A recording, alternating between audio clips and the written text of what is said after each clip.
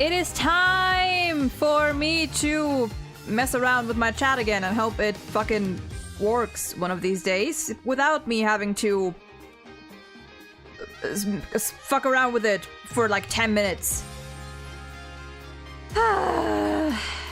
maybe I should look into a different thingy. I don't know why it suddenly, like, I don't know why, like, all of a sudden one day it just decided, you know what? No, I'm not gonna play along anymore. You're gonna have to fight for me to work. And I don't know what the fucking deal is.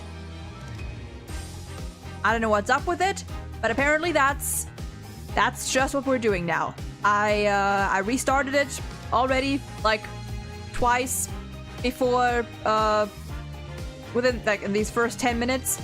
So, we'll have to see how it goes. I'm not getting any notification, which is mildly worrying. It says it's connected, which normally should be a good sign. But you never fucking know. I fucking hate it here. I hate it here. Well, we'll have to see. I'll leave this open so I can see. Nova! The butler is causing the scuff. It's always the butler. Thank you for the words hard. Thank you for the resub. Appreciate it and hope you're doing well today. Well, at least one side works, but it's, I mean, Twitch usually works just fine. It's always YouTube. It's always YouTube that doesn't want to do its job. I don't know what it is. I don't know what it is. Maybe I need to, okay, maybe I do bam and bam. No, that doesn't seem to have done the job. Okay, what if I disconnect and I reconnect?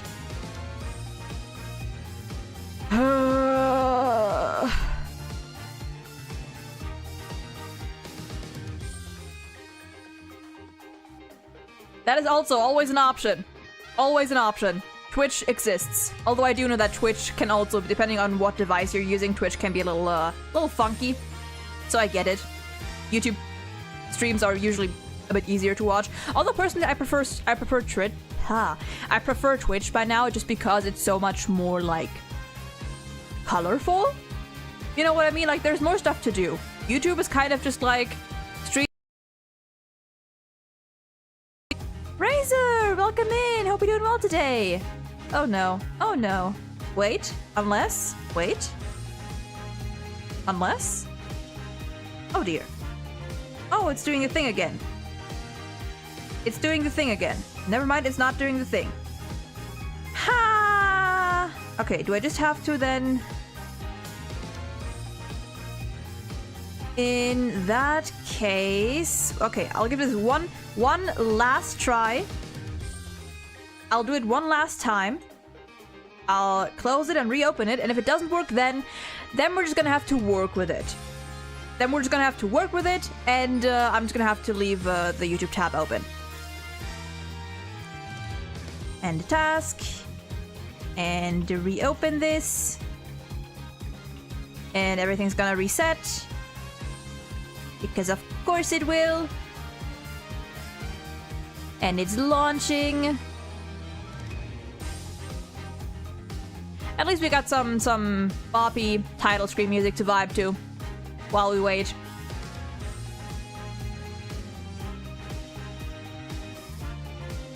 Okay. Final try.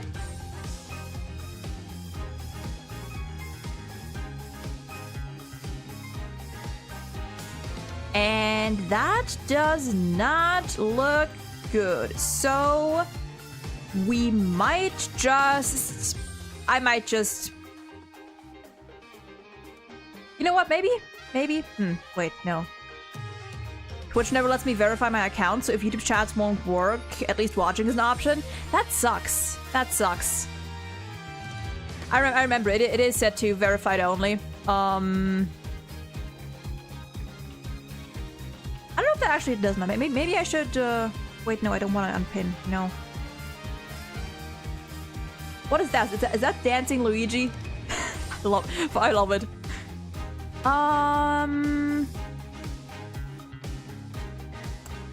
Okay, let's see. What do I do? What do I do? I might... You know what? You know what I might do? It kind of sucks, but I might, for this stream, just take the chat off and just look on my end, because I can see chat just fine on my end. That's totally fine. And the reason I don't have more alt accounts... Oh, I see. Okay. What I might do is... Overlay, is it this? Is this the thing that I'm referring to? No, that's not it. How do I make it? How do I make this big again? I forgot. How do I make this big? How do I make this big? I forgot. There should be a way to make this chat bigger, but I forgot. Something right click? No. Something settings? No. Something, no, that's not it. Something settings? Na.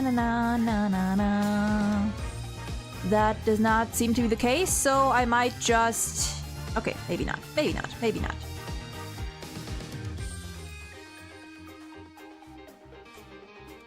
Okay.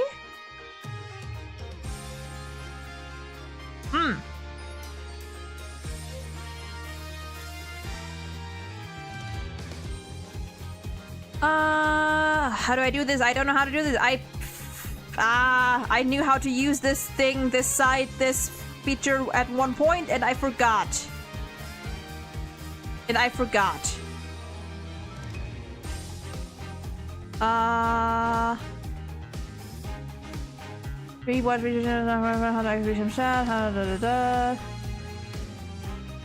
It's fine. This is fine. This is totally fine.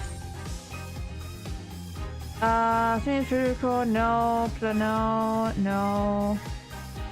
Wait, I'm stupid. Never mind. I'm stupid. I know what I have to do. Wait, never mind. I'm dumb. Ignore me.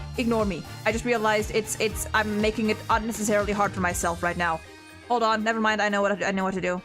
Never mind. I'm just being stupid. Bam.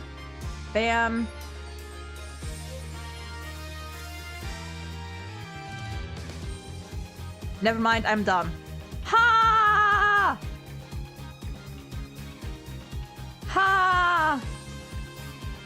When in doubt, hit it with a hammer, or patch it with duct tape, or hit it with a hammer, then patch it with duct tape. You know what? I'm gonna leave stream. I'm gonna leave this on the screen anyway. The thing is, usually I check these things in advance, and when I check these things in advance, usually they work. But the moment I go live, everything is just gonna be... Nope. Everything is just gonna be, fucked up. Windows filtering, no. Nah.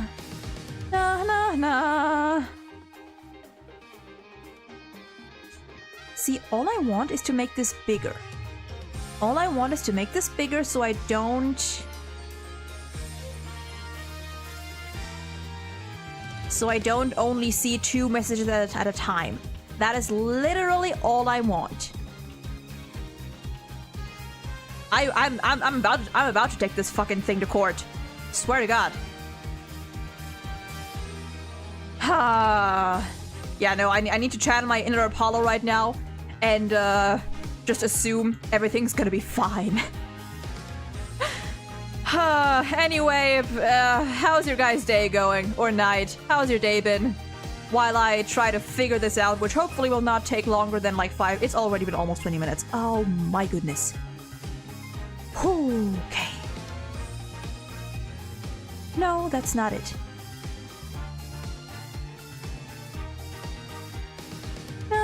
Na. Okay, what if I...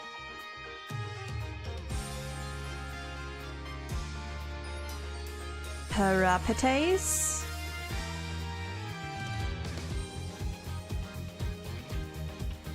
And what if I go boom, boom, boom, boom, boom.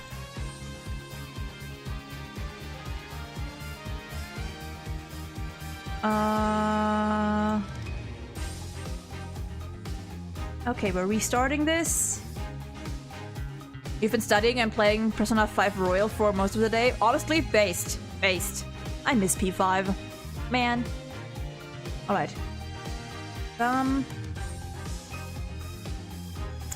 na na na na na na na na na na na na. I hate it here. I hate it here. I hate everything.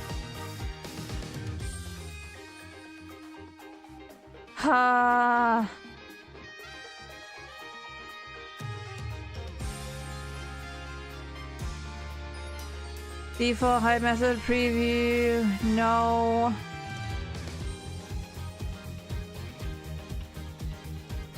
Oh, okay, you know what I'm gonna do? This is very scuffed. This is very scuffed. But I'm just gonna have to look at the YouTube chat like this. You'll hit 80 hours in P5R in like 30 minutes of playtime. Nice! Nice. Okay, I think what I'm gonna have to do is, this is gonna be very scuffed, but I'm just gonna have to keep YouTube open and I'm just gonna have both chats open. I'm gonna have the Twitch chat open in OBS and the YouTube browser so I can look at YouTube chat. It's very scuffed, but you know what? It's fine. I think I'm actually gonna take chat off for this one. You know, might as well. For the finale, might as well show as much of the screen without interference as possible. By the way, have you played any Persona 5 spin-offs? I have. I've played P5 Strikers. Amazing game. Great game. Love it. Oh god, I need some water.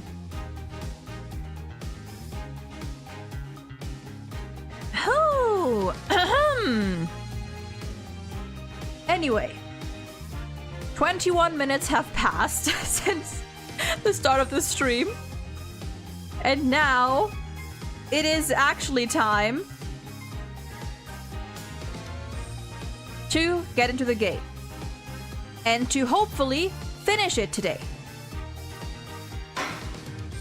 At least that is the plan. We have a little bit over half the trial left, so I don't want to waste too much time getting into it, because this might be a solid 4-hour stream, I think, which is also why I started a little bit earlier, you know. But yeah, I was playing with Breath of the Wild recently, and I accidentally faced Ganon. I was so unprepared with just 2 swords, little food, and no shields. I was forced to watch the epic cutscenes, but I want to get the fuck out. Oh no. A lot of playing P5 Tactica because I like the art style and the gameplay. Looks like Mario and Rabbids games, but with P5 characters. I have heard lots of good things about Tactica. I started watching a playthrough of it. But kind of I didn't get too far into it. But I heard it's a really good game. Story, both gameplay and story. I mean, gameplay, you know, that's preference. But story-wise too, it's very good. I've yet to play it myself though. Maybe I will. Maybe I'll also just watch a playthrough. I don't know. Anyway, let's go. We ended the trial with an objection from the man himself. Oh dear, we're getting right into it. December 20th, District Court, courtroom number 4. Woo!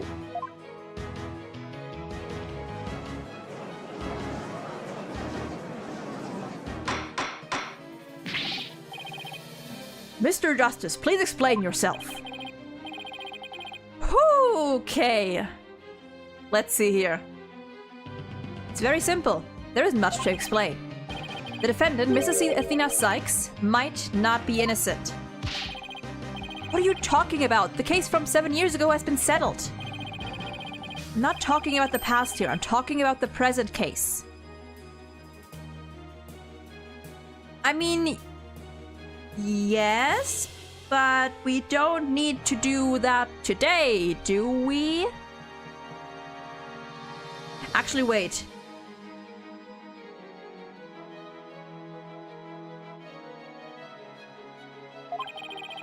Continue. It's still not clear who killed Clay Tarrant. This is, yeah. This is what I meant when I talked about it a couple streams ago, when I was trying to figure out what Apollo meant by, saying that the truth he seeks and the truth Phoenix and Athena seek might not be the same. This is exactly it, and this confirms it. Apollo's... The difference between Apollo's and Phoenix's truth in this case is sort of just how far both of them want to go, or their end goal. Phoenix's end goal is just to get his client off innocent. Phoenix is just to prove that Athena didn't do it, and that's, or, you know, earlier on, Starbuck didn't do it, and that's enough for him. He doesn't need any more than that. Apollo, in true Ace Attorney fashion, will not rest until he knows not just who didn't do it, but also who the killer is. And you know what? Gotta respect him, because that is what Ace Attorney is all about. There is no point if you just get your client declared innocent. You need to find out who the hell did it. So you know what? I'm on board. But also, wouldn't... I mean, technically, is it because this technically would be the third day for that trial? I forgot how this court system works. If like... I forgot how it was. It was like... I think it was just like... Cases need to be, like, solved, basically, or, you know, a verdict needs to be handed down within 3 days, and I think for Clay's case, this would be the third day, if I'm not misremembering.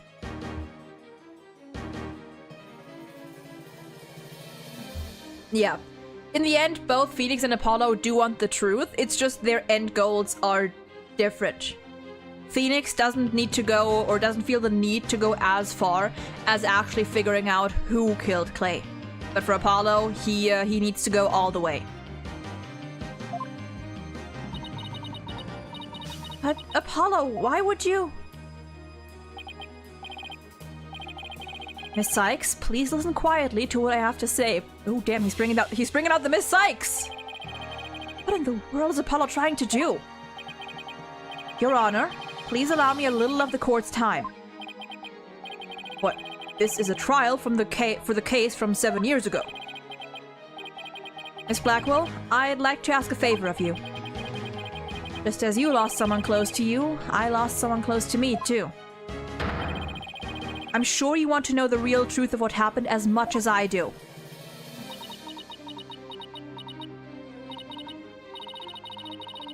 Sure. You know, I'm all for the truth. Oh. Now, let's see you expose the princess's guilt. Oh, fuck you!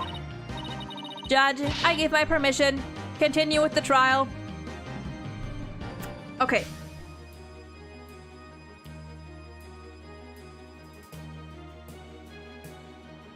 I understand. Jonas, welcome in. I understand why this is so important to Apollo, why he's so impatient, why he wants to get this done. However, I feel like he's not taking into account that Miss Blackwell here is still keeping hostages. I feel like that's... Who? I think it's very clear that, like, Apollo is purely driven by emotion and probably, like, a sense of revenge right now. Like, he is not thinking clearly. And, I've seen people who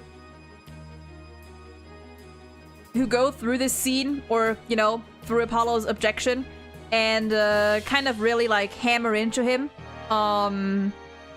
Because this is very reckless. And I agree, but I also get it.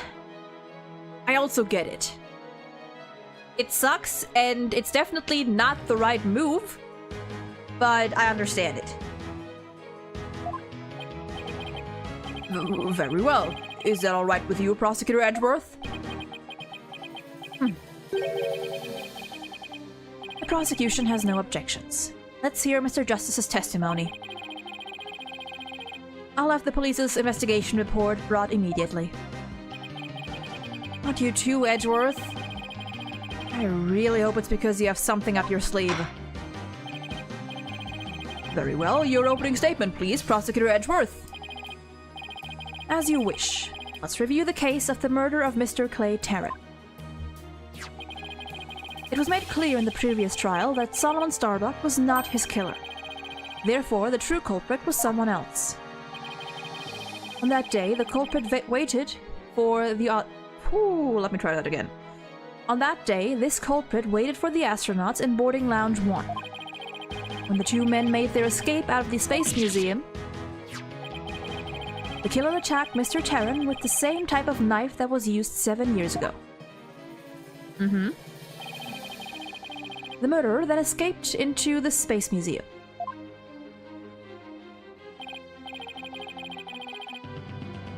Next, director Yuri Kosmos switched the launch pads. After that, the culprit exited the... retry. After that, the culprit exited the Space Museum and escaped via boarding lounge 2. Therefore, this trial must make clear who Mr. Tarrant's true killer was. In other words, we must discover who it was that escaped through the Space Museum that day. Thank you, Prosecutor Edgeworth. Mr. Wright, is the defense ready? Yes, Your Honor. I'd better rearrange my evidence. Relevant evidence swapped into the court record. Why, thank you.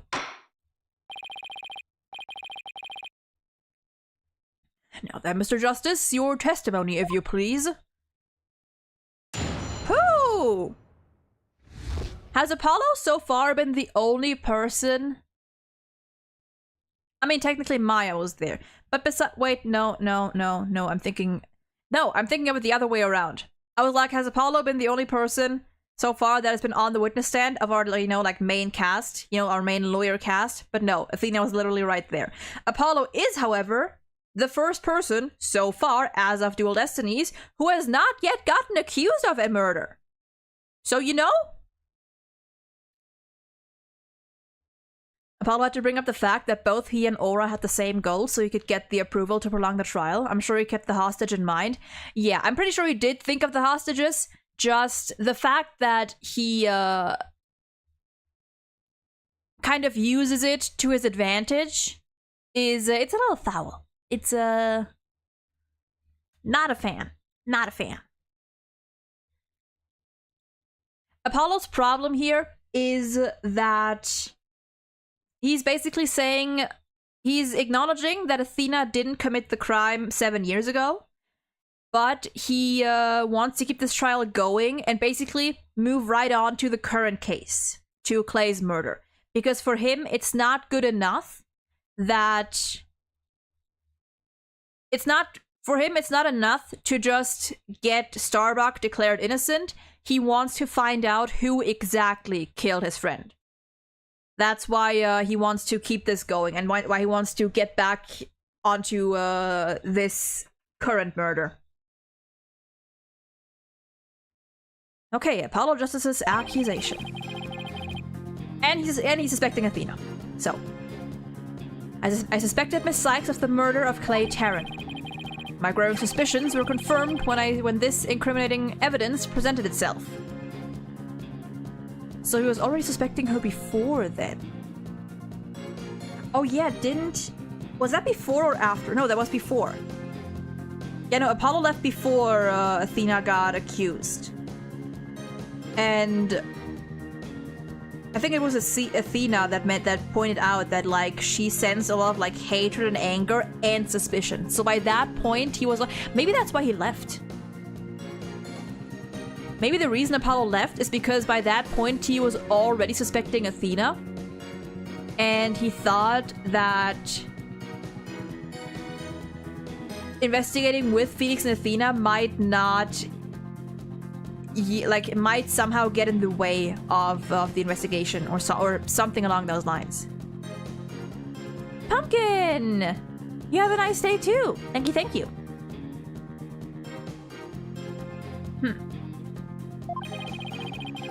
In addition, she's the only one who could have utilized the launchpad switch to escape. That is why I wish to indict Miss Sykes on the charge of murder. Whoo! Oh boy!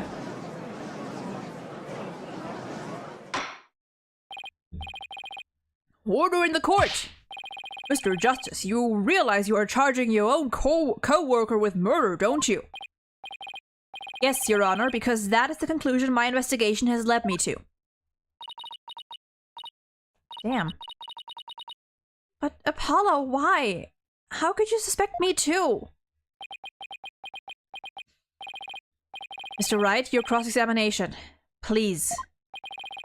I don't get it. Just what did you find out over these past few days to make you think this?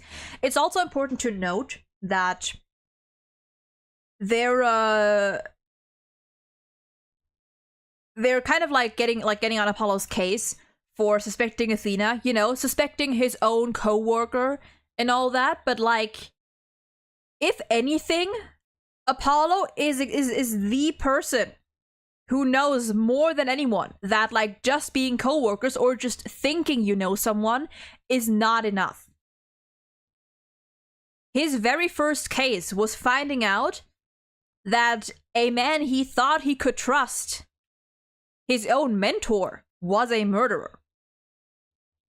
So I think for Apollo, he doesn't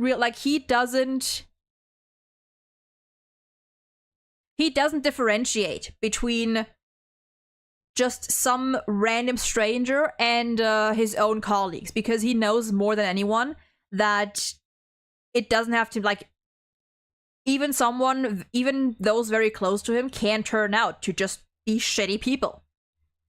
And to be fair, as of now, like, how long have they known each other? Like, half a year. That's not a lot of time. You know? Like, Apollo and Athena have known each other for about half a year at this point. Apollo has known Kristoff for presumably longer than that, as far as we know. So it makes total fucking sense. It makes sense for him to, like, ignore any and all personal feelings and relationship he has on that matter, because he's already experienced it once.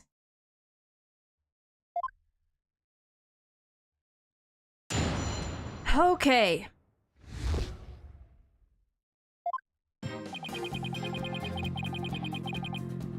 And even then, I feel like it's... knowing Apollo's character, I think it, like... I'm sure, like, Apollo, he doesn't want to suspect Athena. I think that should be obvious. Like, knowing Apollo and how easily he actually does get attached to people, or how easily he grows to care about people, I'm sure this is pretty hard for him. Like, I'm sure he doesn't want to suspect Athena, but something... whatever he found out led him to that conclusion.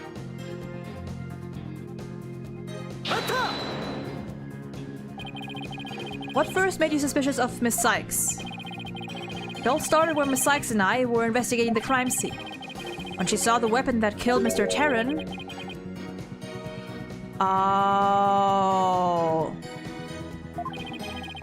She said she'd never seen the knife before, but my bracelet told me otherwise.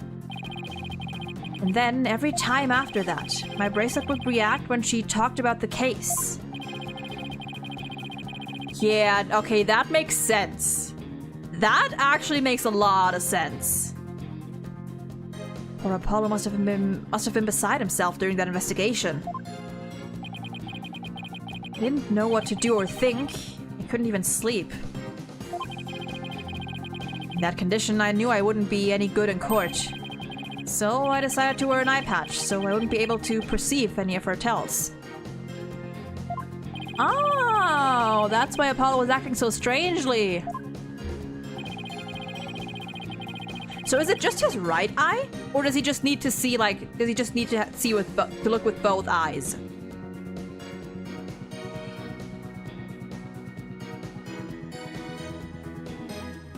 I'm dying to talk about it, of course, but spoilers. Fair. And I appreciate you keeping yourself in check. I appreciate it. Of course, I do also already know some stuff that I already do know, like, a good chunk about this part of the case or of the trial, but I want to get my thoughts out now, and I'll try to, you know, I'll try to voice my thoughts and my theories and whatnot based on only what we know as of now. But the reason Miss Sykes unconsciously reacted to the knife that way is because she stabbed her mother's murderer with one identical to it 7 years ago. But that knife was also the murder weapon that was used to kill Clay Terran. My bracelet could have also reacted to her because she knew she was his killer too. Okay, Apollo, I don't like that smile there. I guess he has a point. But yeah, no, that makes sense. But okay. I do wonder if they'll elaborate on that later. They might. Because he's only covering his right eye. So either it's just his right eye that is able to, like, hone in on people's habits like that, to, you know, perceive like that, or he just needs to look at someone with both eyes to be able to properly focus. I feel like it's one of those two. But also, hold on.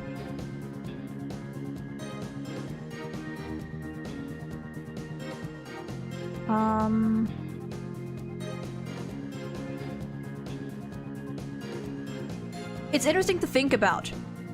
Because actually, no. I'll get into it later.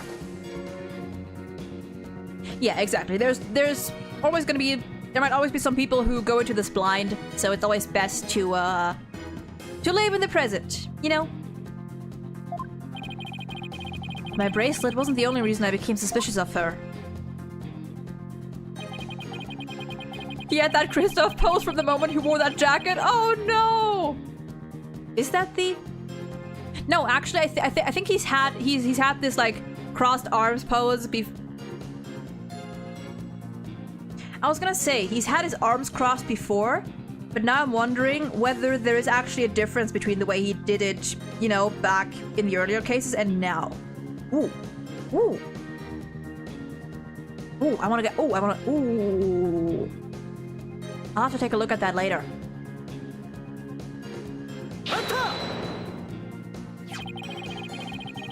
That's the lighter that was found in the Space Museum with her fingerprints on it, right? We still don't know what the deal with that was. But even if it seems decisive, there must be other facts we don't know about it yet. If that's so, go ahead and prove it then. Look, honestly, I don't want to believe it's true either, but Miss Sykes was the only one who was in the Space Museum at the time of the murder. But, Mr. Justice, Miss Sykes had absolutely no motive to kill Mr. Terran. Oh, the head tilt and the smile. Okay, yeah, no, I get, yeah, no, that makes it, yeah, no, agreed on that part. 7 years ago, Miss Sykes lived at the Cosmos Space Center. It wouldn't be strange if she had some kind of connection to him. Yeah, but that's very vague. Besides, people sometimes kill for motives we can't even imagine. He would know! I know you've seen plenty of cases like that in your own career, Mr. Wright. Whew, boy. I still can't believe this. How can you actually suspect Athena, Apollo?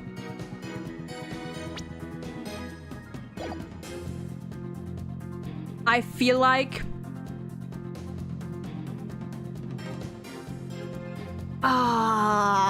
Phoenix? Phoenix! I don't like how, or I think it's very, I don't know what the word I'm looking for is. But the fact that Phoenix of all people, Phoenix who has been there for Apollo's very first trial, is the one to go like, how can you do that? How can you suspect your own colleague or your own coworker? Phoenix! You should know why! Like, come on! Ha! God.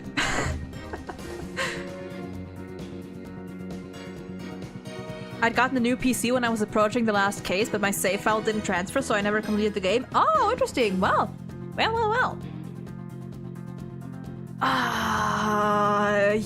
I need to squeeze you!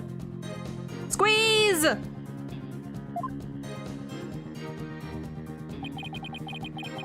Okay, in addition, she's the only one who could have utilized the launch pad switch to escape.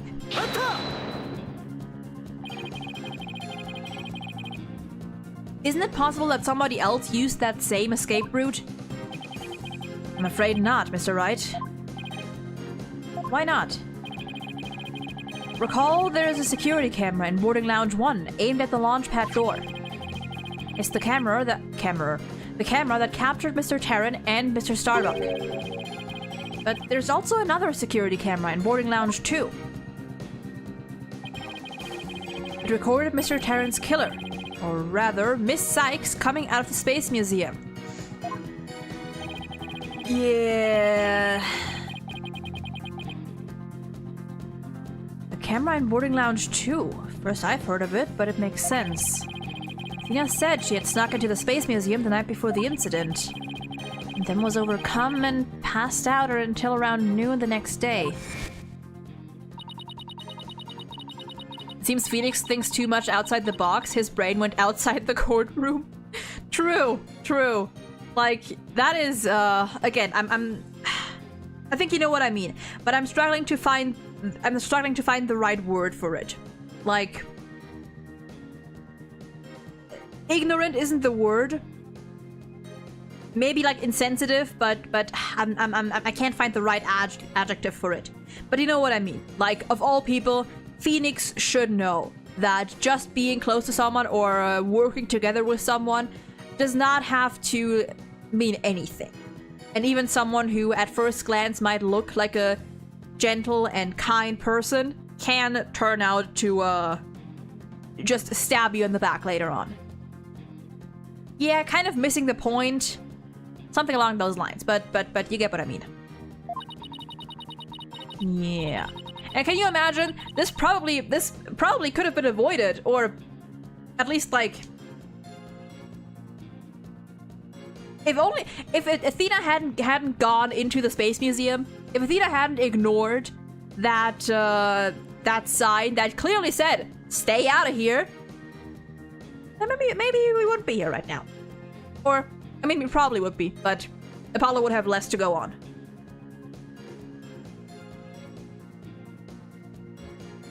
Kim, help me, I got stabbed in the back. Me? Never. That must have been when the camera captured her. And that's what made Apollo suspect her even more, but wait a minute. In that case, it most likely recorded the true culprit as well. Your back is bleeding! No! It wasn't me. I would never. That's a negative on that one too, Mr. Wright.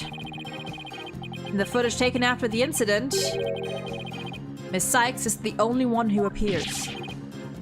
Why? Oh. Order in the court. It can't be, but if it is, then it is incredibly incriminating. Wasn't it you who proved in a previous trial that the way the true culprit escaped was via the Space Museum after the pads had been switched? The fact you previously proved turned on its ear, leaving your client high and dry. I must say, that is vintage Phoenix Wright. Oh, shut up. You're right, but shut up. That is true. She is just very curious, but I feel like, you know...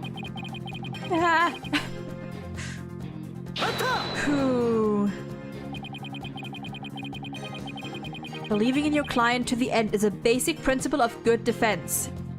Pause. That is your principle of good defense. Shouldn't you extend that same principle to your own coworker? You're probably right. Maybe I'm not even fit to be a lawyer. Woo! However, I don't care. This case is special to me. Yep. Clay was my friend, and that's why I just have to know the truth.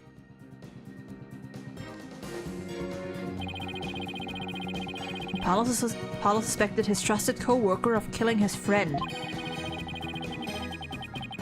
To dispel his doubts, he investigated on his own, but that only led to more doubts. Apollo must have been really struggling with this. Well, Apollo may have doubts, but I'll say it again. Athena Sykes isn't the murderer. Then I only have one thing to say. Evidence is everything in court. Well, Mr. Wright, think you have the concrete proof to knock down my arguments? Oh, I love Apollo! I'm sure there have been cases where that advice was proven wrong. I mean, yeah, definitely. Definitely. I mean, prime example, Matt on guard. Yeah. Matt on guard, kind of Ron Delight.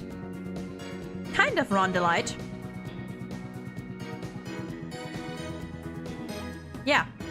And this is where I also like to point out that I find it very interesting that Phoenix, whose main motto is just believing in his client no matter what and believing that his client is innocent, he's usually, except for those two cases, has always gotten clients who generally, by all means, were innocent, who weren't criminals. Apollo, however, was different. In Apollo's case, at least in Ace Attorney 4, every client he's had in some way committed a crime. We have Phoenix, who forged evidence. At least once, you know? Maybe not like the one that got him disbarred, that case, but in Apollo's first case, he forged evidence. Walkie is the son of a gangster family, so there is definitely something there. Or at the very least, they've got the reputation. Who else was there? Machi was a smuggler. Vera was a forger. What do we have in this? In this case, we've only had, like, the only case that Apollo was leading was the second one was Mayor Tenma. I think he was actually innocent. Like, he didn't actually do anything, but I think that's interesting. That Apollo, who is not fully on board with the whole believing in your client till the end thing, is the one that almost every single time actually had the client that ended up having committed some crime or another. We all have committed we've all committed a federal crime or two here and there.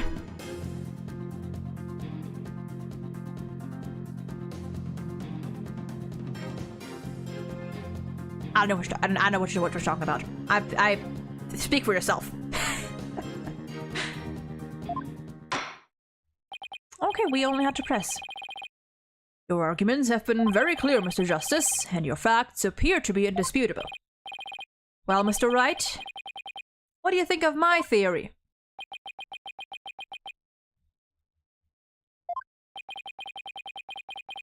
It looks like not even you can deny it. Miss Sykes was the only one who used Miss Sykes was the only one who used the only possible escape route.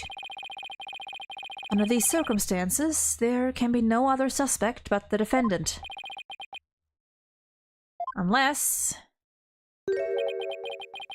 you think there was an alternative escape route. Is that what you think, Mr. Wright? Is that what you think, Mr. Wright?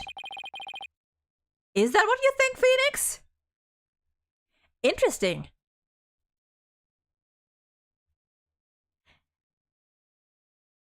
I think this just confirms even more that how much Apollo wants to truly believe that Athena didn't do it.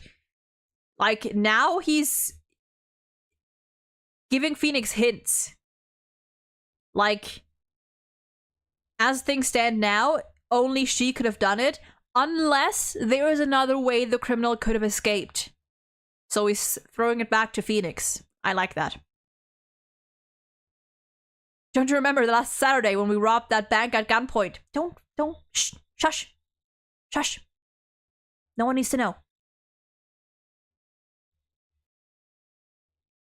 Yeah, Apollo's experience in lawyering is a lot more realistic. Apollo in general is just a more realistic guy than Phoenix, I think. He just has a more realistic approach. You've jaywalked before? Lock him up.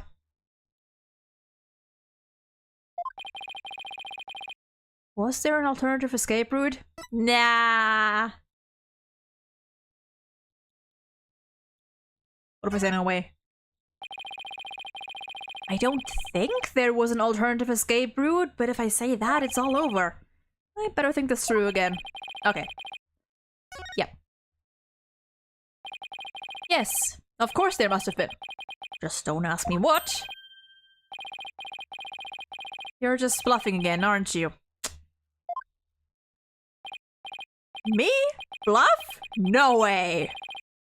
He knows me too well, and he didn't even need his fucking bracelet for that!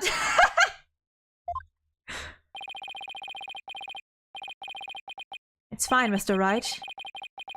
Even a bluff would suit me just fine. Oh. As long as you can clear up this doubt inside me. Ah! Oh, and the music, I hate this!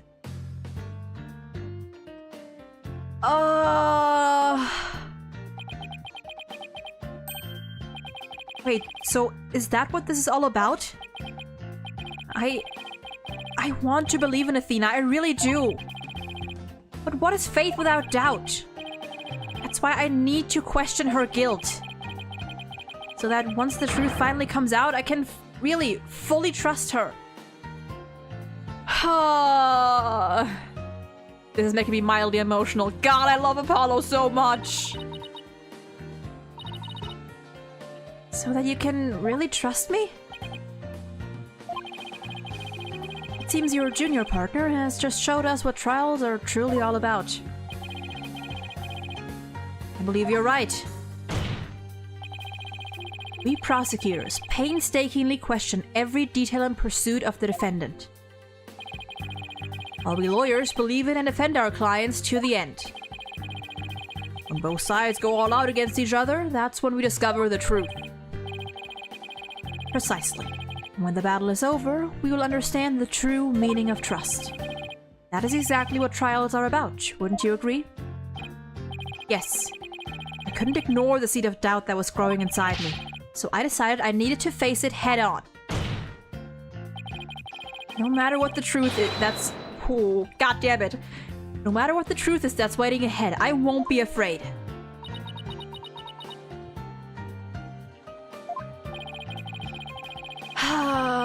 That's so like Apollo. Always uber earnest about things like this. Mr. Justice, I vow to dispel every last bit of doubt in your heart. Good, because I want to believe in Miss Sykes again. You're really hoping there was an alternative route, aren't you, Apollo? If I use the process of elimination, there really aren't that many possibilities.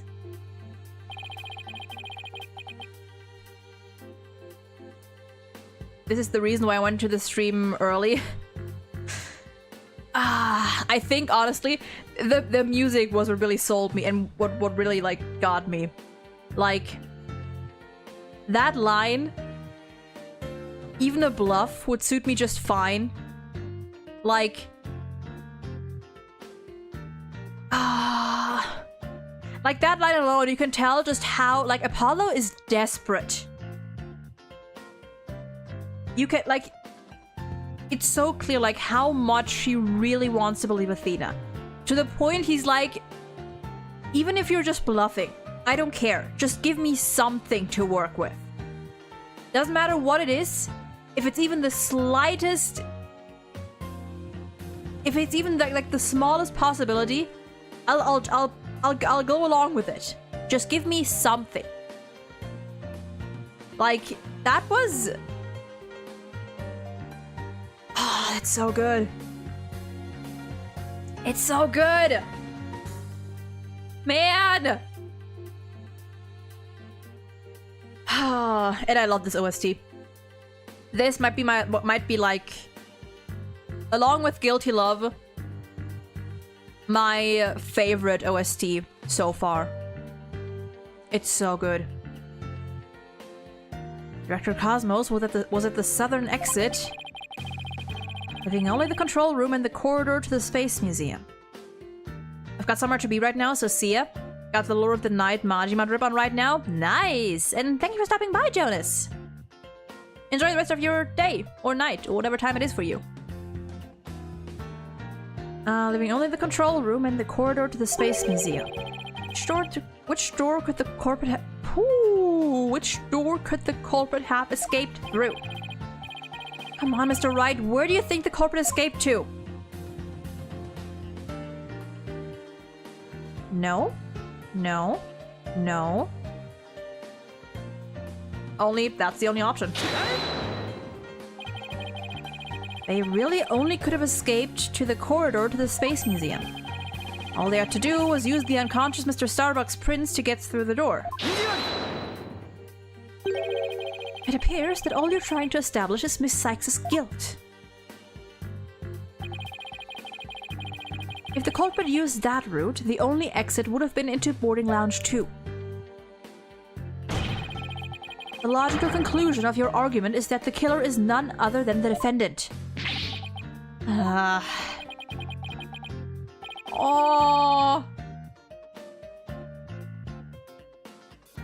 Oh, look at that face! Baby! God. Even God. Apollo must be like panicking inside right now. God. Knew it. That's the only way it could be, huh?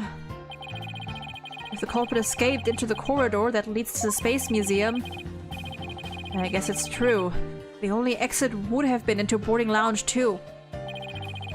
But Miss Sykes was the only person captured by the Boarding Lounge 2 security camera. I investigated the crime scene thoroughly. But the only place the culprit could have escaped to was the Space Museum corridor. There weren't any other secret corridors or anything. So that leaves us with no other conclusion to draw but that Athena Sykes was the culprit. What could the answer be? Was there really no other escape route? But hold on a second. What if... The leaves! I forgot about the leaves! Where did those mysterious leaves we saw in the corridor come from? No kidding, I play this music both in my mind and with the MP3 whenever I feel like something bad is gonna happen. This is my smile or cheer up music. I get it, I get it. It's so good. What if they're a clue to the culprit's real escape route?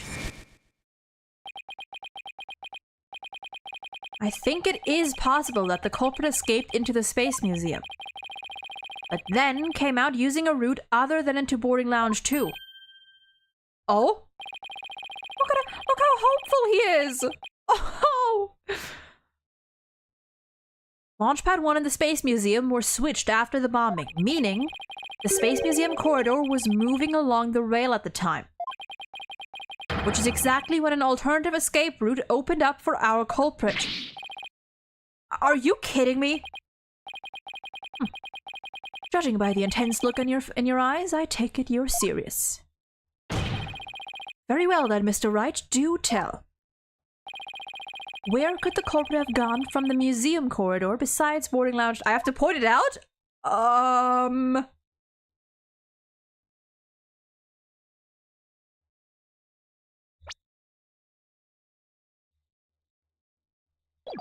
From the museum corridor besides boarding lounge.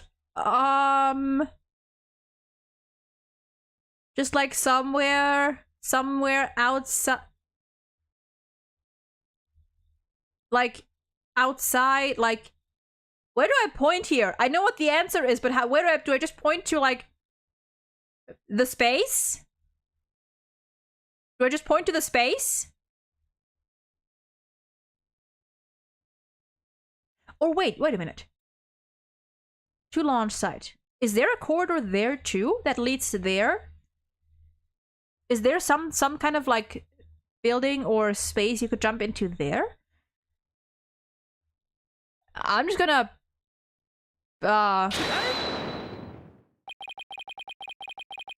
yeah, just outside. Huh. We found something odd while investigating the museum corridor this afternoon. Namely, a few dead leaves on the floor. Oh, I just realized. Apparently an ad is starting very soon on Twitch. As it looks like. And it's already been an hour. So we might actually take a tiny break here. I didn't realize an hour had already passed. Damn. Alright, do we keep going? Actually, no. We're gonna keep going until there's music again. Because I don't want to leave it off in, like, silence. Considering where dead leaves come from, they point us to exactly where the culprit escaped to. Yes, I remember seeing some leaves myself. Ah! Do you mean... Yep. Well, the Space Museum was in motion just beyond the corridor's safety door. Was an alternative place that the culprit could... yes. In other words, the culprit's real escape route... just outside. The area outside the Space Center. And with that... we shall take a tiny break. Also, apparently I missed it. Okay, apparently my ad manager kind of like bugged out because now it says that apparently there's no ads after all. But it's fine. It's fine. We're gonna take a break here anyway because it's been an hour. So I shall be back in 5 to 10-ish minutes, and then we're gonna figure out what the fuck is going on here. So until then.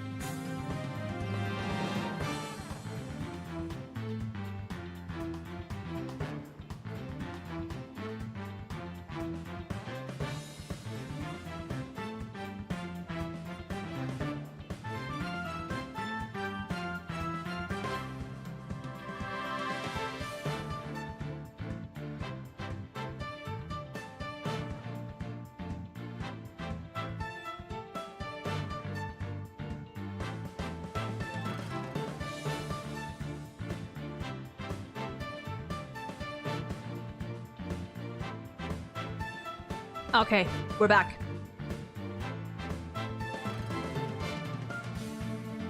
Let's continue! Ah!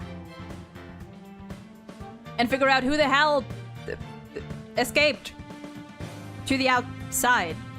Out.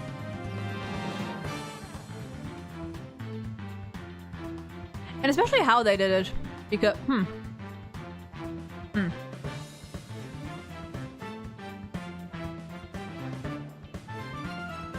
I'm just gonna keep playing. I'm gonna keep going. And, it shall all shall become clear. I've never been this hype in a long time. Yay! You're right, Razor. It was aliens. They entered from outer space. The corridor actually wasn't the exit, it was the entry point. They came in from there. Okay. The area outside the space center. You're freaking insane! You are not wrong! Do you know how impossible that would be? That corridor is level with the 3rd floor. Even if the culprit tried to leap to the outside wall of the Space Center building, they'd fall to their death. Ordinarily, yes. Wait, I've got it. Someone jumping from the 3rd floor normally would just plummet to their death. However, we know one man who can survive even the deadliest of falls and the most fatal of incidents. The culprit was Phoenix Wright all along. I've got it. Only one man could withstand a 3-story fall and survive.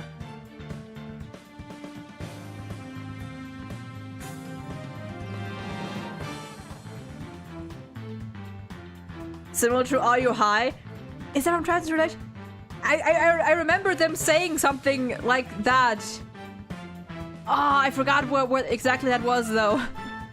It's the Terminator. God, where did that Are You High line come from? I know they've... Oh, God.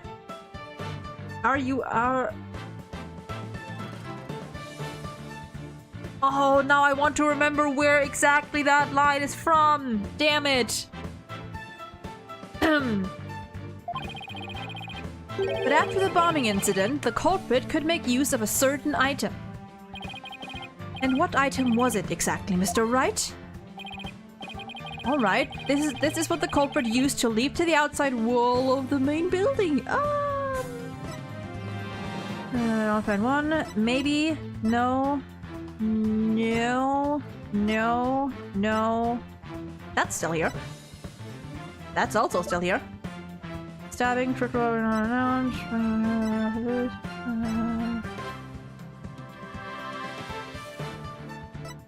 I think it was, Oh! Oh, we have this?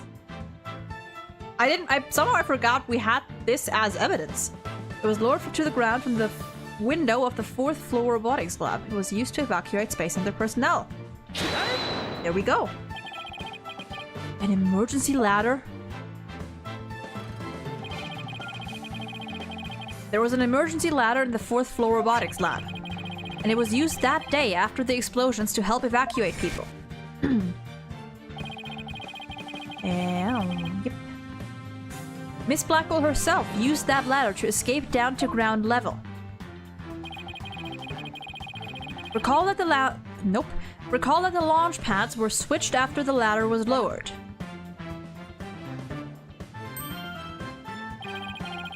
The corridor would have passed by the ladder while the pads were being switched. That is a jump.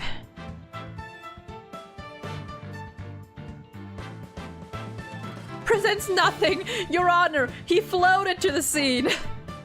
Your Honor, we've got a flying culprit on our hands. It was Temataro all along. And that's when the culprit literally sprang into action.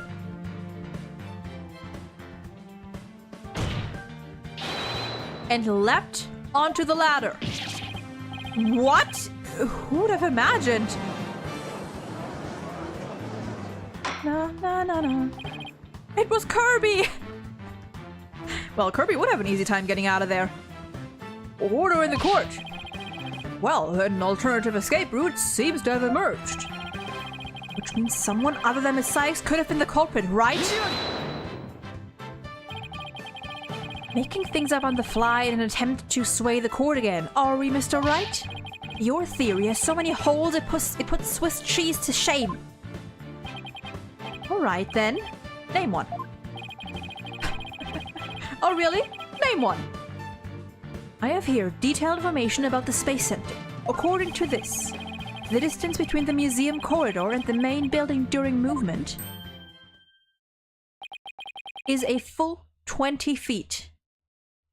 What is 20 feet? 20 feet is 20 upstairs, that's 6 me. Wait, no.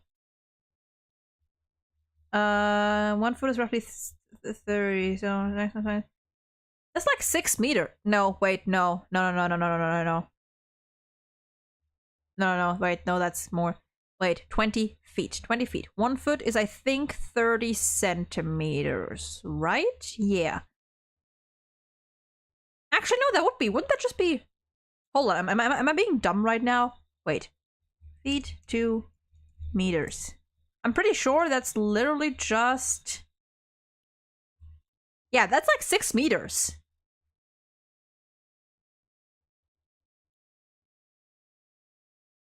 That's not... I mean, that's far, but not that far.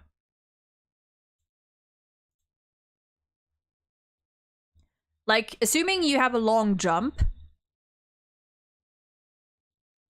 and then when you fall, you're still moving forward, so it's risky, but possible. 20 feet converts to very far. I mean, 6 meters is like what? That's... I mean, 6 meters is like a little over 3 times my, like 3.5 times my height. Which I guess would be pretty far. Like, definitely not an ordinary jump length. But like, if you got a running start and you know, the ladder went far enough down so that you could cover the remaining distance like on the way down.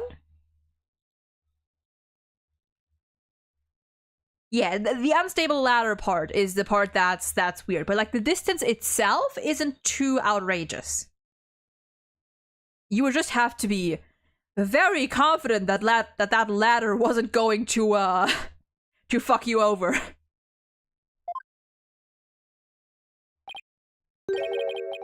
"20 feet? You're pulling my leg, right?"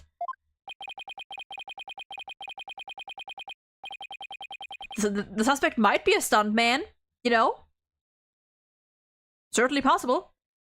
In addition, the corridor is 3 floors from the ground, or roughly 50 feet. 50 feet. 50 feet. So like what, 15 meters? Hey! You know what? I was right. The bridge that Phoenix fell from was also about 15 meters. So you know what? Maybe I'm onto something here. Maybe the true culprit, maybe the secret culprit was Phoenix all along.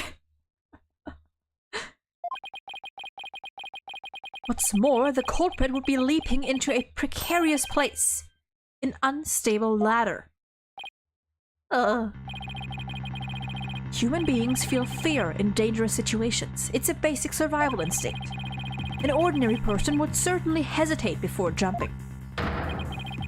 Or even freeze in fear and not jump at all.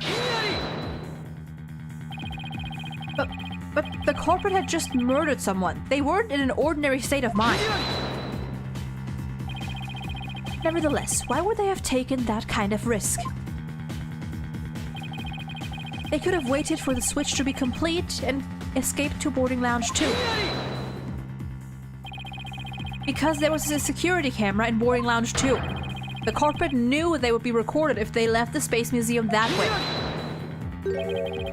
In that case, the culprit could have hidden in the museum until things settled down, and then blended in with the other people after the museum was opened. That's a good point. Actually, you're right. But you claim that despite all this, the culprit took a 20-foot death-defying leap?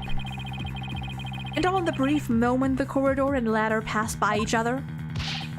That's also a good point. They would have needed a running start while the corridor was moving to make that jump. If their timing was off, or if they couldn't jump far enough, it would have been instant death. What kind of person would attempt something like that? Stop bringing up good points, Edgeworth!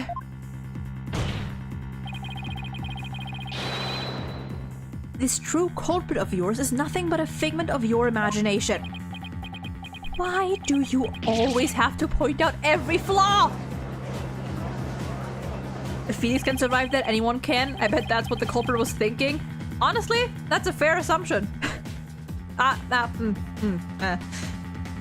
Mr. Edgeworth's right, that does sound pretty insane.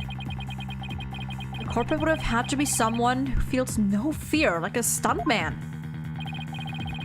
But everyone feels fear on some level. Right? Wait a minute. I've got it this time.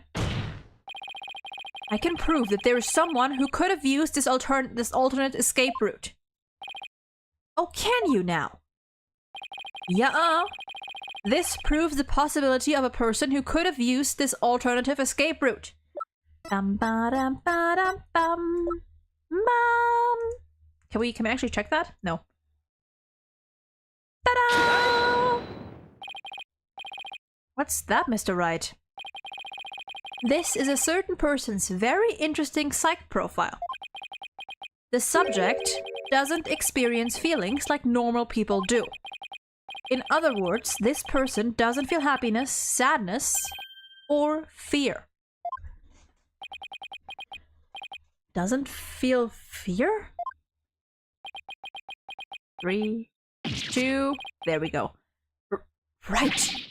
You can't be serious. Without the constraint of fear, he could easily do what an ordinary person wouldn't dare. Just as you or I could do a broad jump on the ground without the slightest fear. Oh, the music! This subject could make a 20-foot leap 50 feet up in the air. He could choose this extreme way of escaping without hesitation. Ooh!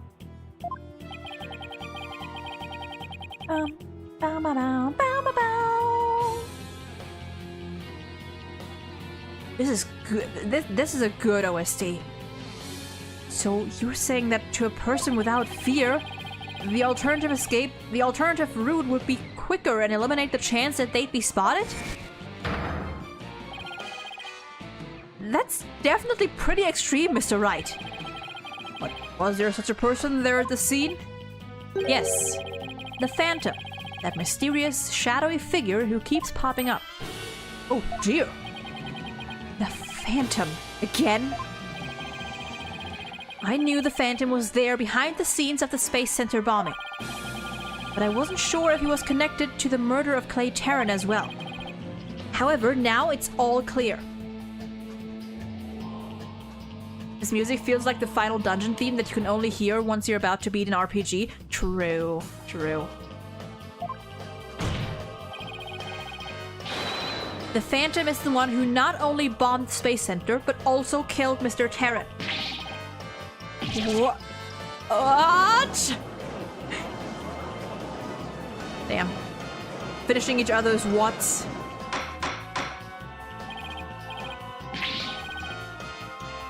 Order in the corridor. Order, I say. Mr. Wright, please continue. There were just too many similarities between this case and the one from 7 years ago. But why, you may ask? It can only be because both incidents were the work of the same Phantom. So then this phantom is the one who killed Clay? But who is he? Who is he? This phantom has been haunting this case, pulling the strings in the background.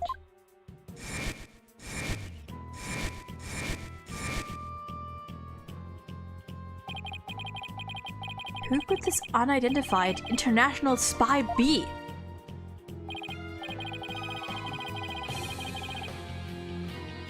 Right. This escape route must have been a part of the Phantom's plan from the start, as was tricking Director Cosmos into switching the launch pads. The bomb on the second floor was meant to make the elevators and stairs unusable. That's why he gave advance warning and planted the bombs where he did. I think you're right. But it doesn't explain this one last thing.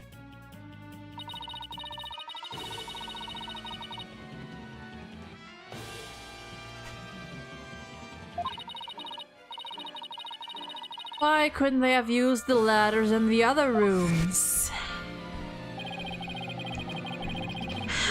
Boy! I'm not gonna say it yet, but the robotics lab wasn't the only room with an emergency ladder. But he couldn't have made that leap unless he was certain which one it would be. So you mean the Phantom must be someone who knew that particular ladder was going to be used. That's right. Who could it be? Wait a minute. So I lowered my emergency ladder, like the detective leading the evacuation told me to.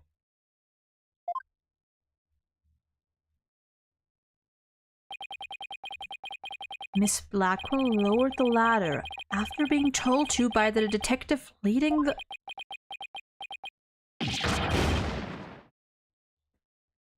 Oh! Yeah, no, it's that one sentence, yeah. You've got to be kidding me! Did you figure it out right? Do you know who the Phantom is? Yes, I do. Who is it? Who killed Clay? Our mystery spy, known as the Phantom, is none other than... Trucy. Right. Has there ever been a villain like this in the first trilogy? I don't think so.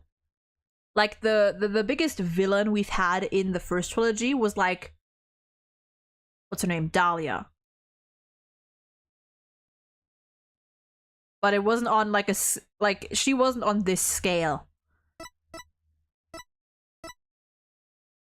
You know what? They were right. They were right. It all comes back to Juniper Woods. She was the one that Ted Tonate saw who blew up the courtroom. She was the one who set off the bombs in the Space Center, and she was the one who killed Clay! She is the Phantom. Your Honor, case closed.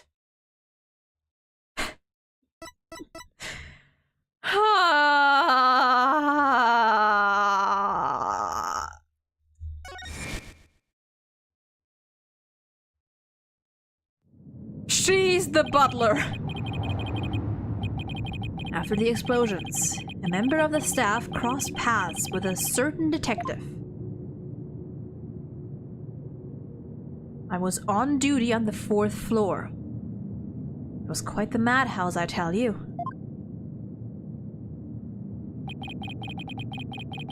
As for the detective who was leading the evacuation from the 4th floor,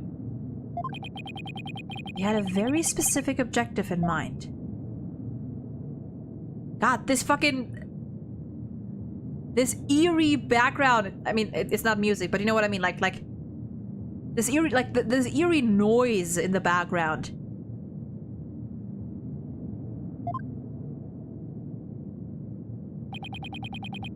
His objective was to secure his own escape route.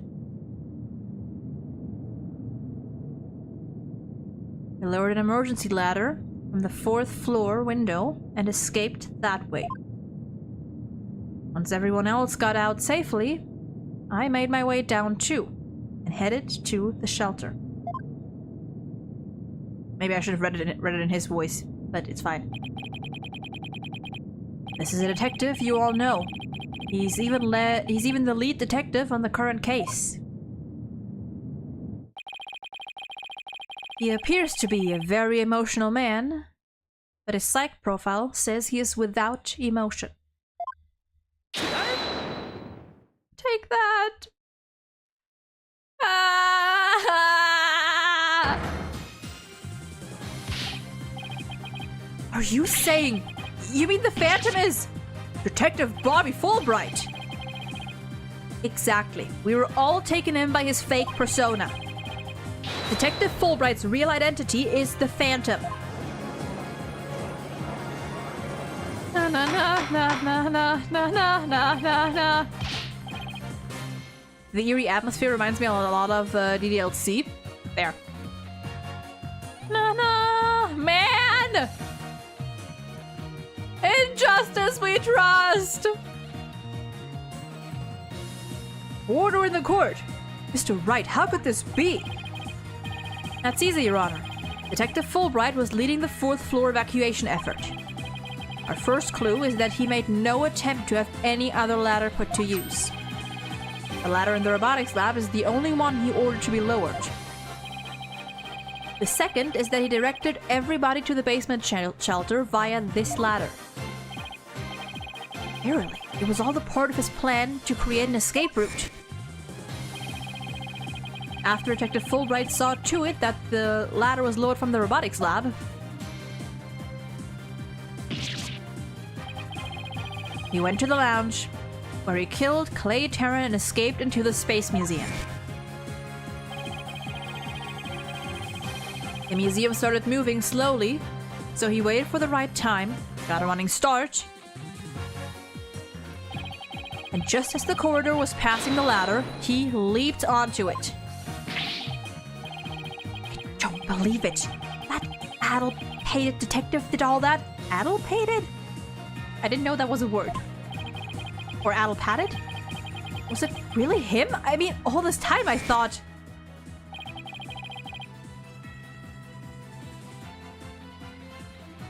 Man...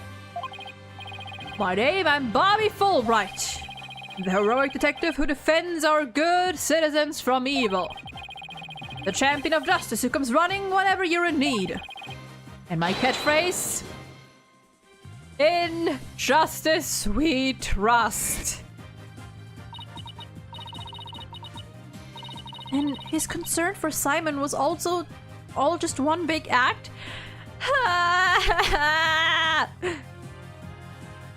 It means confused, mixed up, or eccentric? Thank you. Who names their child first name the last name Phantom? Good question. Good question.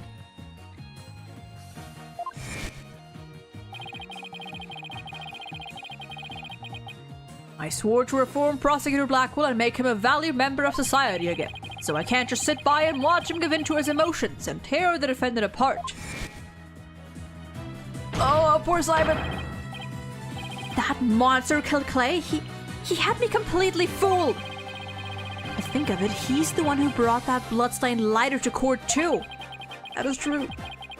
The scumbag even made me turn on Athena. Damn it, how the hell did I fall for all that? For him to have wormed his way into the police department as well. Your Honor, the defense demands to question Detective Bobby Fulbright. Yes, I agree that we need to hear from him right away. The court will take a short recess, and then Detective Fulbright will take the stand. Oh.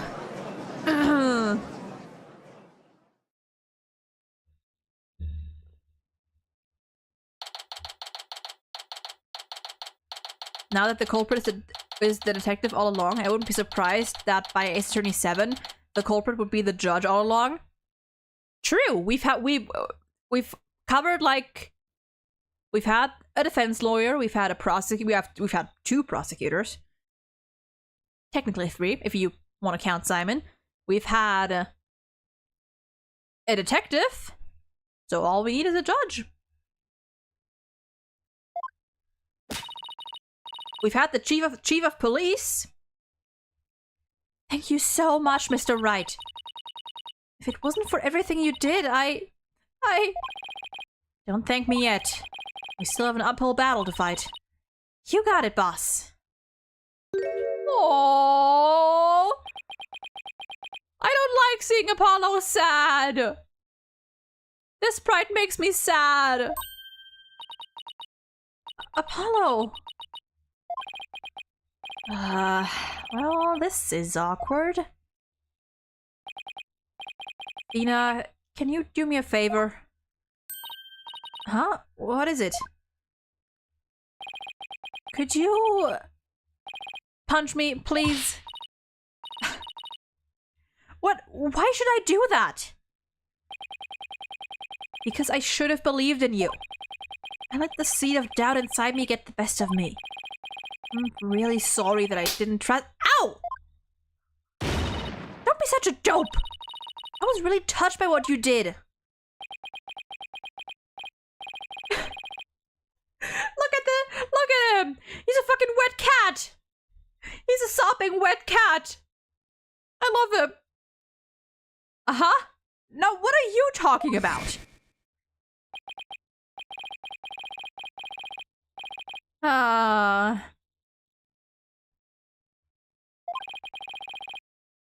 He deserves it. I mean, he deserves it for, not for suspecting Athena in the first place, just for the way he went about it. He deserves a quick slap.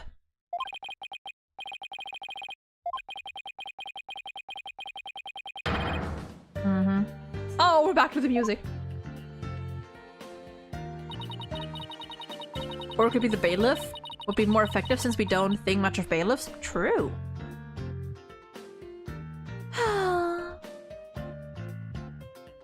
You took the time and effort to genuinely think about who I am and what I'm made of. After all that, how could I punch a true friend like you, Apollo? You did just slap him. You didn't have any trouble slapping him a second ago. Thanks, Athena. And thanks for waking me up to reality again. Guess I know now who to call if I ever get sleepy in court.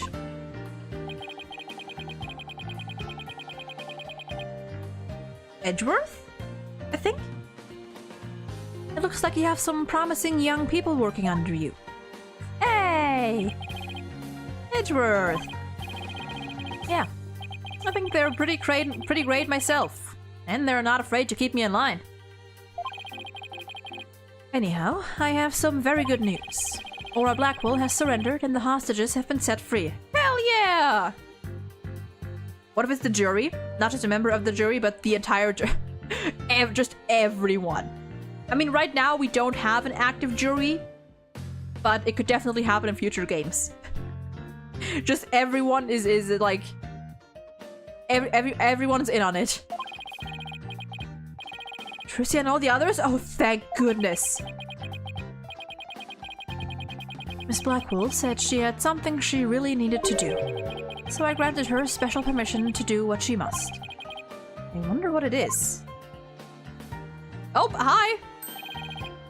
Also, I realized it's a little too late now, but I realized that I probably should have given her a British accent too. Since I gave Simon one. But it's fine. I didn't come to apologize if that's what you're thinking. My actions were what allowed the truth of what happened 7 years ago to come to light. I mean... But I did come because I had something to say to all of you. Miss Aura... She better not be here to complain about something. Miss Blackwell, I want to apologize to you. The fact that you couldn't trust the court system is our fault. Yeah, it's true, the courts are filled with incompetent idiots. Still, I suppose I could let you handle the rest of this case for me. Oh, Miss Aura, does this mean you're starting to trust the system again? Stop. No, of course not. Be quiet, hunk of junk. It's just... I wouldn't mind if you were the ones who took Metis' killer down. I'll take it. Leave it to us. We'll get him. So I guess that means she's starting to trust us at least. Simon! Aura? Simon, I'm so glad both you and the princess were cleared of all suspicion. Him and Athena. And it's all thanks to me and my robots. You better be grateful. I never imagined you would go that far, though you always were extreme. But I don't recall ever requesting your help. As closed as ever, I see. Well, now that you've been released, I guess it's my turn to go live in the slammer. I just hope you're not the prosecutor for my trial. You'd probably give me the death penalty. You know me all too well. Ah, good old sibling banter. We love it. I guess love can take on a variety of expressions, including stunted in their case. But I truly was about to be executed tomorrow. Though, because of you, it looks like I won't be crossing the sticks just yet. You have my heartfelt thanks, Aura. I'm sorry I caused you so much anguish. Simon.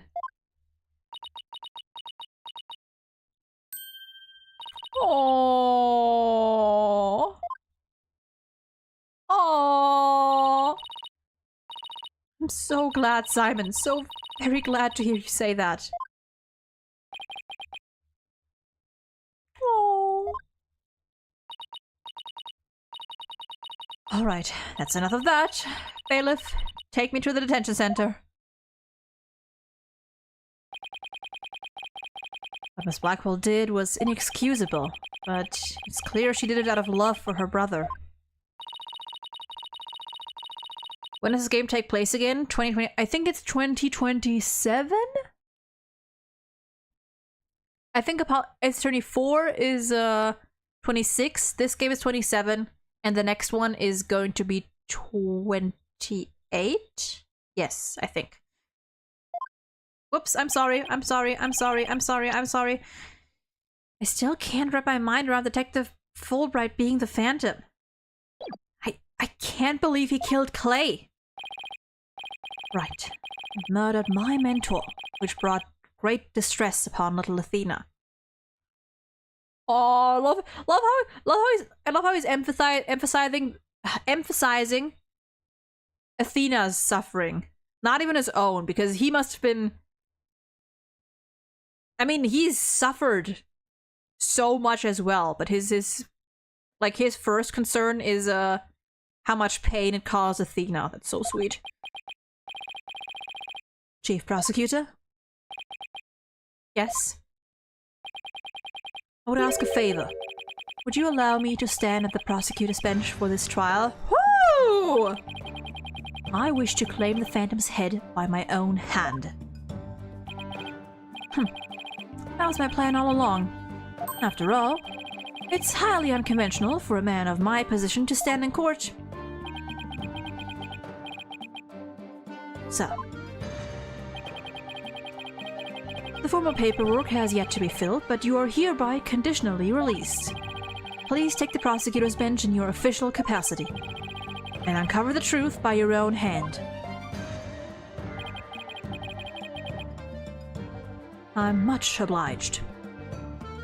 The day to part with these has come at last. Chief Prosecutor, could you? Hell yeah! He's free!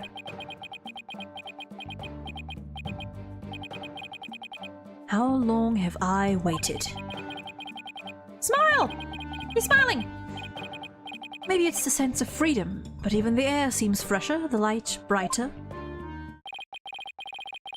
and I will relish slashing that black god Fulbright to shreds without mercy. Let's go! I don't have to be able to read his heart to see how happy he is. He is unchained! And Fade, welcome in! Hope you're doing well today. Fulbright is indeed, as we have concluded, the Phantom. Well then, let's go witness Apollo's debut as a defense attorney next year, if only we can. You're right, actually. True. April 20th, 2026.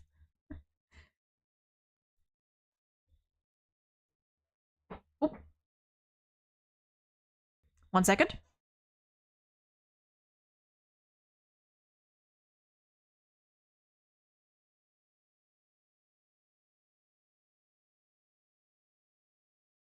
Give me a couple minutes, I'll be right back.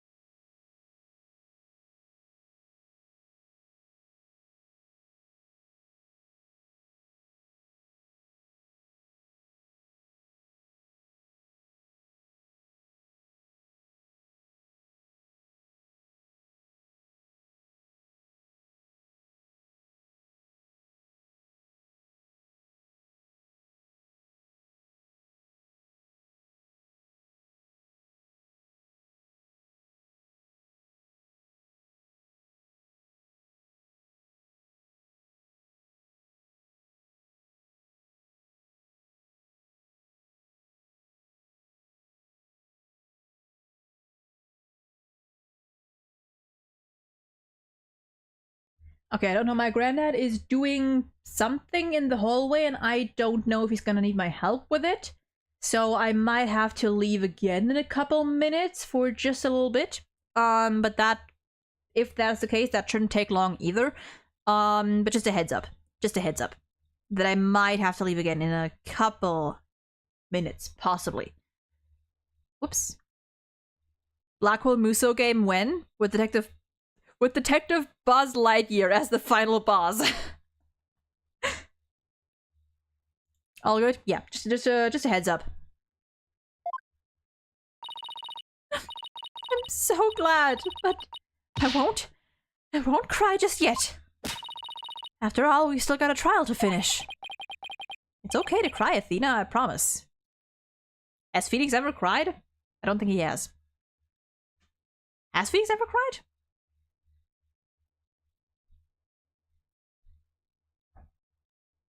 Probably. I know Apollo has. Apollo is a crier. I don't know if Phoenix is one.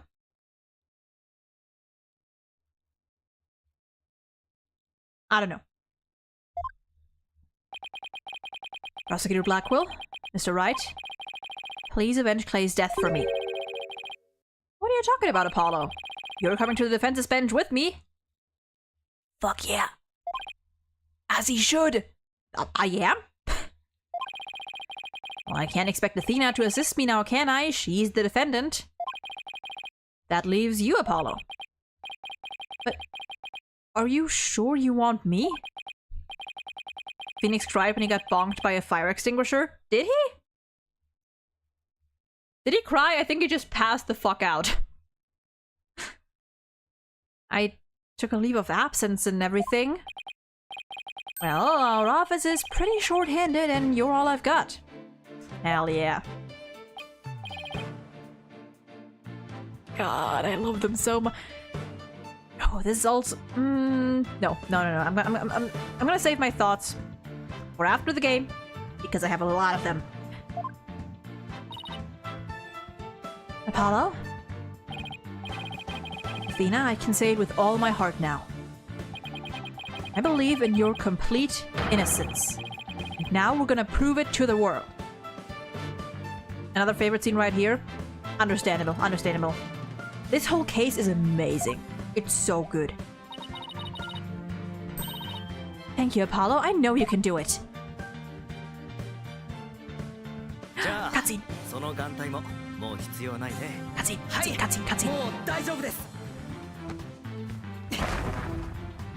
Ah. Shouldn't I don't know if you should be... I don't know if you should be taking these off. I feel like, aren't you still... Apparently he's not injured anymore. Apparently he's just fine. Literally fine now.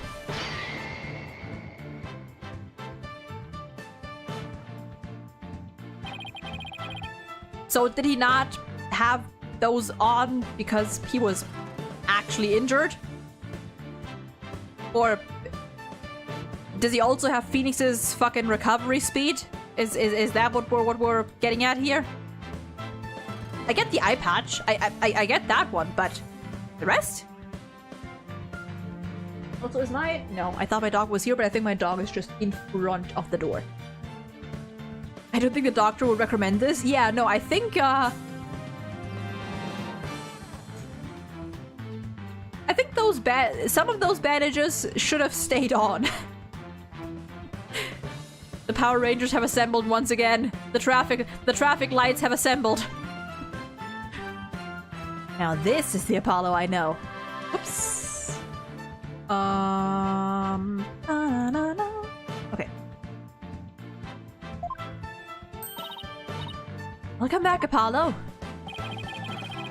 It's almost time for the trial to restart. Though it looks like you have things well in hand. Yep.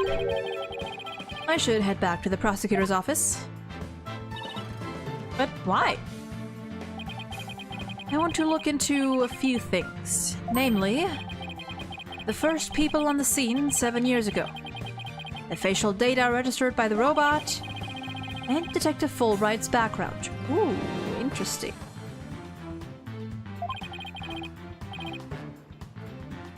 Sounds great, Edgeworth. Thanks. I expect to be repaid with a victory right. Maybe a dinner. Maybe a date. Maybe a kiss? Now, if you'll excuse me.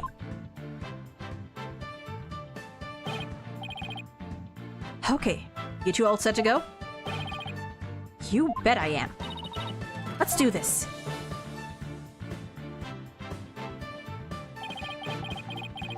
This is it, the final battle. Are we getting a to be continued? Murder of Apollo's friend? The courtroom bombing incident?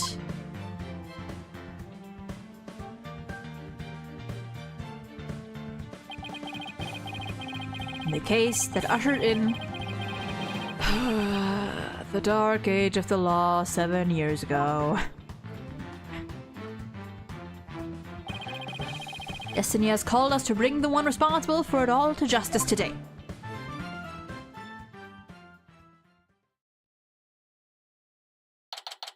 No to be continued, okay.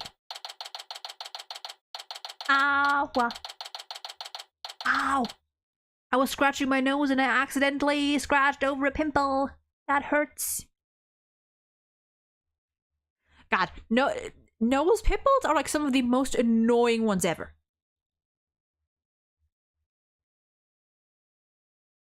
Like, they're so painful and frustrating. God. Okay. December 20th, 5:27 p.m., District Court, courtroom number 4.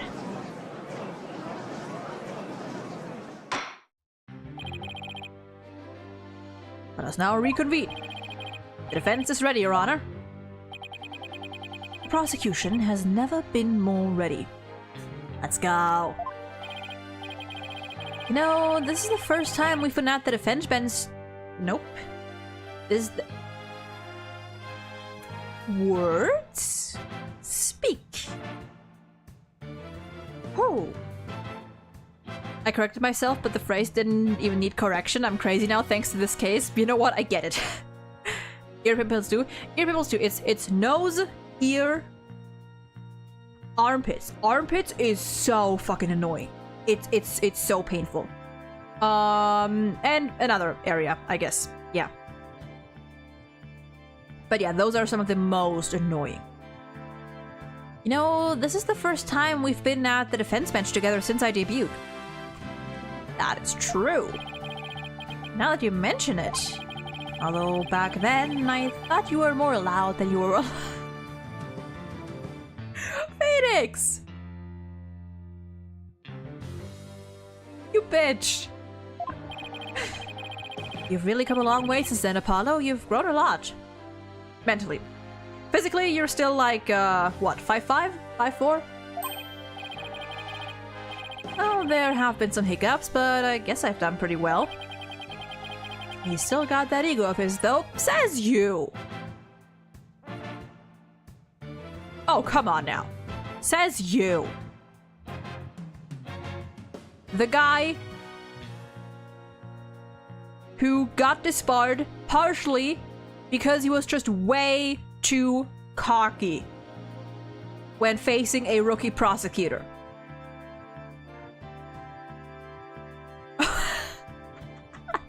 Your suit is loud.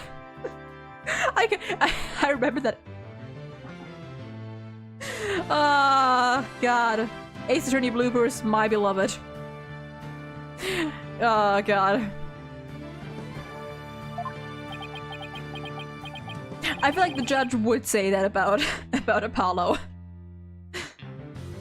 Prosecutor Blackwell, with the 7-year mistake now resolved, you can finally take your rightful place. Yes, I guess we can keep the chit-chat for later. Bailiff, please bring in the witness immediately. Even with those handcuffs off, Prosecutor Blackwell seems to be pretty much the same. 7 years of grumpiness doesn't go away so easily, I guess.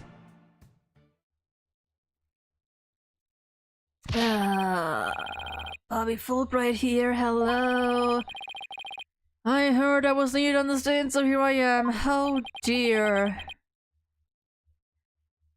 Detective Fulbright, do you know why you have been called to give testimony? Yep, because there's only one reason why I'd be called. And that is because it's time for... justice, and in justice we trust. And you know what? With this music, we're gonna take a break. We're gonna take a break.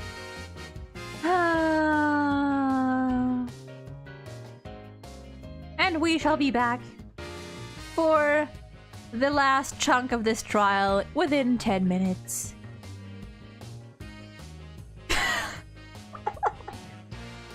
Mania, I think that scene is, like, that blooper is one of my favorites. It's so fucking funny. The way he says it so seriously. I think another top favorite is season 2. I don't remember what season it is, but like Trials and Tribulations, the Misty Faye case, when they have the staff. Like when they check the staff and they like uncover that it has a blade in it. And Phoenix is just like, can it fuck me? Can it fuck me? It's so fucking funny. I'm straight, but those words are too funny to me. I mean, hey, you don't have to be straight to enjoy some gay comedy. Anyway, I'll be back in 10-ish minutes, and then we're gonna continue.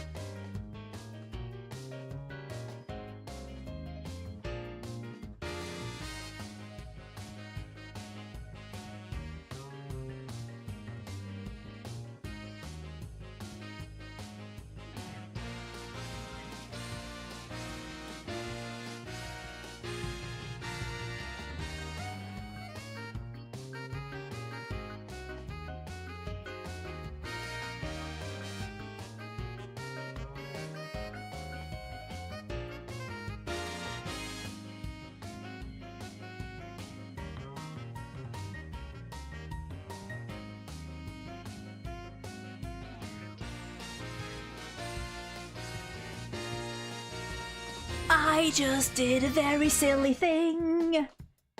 Ow. I got my fingers caught in the door as I was closing it. It hurts.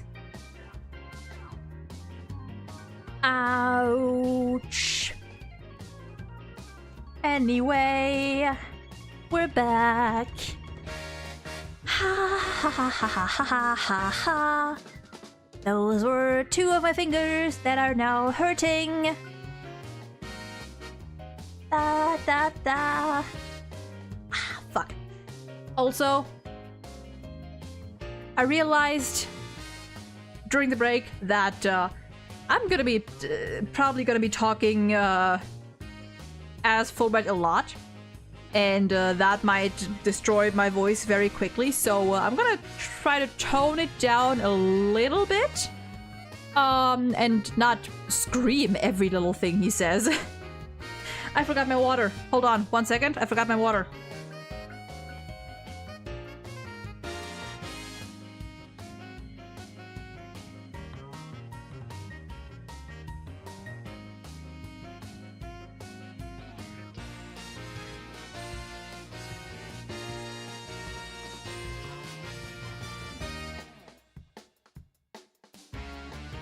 Ivy, welcome in. You have arrived at the right time. We are almost done with the game. I wager we have like another 2-ish hours of the trial left. Probably. So this'll definitely be a 4-hour stream at least, I would say. There's another blooper where Phoenix and Gumshoe found some sort of evidence. Gumshoe, or whoever that was, explained about the evidence, but despite that, Phoenix merely asked, "Can it fuck me though?" I think that's what I'm referring to. Maybe. That's the only thing I can like that. That's the only time I can remember. Like that scene I described earlier. That was Trials and Tribulations, I think, and it was Phoenix and Edgeworth. I think. No, not 4 more hours. Hopefully, God, no. I am not. I am not built for 4+ hour streams. 4 hours, or well, on days that I'm like feeling really good and on top of my game, I can take 5 hours, but after 5, I shut down. As one might have seen in the past 5+ hour streams I've done. Like, after 4.5 to 5 hours, I'm done. Streamathon? God, no. I'm a sprinting type. I'm not a marathon type, you know? I'm good with sprints, but marathons aren't my thing. Also, my fingers have mostly stopped hurting. Wow. Ouch. Kento, welcome in. Hope you're doing well today. Hello, hello. They were in the law office, so it's not the same, I think. Maybe I forgot about that one then. I don't know. It's been a while since I watched all of the bloopers. Although I still remember them pretty decently. They're pretty damn good. Ah ha hoo ha. Okay, I should not be putting pressure on my fingers because that's a weird feeling. That feels weird.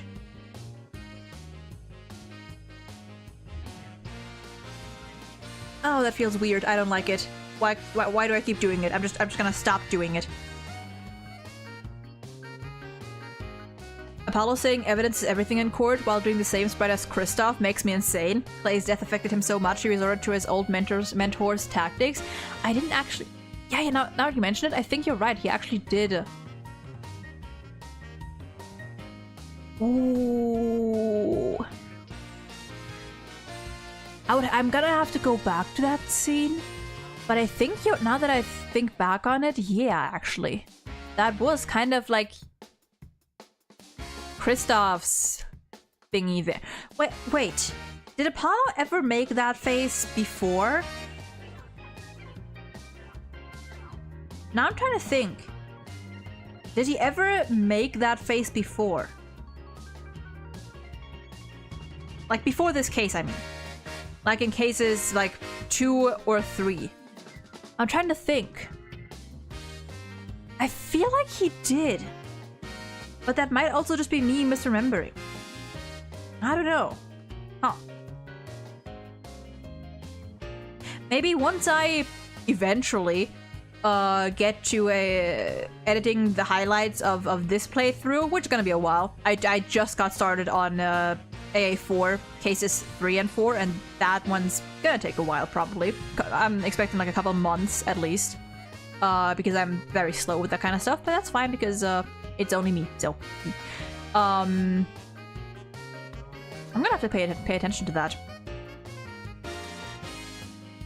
I thought that Clavier could have been in the gallery, and hearing Apollo say that, don't, but also do, but also don't. I really am wondering, where the fuck has Clavier been this whole time? While all of this is happening, where the fuck is he? Like, these two better have been, like, exchanging texts or calls or talks, whatever, off screen. Like, Jesus Christ.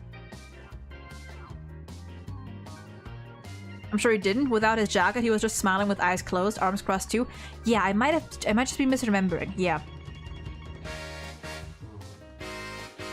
Yeah, no, that might actually be right. Rain be like, that was painful. Do it again. It's not even painful. It's just like a weird like pressure. You know what I mean? Like pressure like under like my fingernail. You know what I mean? It's like a weird pressure.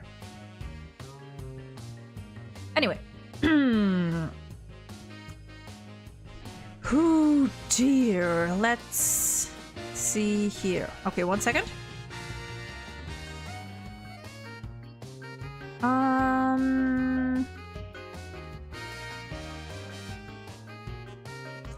Bam. Bam. Bam. Okay. I'll take one final sip of water, and then we shall continue. I do still love this music, though. It's so goofy. Ow, ow, ow, ow, ow, ow, ow. My neck just spontaneously started hurting. Okay, I think it's good again. Oh.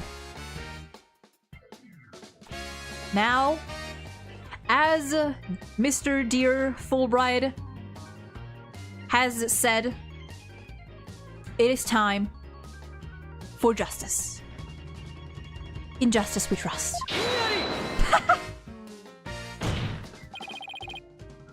You can't fool us with that act anymore. Your justice is nothing but lies.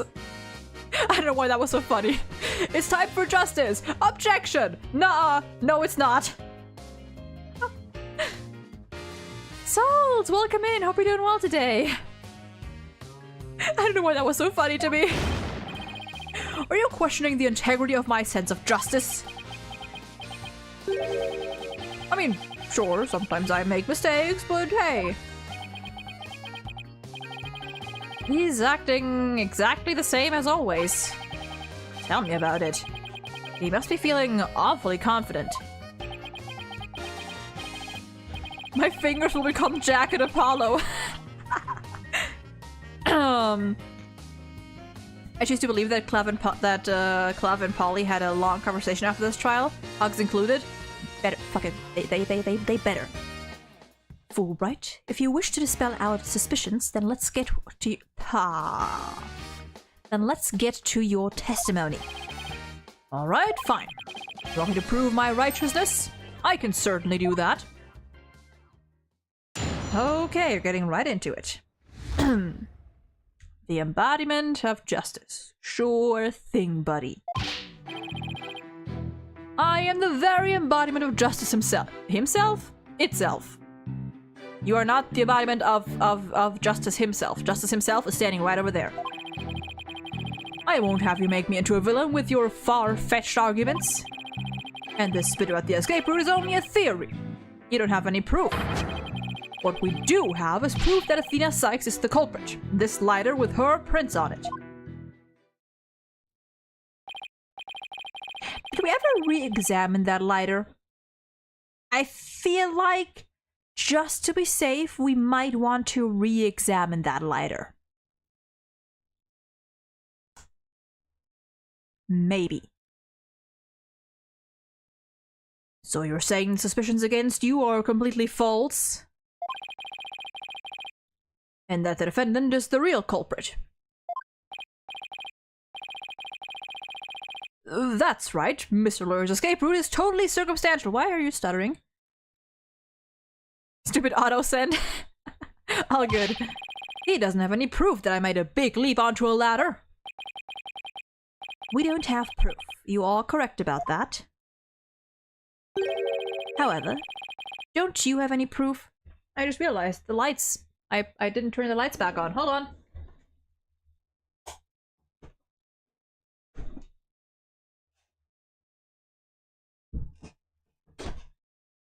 Okay, the lights are on now. However, you don't have any proof for your claim either. I guess you're right. But you can't define justice with evidence. Who can define it anyway? Justice just is. Don't make me break out a dictionary on you. Ah, they're so goofy. Ah. Please don't throw the book at me. Tell me the Phantom didn't just make me set up a stupid pun for him. This is amazing. Let's just try not to lose focus, alright? Liam, welcome in. Hope you're doing well today. But my justice is crystal clear. What's not clear are your eyes. Wake up and smell the justice. How do you Oh.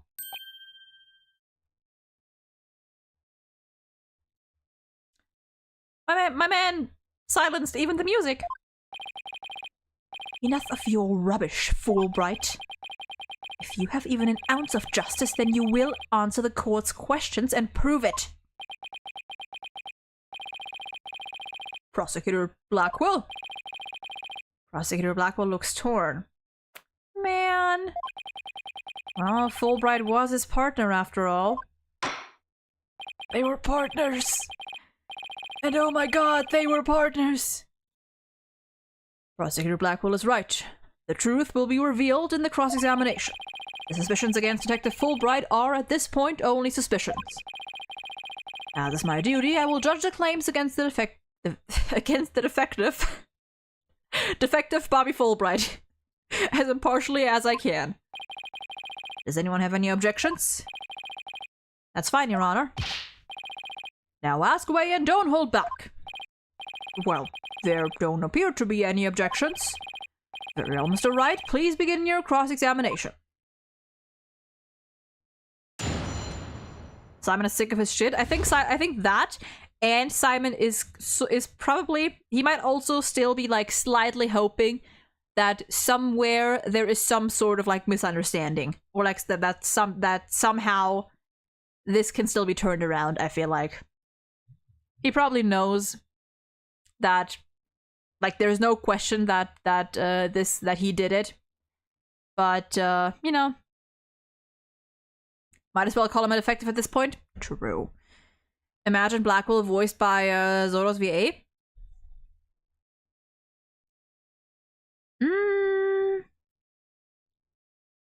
I don't know. I feel like that might not quite. It would fit, but not fully, in my opinion. I feel like I feel like Blackwell's voice shouldn't be that like raspy. Personally, I feel like Blackwell's voice would fit like which voice actor am I thinking of?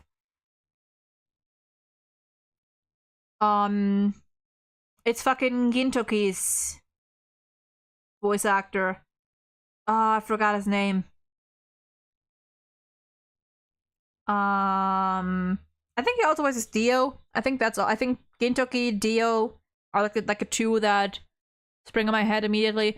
Either him or honestly, Ono Daisuke would fit too. Or Kamiya Hiroshi.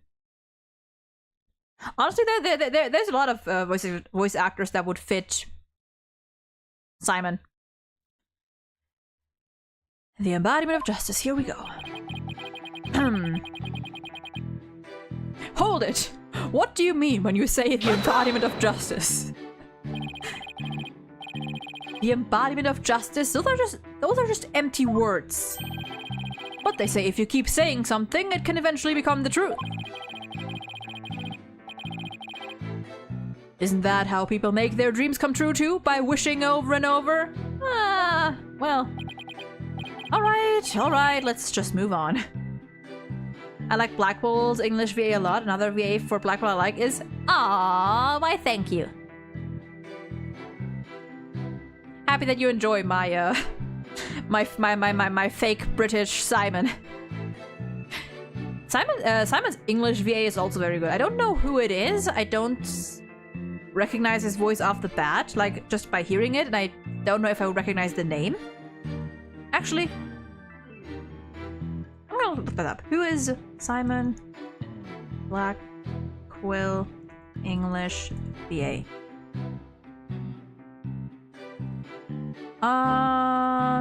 Do we have anything on that?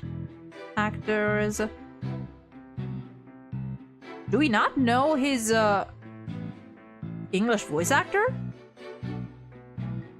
His Japanese one is Shunsuke Sakuya. The name Sakuya does sound familiar. Shunsuke Sakuya. Bleach, Utaka Baryo. Drew, One Piece, Scotch. Don't remember that guy. Don't know him.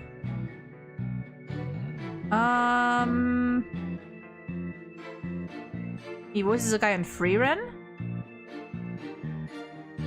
Psychopaths.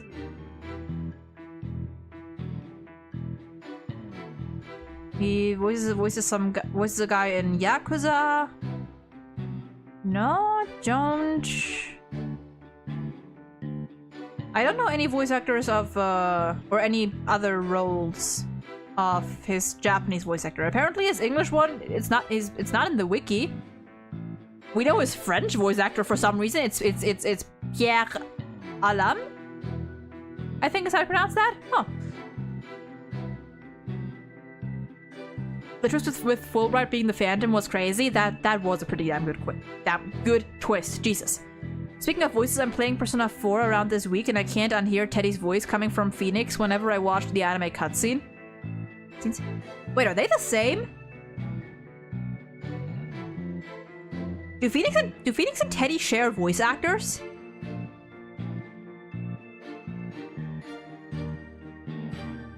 Oh. Wait, which one? Is it Sam Riegel or is it Eric Vale? It might be Sam Riegel, now that I think of it. Anyway, let's move on.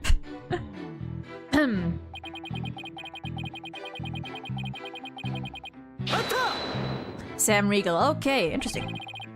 My arguments are hardly far-fetched. There's careful reasoning behind my theory. Yes, well, apparently there's reasoning behind even a tofu burger.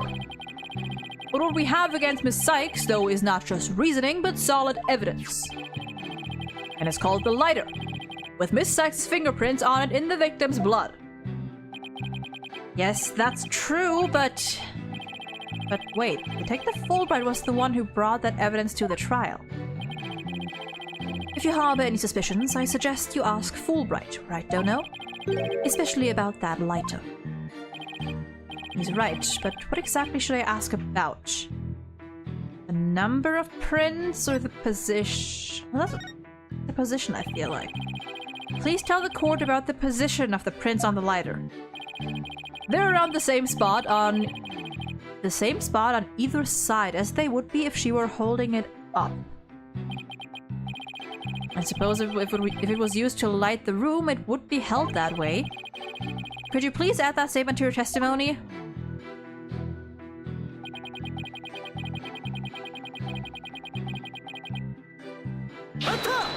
Let's see the other statement.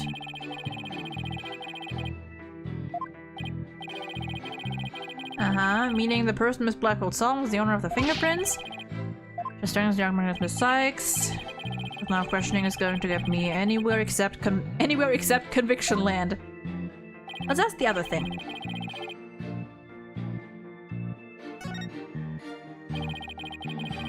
So, how many prints were found exactly? Junu's Popcat. Thank you for the 2 bits sold! Thank you! 3. The thumb, the index finger, and the middle finger of a right hand. Why just those 3? Well. Your Honor, that is an important statement. Could we please have it... Swap it to my testimony? You got it! Beep to it. Be it investigating or testifying, speed is the key.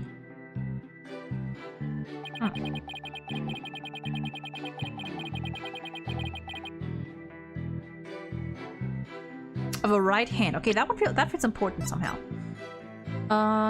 Use one of these to stop the victim years ago.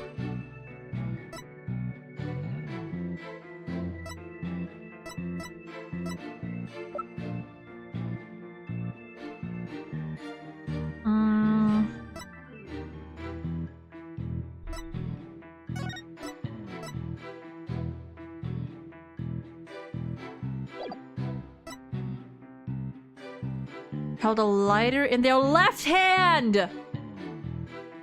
Aha! Bitch! You say the prints were from a right hand, is that correct? That's right. Very clear prints. But that just doesn't add up. What doesn't add up? According to Miss Blackwell, who saw the culprit herself, this person held the lighter in their left hand. Oh? So here is the dilemma before us. Why are the prints on the lighter from a right hand instead of a left? No! You're right. Doesn't make sense, does it? Your Honor, this lighter can hardly be called incriminating evidence. The witness's claims don't even hold water. Detective Fulbright, I hope you have a good explanation for all this. I just can't understand it. They're definitely right-hand prints. But then, why are they inconsistent with Miss Blackwell's statement? I've got it! What have you got, Detective? The mirror! The witness must have seen a reflection of the culprit in the mirror. There was a mirror, god damn it. Go on. Miss Blackwell was looking in through the window of boarding lounge 1, wasn't she? I believe so. And there is a mirror there. If you mean the little window in the back and to the right of the room. That's right, and across the room on the opposite wall is a large mirror. I do remember seeing it. So are you saying... Yes, the culprit Miss Blackwell saw must have been a reflection of that person in the mirror. But even then, wouldn't it still? No, it would have been on the right. In that case, right and left would appear reversed, wouldn't they? The silence was Travis Willingham, and everything else was Troy Baker, according to a forum. Troy Baker, interesting. Yeah, because like it doesn't say the name on the wiki, interestingly enough. Now, do you see? That's the logic of pure justice. But your argument is only conjecture. You don't have any proof that what Miss Blackwell saw was reflection. Right, don't know. You'd sooner nick yourself than him like that. Put some more muscle into it. Huh? That's right. Besides, the lighter couldn't have been in the left hand. And why not? Miss Blackwell said she saw an Earth emblem on the lighter, didn't she? That emblem is only on one side of the lighter. Oh, fuck. You're right. There is no emblem on the other side. Exactly, as blank and smooth as the judge's fine scalp. Okay. If the culprit had held the lighter in their left hand, they would have covered the emblem. Uh-oh.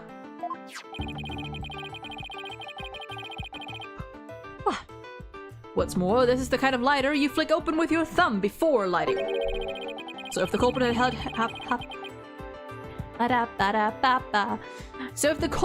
held it in their left hand with the emblem out and visible, they wouldn't have been able to open it, let alone light it.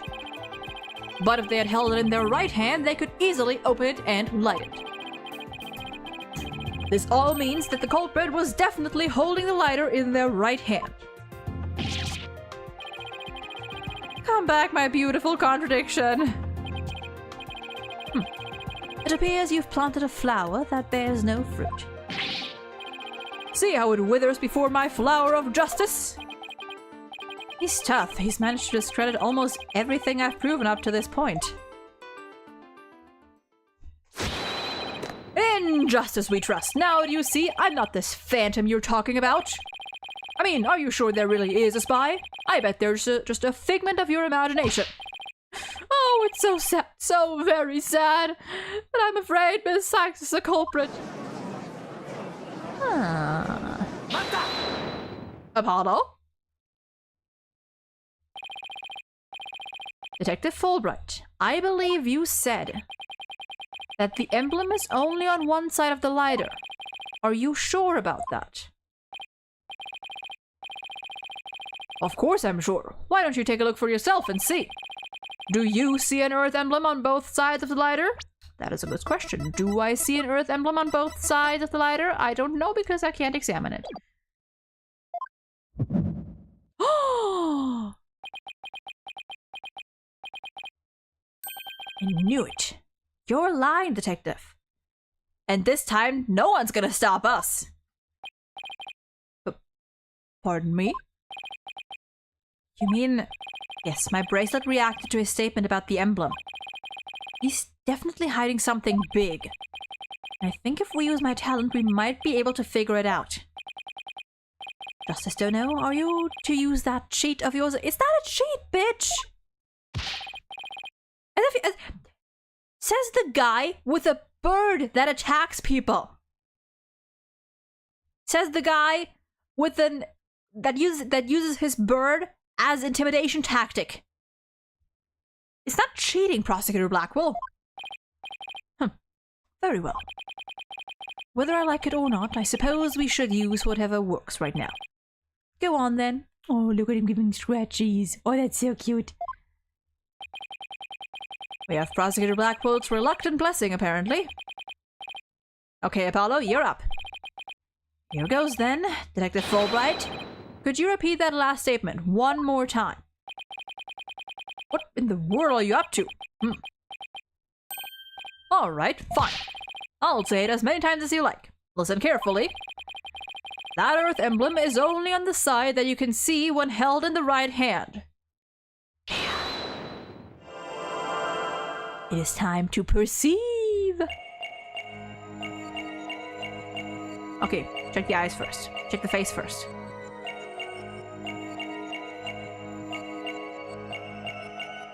Only on the side that you can see. I'm assuming it's the last statement.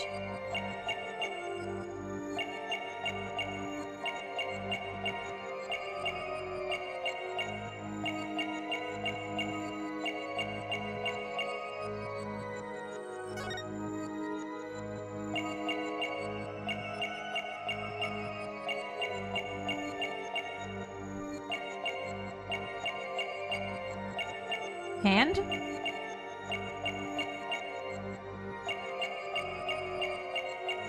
And...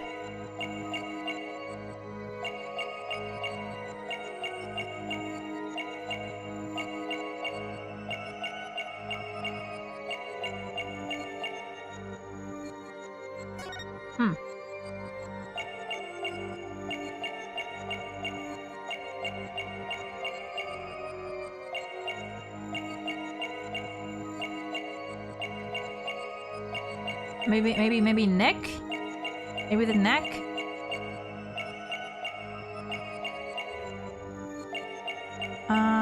No, I don't see anything here.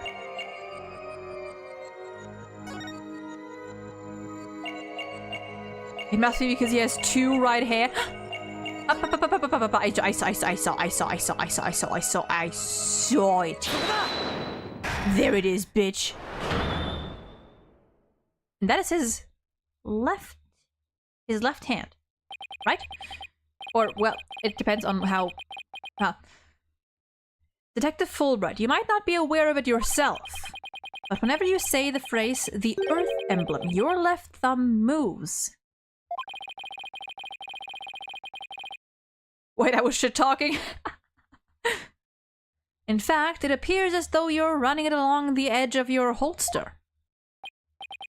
Mr. Lawyer, I don't have the foggiest notion of what you're talking about. Be that as it may, I know it has something to do with the lighter. Let me examine it. What? Why? You're not making any sense. You can't just... Oh! Be still and do as you're told, Fulbright. If you have nothing to hide, you shouldn't mind them having a look-see, should you? True. Not you too, Prosecutor Blackwell.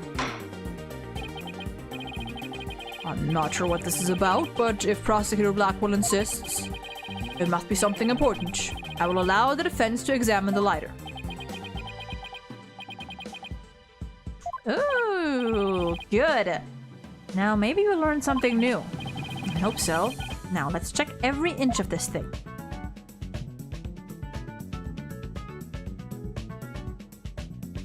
Oh dear, that's a lot of blood. Let's look at this first. It's hard to tell if the prints are from a right hand or left just by looking. I don't think looking at each print with the naked eye will tell us anything new. But this highlighter definitely hides a secret. I agree. Let's check it out carefully.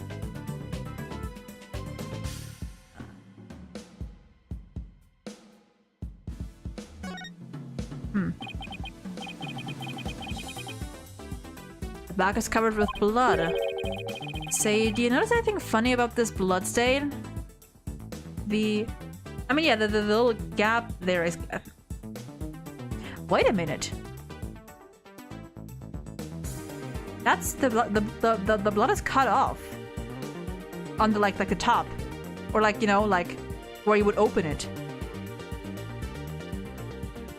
Do you notice anything funny about this blood stain? It suddenly breaks off unnaturally. Yeah! I would be horrified if someone's neck started contracting and expanding when they lie. That would be fucking horrifying. I also feel Apollo did what he did because he still didn't trust Phoenix yet. He started suspecting Athena and he wasn't sure Phoenix, who has forged evidence, would let her be guilty if she was. That is a fair point, actually. I didn't even think about that. But that could also, whether he was thinking of it consciously or not, but that could also have played into it a bit. Because Phoenix's and Apollo's relationship at that stage was still a little rocky. So that could definitely have weighed him down a little, even if only subconsciously. Interesting. Supposedly, the lighter was held with the right hand so that the emblem was visible.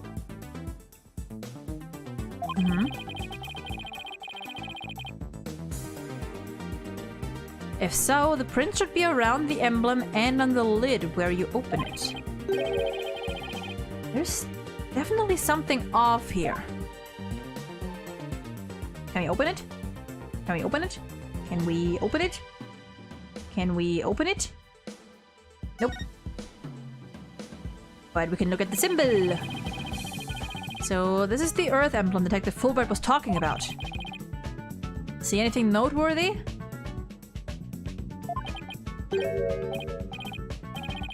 Wait, what? The emblem's actually some kind of button!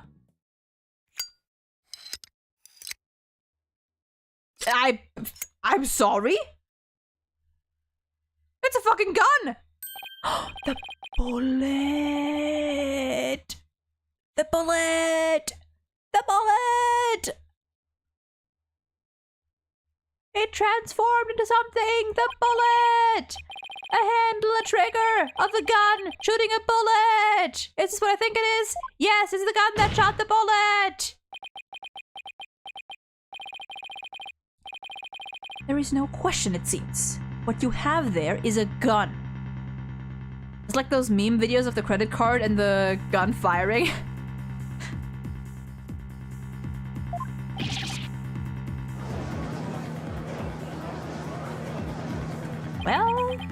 Well. A gun. So that's it. Your Honor, please recall this morning's trial when Director Cosmos was on the stand. It's a gun, a lighter, a gunter. The bullet that hit the oxygen tank was extremely small, maybe a .10 caliber. This little compact gun probably takes bullets of that caliber. It looks like this is the gun that was fired at the scene. I'm flabbergasted. The lighter was a gun? So when Detective Fulbright would touch his holster, whenever he mentioned the Earth emblem, he must have subconsciously thought about the secret behind the lighter. Pressing the button. A geyser. In other words, he knew it was a gun from the very beginning. Well, a lighter that transforms into a gun seems like a spy gadget to me. It's not the kind of thing any ordinary person can get their hands on. In fact, I'd say it's strictly in the domain of elite spies. Detective Fulbright, you will explain yourself.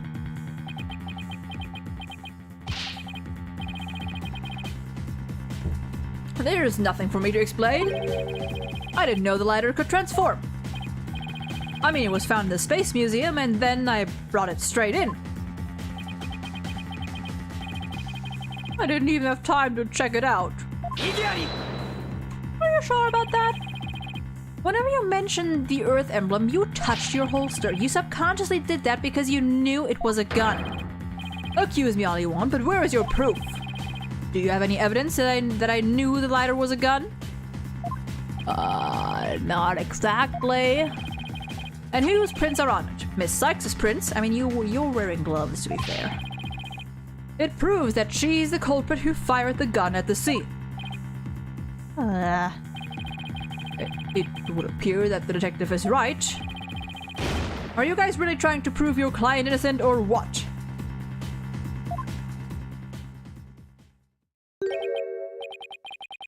Although it pains me to do this, now that we are where we are, I have to make the following assertions coming from the prosecution's side. What? The person who fired the gun at Director Cosmos in the lounge after the incident, and the person Miss Blackwell saw holding the lighter, and the person who murdered Mr. Terran, and the person who bombed the Space Center, are all the defendant Athena Sykes. I cannot speak anymore. The prints on the lighter are decisive proof. Don't you give me that music, you son of a bitch! Now do you see, a man on the side of justice couldn't possibly be the culprit. But Phoenix on the side of I'll stop, okay. And I think this about sums up Miss Sykes' part in the whole affair. The evidence certainly does seem to point to the defendant's guilt. Do you have anything to say, Prosecutor Blackwell? Simon, please. Evidence is everything in court. Therefore, Fulbright's claims stand firm. But... calm down, Apollo. He's just saying that because he has to as a prosecutor. Mr. Lawyer, our job is to pursue criminals in the name of justice. You shouldn't cast suspicion on people based on something as dubious as a habit. In fact, you have a bad habit of showing up in court with an awful case of bedhead. Objection! Says the man who wears sunglasses at night. If it's proof you want, it's proof you'll get. I'll prove that this lighter is not Miss Sykes, but yours. Sounds like you've hit on something, Apollo.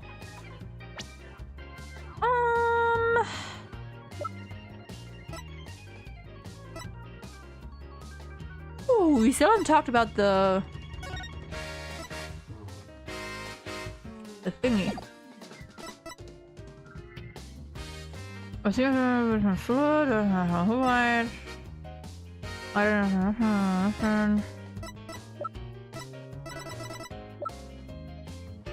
He may very well be the spy behind the murders and bombings, both past and present. It's just, if the prints on the lighter are the basis for accusing Athena, I think we should reconsider the credibility of the evidence itself. You mean, you think this lighter might be forged evidence? That's right, it could all be part of Fulbright's bigger plot. Did he do anything out of the ordinary while I was off on my own? I can definitely think of a few things. Did he do anything out of the ordinary? Have a look at this. I mean, he was the one who brought the lighter in. I'd like to run a comparison on some prints we found in the boarding lounge. That is true, he does have everyone's prints. Yeah, no, that's what I was saying earlier. He could have simply planted them. If we assume he's been laying a big trap for us all along, there's gotta be something off about this piece of evidence.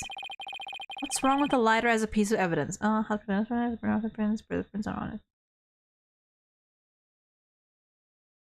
I would assume it is, yeah,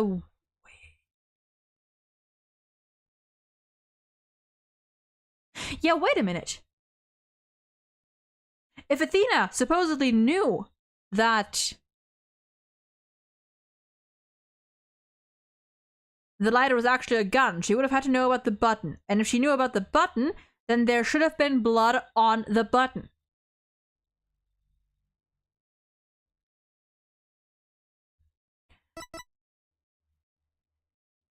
Let me go through everything that I think is wrong. I guess I don't see anything strange about how the prints were left on the lighter. Nothing unusual about the angle of the prints or how they are patchy in places, but there's gotta be something. Okay, no, I don't think there's gonna be any no flavor text. So, anything odd about where the prints are? You know, I guess if it was fired as a gun, that's about where the prints would be, but oh, that's not it. Okay, so just the owner of the print. Okay, maybe I was wrong. Never mind. Are they real? Okay. Okay, I was thinking in a same conclusion, but different approach. Are they really Athena's fingerprints? They definitely match her print data. But what about the data itself? Detective Fulbright, you were the one who provided us with the lighter and the print data. Isn't that correct? Yes. What about it? You say Miss Sykes' prints match the print data. But I have to wonder, was the data you used official? Are you suggesting that the evidence might have been fabricated? I guess there's only one way to find out. Let's re-examine the prints. Using the official, sanctioned print data of the people involved in this case. You dare insult the epitome of justice and integrity? There's no need for such antics. Oh!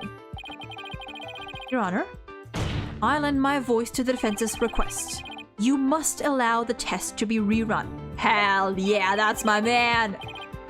Very well then, bailiff. Fuck yeah. Ow, I hit my teeth against the glass. It appears the official data is here. And the results?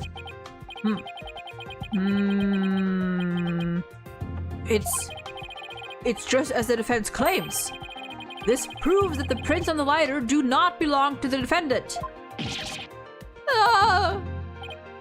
Yes! The fingerprints actually belong to the victim, Mr. Clay Tarrant. Interesting. Those were Clay's fingerprints on the lighter? I see. Come to think of it, Wasn't it you, Fulbright, who collected the victim's prints? True!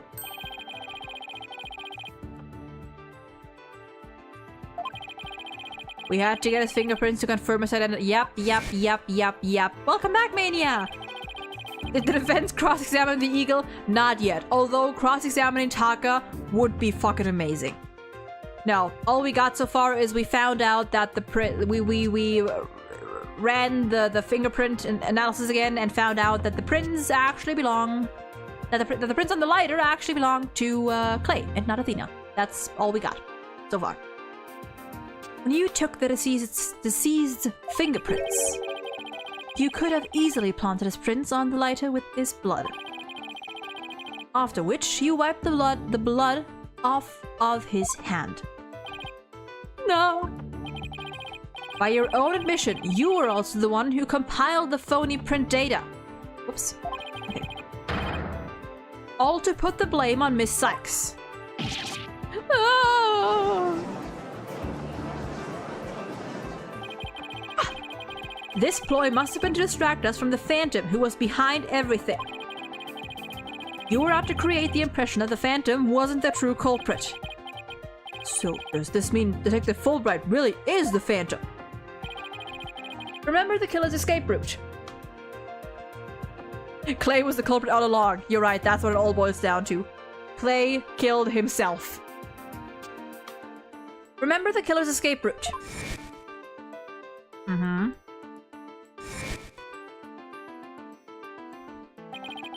No ordinary person would have been fearless enough to attempt it. Nobody but the Phantom, the man with no emotions, could have done it. Well, not exactly no emotions, just like emotions that don't work as natural. Oh! Detective Fulbright, you were the only one who could have used that escape route.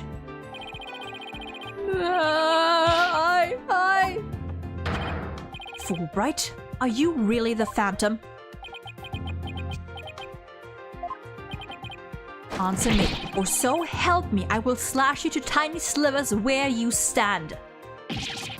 Alright, I'll talk. I confess. I'm not the Phantom. Oh, fuck you. Thank you, Simon. It's all over. Now be a man and admit it already. But I'm not a spy. I am an undercover investigator. I've actually been after a Phantom myself. And under the cover investigator. That sounds less than wholesome to me. A person who hides his identity and secretly investigates in order to uncover information. And that's what you really are, Fulbright. I'm sorry, Fulbright? That's right. I was working to track down the Phantom, but sadly... Even though I was supposed to catch the spy ended up catching me. He took my family hostage and forced me to cooperate. Okay now. Okay.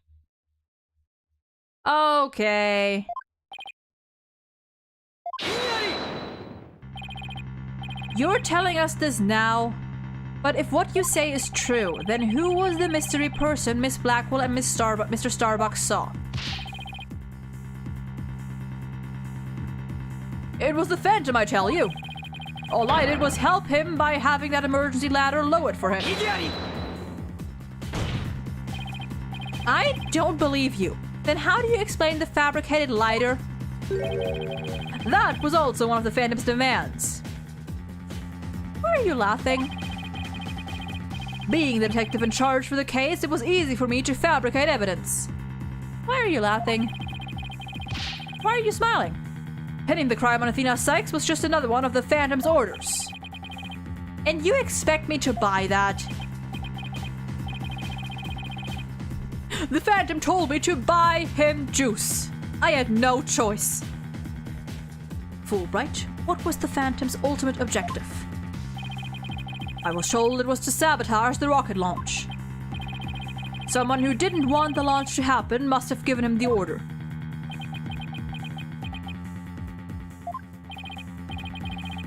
Actually, I have to apologize to you too.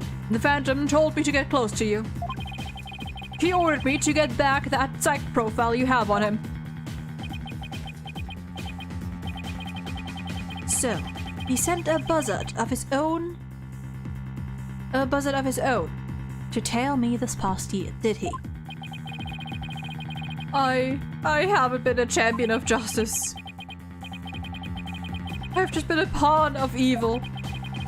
A pawn of the Phantom who stole the moon rock and killed Dr. Psyche 7 years ago. Enough, Fulbright. Just tell us the Phantom's true identity. I don't know. He was very careful to hide it. He has top secret information for all kinds of corporations and countries. So there's a number of organizations that want him dead. If people believed I was the Phantom, I could be killed on the spot. Why, I bet even now. There are assassins lurking nearby. This case is about the Phantom after all. He stole the moon? Is the Phantom Gru from Despicable Me? You're right. It's been Gru all along.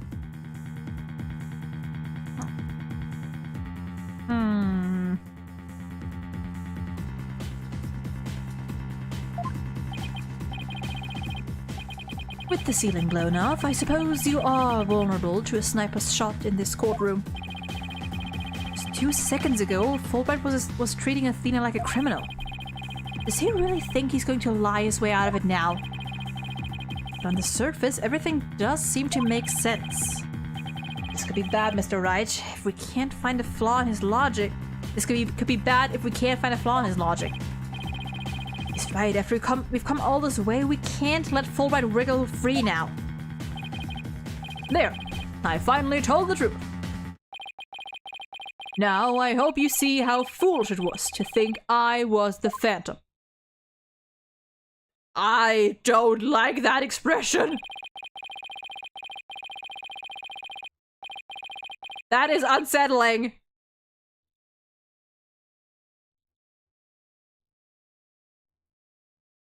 I also don't like how empty his eyes look. You're an intelligent man, Prosecutor Blackwell. You believe me, right? I believe you. I don't think you're the Phantom. Simon? How can you say that, Prosecutor Blackwell? It's obvious he's the Phantom. Evidence is everything, right, Jonah? You must admit there is no clear evidence that Fulbright is the Phantom. As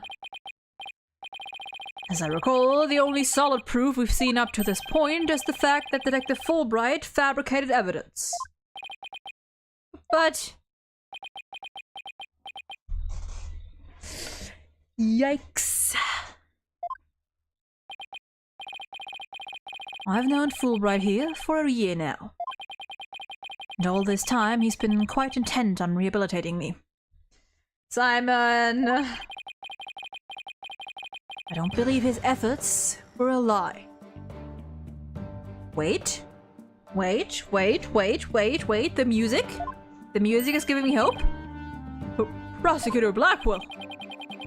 This fool truly thought he could reform a death row inmate like me. He went so out of his way in his efforts for me, he actually became quite a nuisance, really. Prosecutor Blackwell, you believe me? Please tell me Prosecutor Blackwell hasn't really been taken in by this big phony. There's no way. There's no way. However, even if it was against your will, you still acted as the Phantom's accomplice. You will have to pay the price for that. Throw yourself at my mercy, and don't you ever betray me again. Have you got that?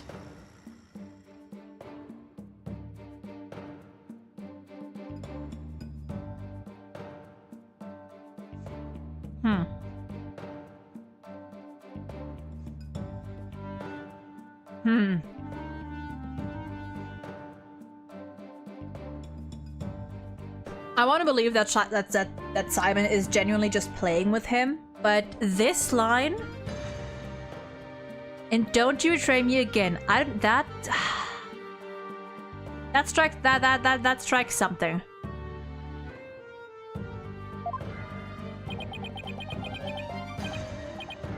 Yes, thank you. Oh, thank you. But Simon is definitely just playing with him. Such a bond of trust is a rare and beautiful thing. In any case, it looks like everything has been resolved. I can now hand down a not guilty verdict with confidence. That from the ads? What happened? Oh no, you had ads? Basically, by the way, if you have ads on Twitch, you can just tell me and we'll wait. That's totally fine. Because I'm on YouTube, I have the YouTube tab open. I can't see exactly when ads run, so you can just let me know in the chat and we'll stop. We'll take a break. Basically, possibly Simon is believing Fulbright's act here. I doubt it, but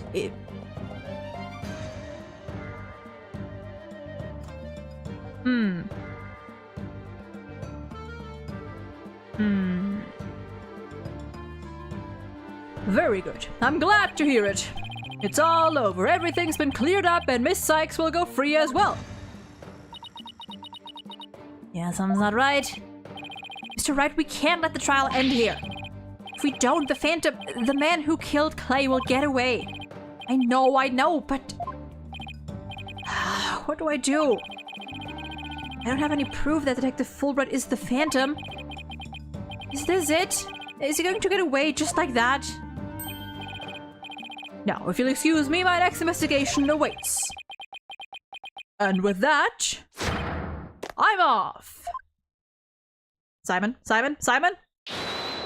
Hold it, Simon?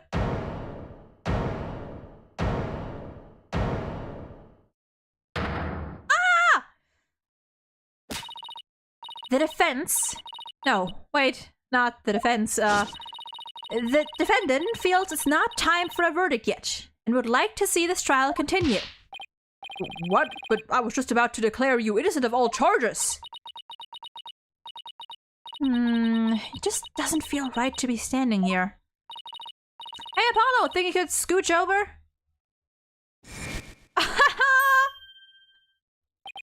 Oh, Athena, what are you doing? Hope we don't get held in contempt of court.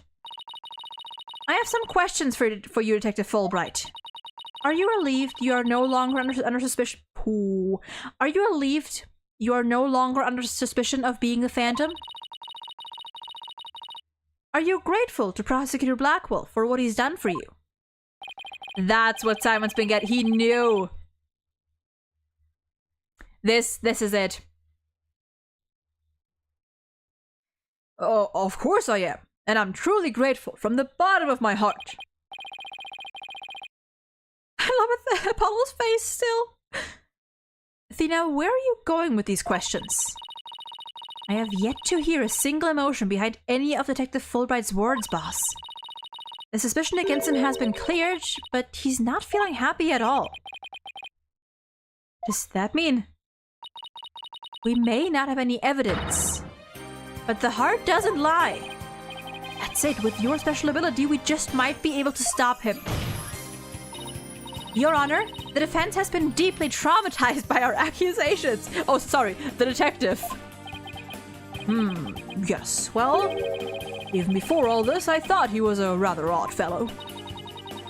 If he doesn't get counseling right away, who knows what might happen to him? Hee-hee-ho! Prosecutor Blackwell, can you believe the nonsense the defense is spouting? Yeah. Fulbright, I think you'd better have that counseling. Not you, too! You've been making batty remarks ever since you were accused of being the Phantom. Such as, you're an undercover investigator and your family has been taken hostage. I fear you might have finally lost it. But I thought you believed me! Oh, how you amuse me so. What's going on here? That was an excellent bit of psychological manipulation just now, Simon. Ah, they're working together. That's so cute. I knew you would catch on, Athena. And he's calling her by her first name. Oh. Mind filling me in here? Oh. Yes, we left you in the dust, huh, Mr. Wright? Simon was only pretending to believe Detective Fulbright, because he knew I'd notice if there was a lack of emotions like joy or relief in his response. So he gave me the chance to take a listen. And listen I did to the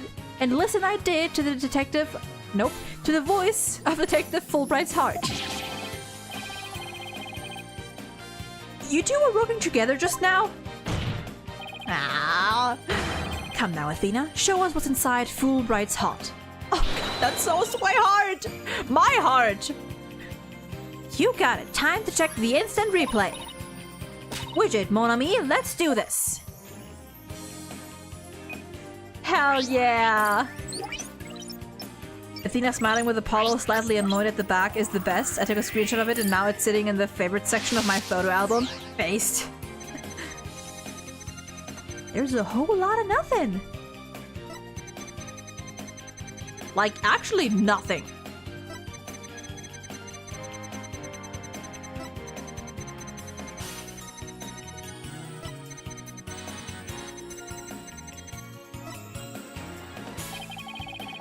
Even with all his over-the-top expressions and gestures, he's registering no emotion at all?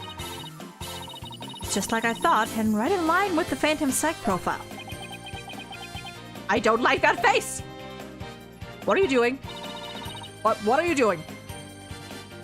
Detective Fulbright, this lack of emotion proves you're the Phantom. What are you doing with that watch?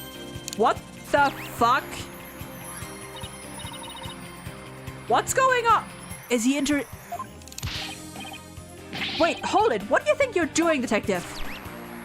Oh, you fucker. Me? I'm not doing anything.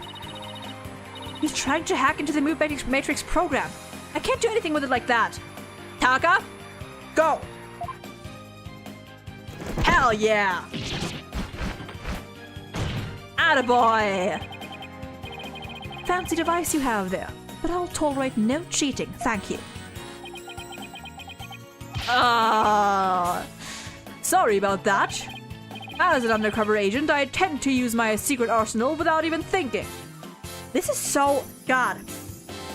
They really did a fucking great job with Fulbright here. He's so unsettling. Like, now that we're at this stage of the game, he is so unsettling. More like as a spy. Thanks, Prosecutor Blackwell. There, now that you can't hack me anymore, I dare you to try to hide your lack of emotions from us.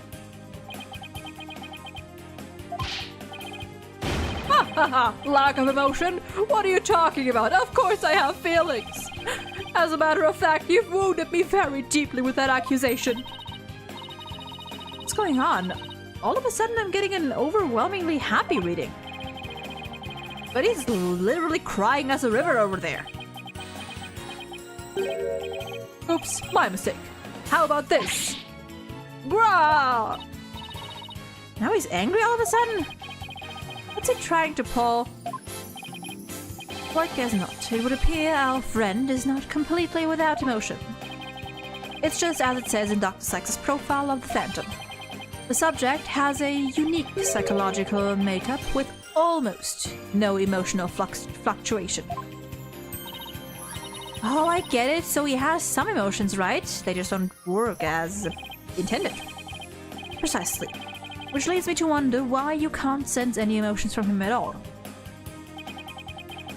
I believe it's most likely because he is controlling his emotions. Very good, Prosecutor Blackwell. You are correct. It's the result of my daily training. A very important skill for us undercover investigators, you know. More like for us spies. Seriously. But I wonder why he suddenly showed several strong emotions. Wait a minute. I think I know. I sense there's a feeling you're trying to hide with your exaggerated emotions, Detective. A feeling I'm trying to hide? That's a good one. You're the ones who have been saying I'm the Phantom because I don't have any emotions. But I was just trying to show you the range of deep emotions I truly possess. Black will earn himself a gold star. Don't bring him back. Then you have no objections to me analyzing you, right? No. Analyze away. But I will state it again, I am not the Phantom. And be forewarned that your analysis will have no effect. Because you're about to see what an undercover agent can really do. Oh dear. That's a lot of stuff going on there. And we're gonna get into the thick of this after another break. I think I think we should have like a little, maybe an hour tops left. Maybe. Of the trial. We'll see. I need to get up. I need to get myself a snack. And we shall be right back after that. So until then, like 10, maybe 15 minutes. I don't know. 10 to 15 minutes. So until then.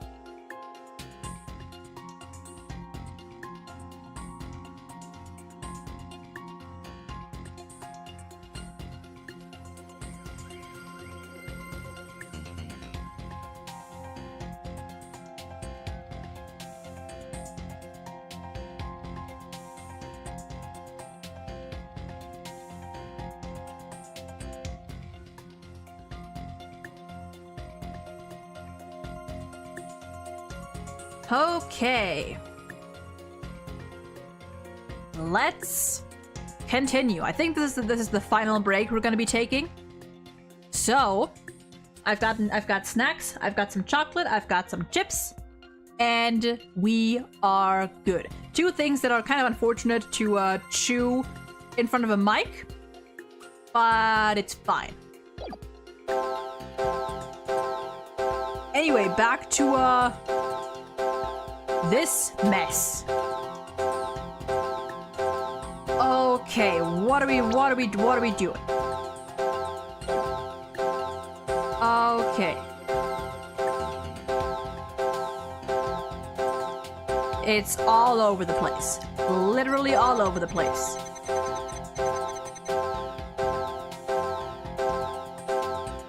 Oh, wait a minute.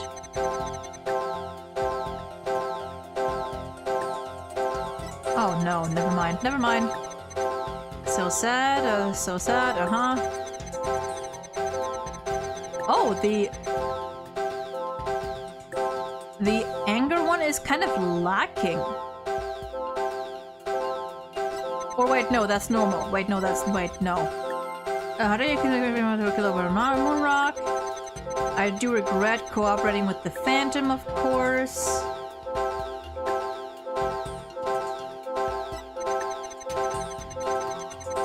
But I'm so glad this whole misunderstanding is cleared up now. Yeah. It's pretty much the same. Yep.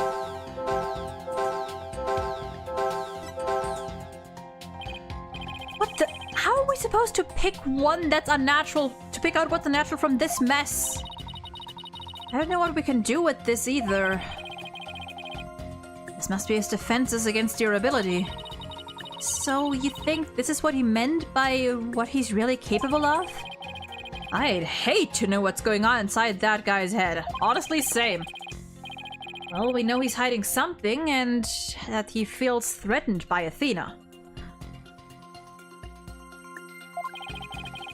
Being only human, his true feelings, an emotion he can't completely conceal, must be hidden somewhere in his testimony.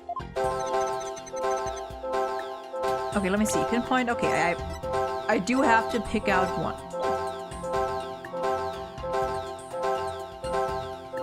I feel like I sort of, kind of, maybe remember something. Oh.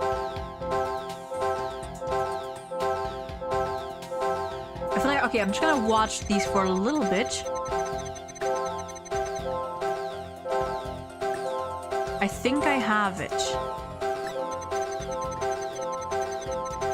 Or, wait, I do regret cooperating with the Phantom, of course. But I'm so glad this whole misunderstanding is cleared up now. Okay, so this might be kind of a jump, or kind of a vague thing. But... no, wait. I was paying attention to the sad marker to see if maybe there were like just now, like instances where it would like, you know, like where it would react more strongly. Like if there was like a certain statement that would make it react more than the rest. Okay, let's read through this. Okay, let's read through this again. Hold on. Me the Phantom, no way. Okay. We got a lot of surprise, a lot of happiness, a lot of... I think we had a lot of anger a bit ago too. Yeah. I'm so sad. See, I told you I have emotions. We have to pinpoint something. That is the issue here. Or do we just go do with anything? Hold on a moment. After he accused me of being someone who would kill over a moon rock.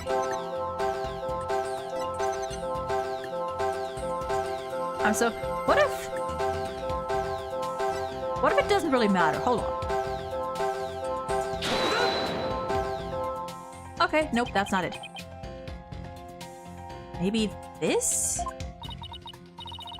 I don't think so. I've never seen a person in such a chaotic emotional state. There has to be something here, I just know it.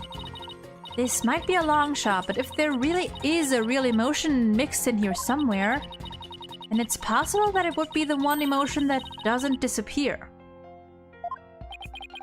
But I thought all of them. Wait. I'll give it another... Yeah. Hold on.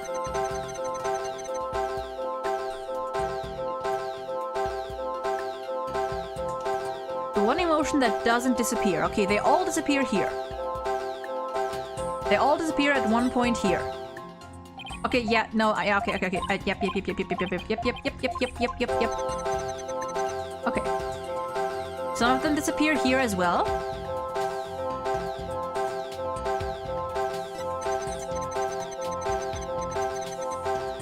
They all disappear here as well.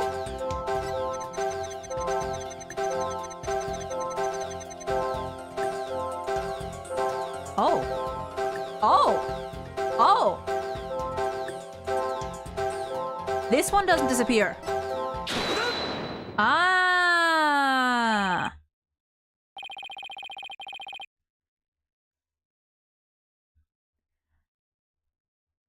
Okay. I was kind of on the right track, but not quite. There's something about the sound that kind of gives it away. Interesting. But also, Mania, please read the rules and please read the pinned message. No backseating, no foreshadowing of any kind. Even if you're just guessing as well, I cannot know that. I found it. I found the one emotion you're truly feeling. What? Hidden in the middle of that chaotic storm, I saw one emotion that never disappeared. When you talked about the moon rock, you felt a fear that wouldn't fade. Fear, huh? A fear that a man with hardly any emotions feels, huh? And it was a response to that moon rock. Detective Fulbright, I presume you feel fear concerning the moon rock because your identity will be revealed. You lost it, you failed to steal it. Not even aware that I might be backseating, sorry. All good. I always say that, like, if you're not sure whether something would be considered backseating, it's best to just not risk it. Like, giving, like, hints, like, especially during gameplay parts, you know? Like, during gameplay parts, like, giving hints or pointing out certain things that I might not have noticed yet, that would count as backseating. And if you're not sure, it's best to just be on the safe side. Or, you know, you can always just ask.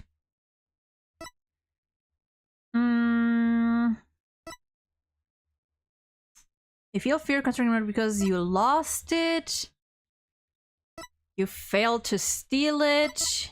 Your identity will be revealed. I feel like this might be...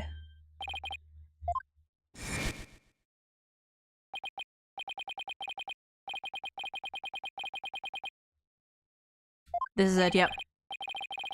This one stuck out the most. Yeah, and they all want him dead.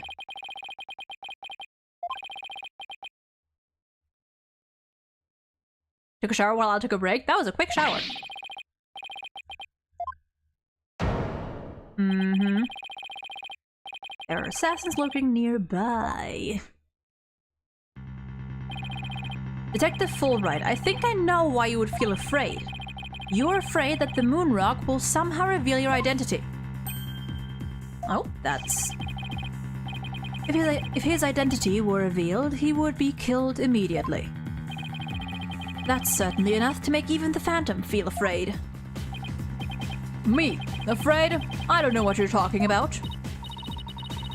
So there really is something about the moon rock that would reveal his identity? Apparently so. Wait a minute. Maybe the Phantom didn't so much steal the moon rock, but more like he had to take it with him? Because there was something on it that would reveal his true identity.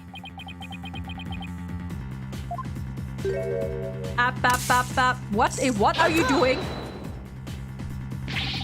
Where do you think you're going? Taka, cut him off. Me? I'm not going anywhere. He is so everything he does is so, like... I don't like it. Is it just me, or was he gonna use that weird watch thing to try and get away? How many more of those toys does he have, and where can I get myself some? Detective Fulbright, you will answer honestly to this court right now. Why do you feel fear in connection with the moon rock? In justice, we trust, not emotions, Mr. Lawyer. Evidence is everything. I'm defending because I'm afraid. Don't make me laugh. Where did you just, what? Ah! What was that just now? But all human beings have hearts and experience emotions. Sometimes analyzing a case from the psychological perspective is the best way to find the truth. Yee! What the fuck, dude? It's all just a waste of time. All your effort at analysis served no purpose. And now, in this dark age of the law, nobody would believe your claim that it's effective. In an era when evidence is fabricated, do you truly expect feelings to be accepted as proof? And where exactly is your proof that I fear the moon rock anyway? Well, I admit I don't have any conventional proof. But I still say that examining a person's heart has its merits. Oh, really? Then why don't you listen carefully with those special ears of yours? Listen to the voices of the hearts of the people in the gallery. Oh, you fucker. You bitch.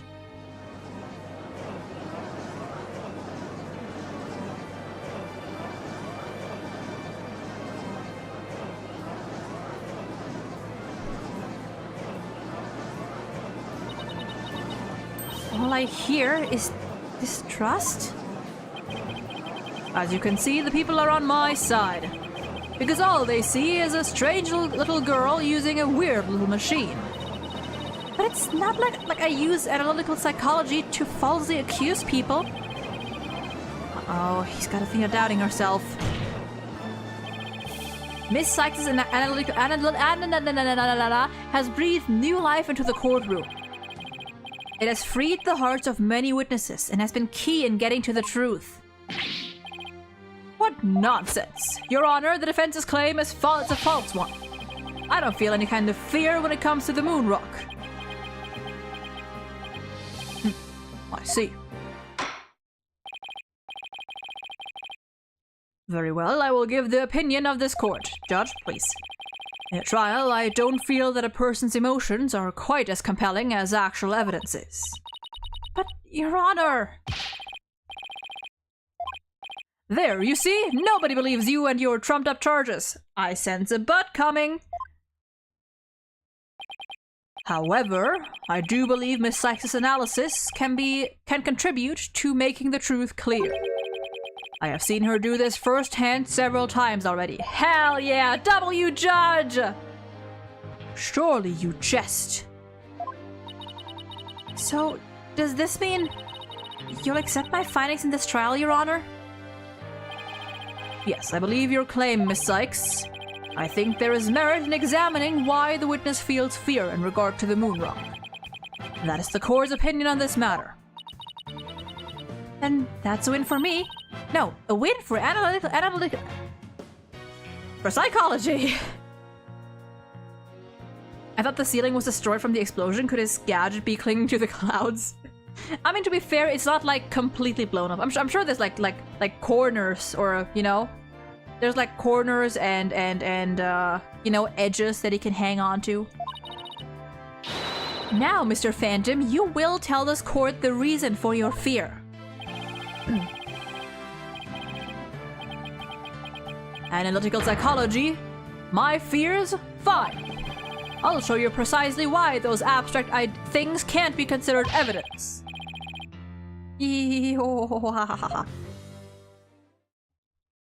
Okay. I felt fear when I thought about the moon rock because it reminded me of the Phantom. Yes, I'm very afraid of him because he took my family hostage.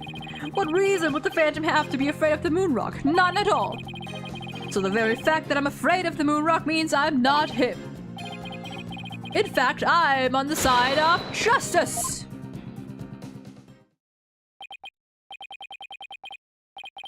I just noticed that. Hold on. Ooh. I'm gonna try to see if I can ooh.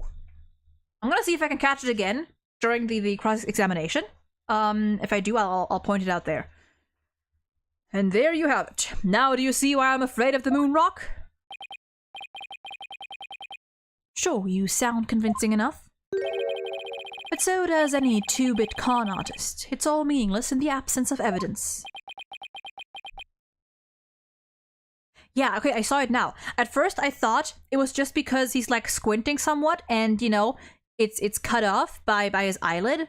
Like they didn't bother to like be that detailed with it. But the light in his eyes is completely gone. Like with this expression, it's been that way the entire time. But now that I look at it, even that when he smiled, there was no light in his eyes. Those eyes were empty. And now when he looked down, it was the same. That's cool. Oh, that's cool. I like that. Also, still hate it, but oh!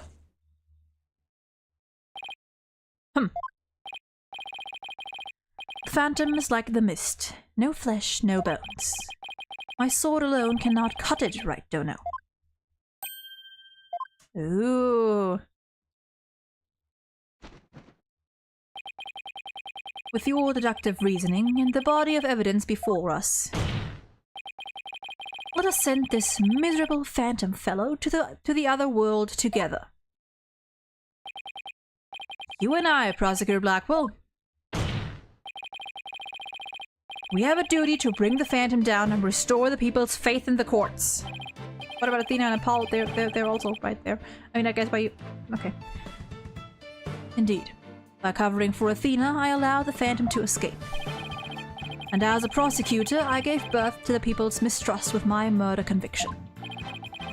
I bear part of the responsibility as well, for being suspected of forging evidence and losing my attorney's badge as a result. Although I still think that wasn't the start of it, but you know what? Sure. Whatever. The two of us and the Phantom were there at the beginning of the dark ages of the law. And then it is also our burden to cut away the foul spectre we created, is it not? Until all that remains is the righteousness of the court and the faith of the people. Yo-ha-ha. Trust, understanding, ha! Fragile ideals of the masses who are controlled by emotion. Humans can't truly trust each other, which is exactly why the illusion of trust is so enticing. Once two people overcome their misgivings, that's where real trust is to be found. You're free to believe what you want, but trust like that is stronger than you and your lies always.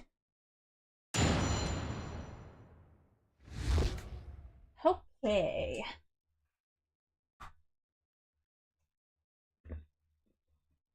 Let's see here.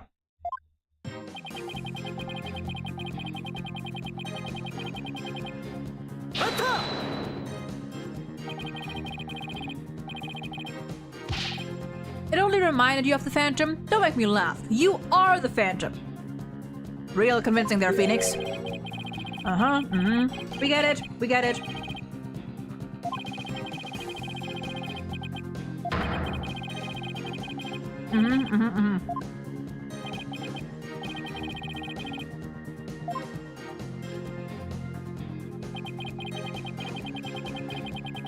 Took my family hostage, okay.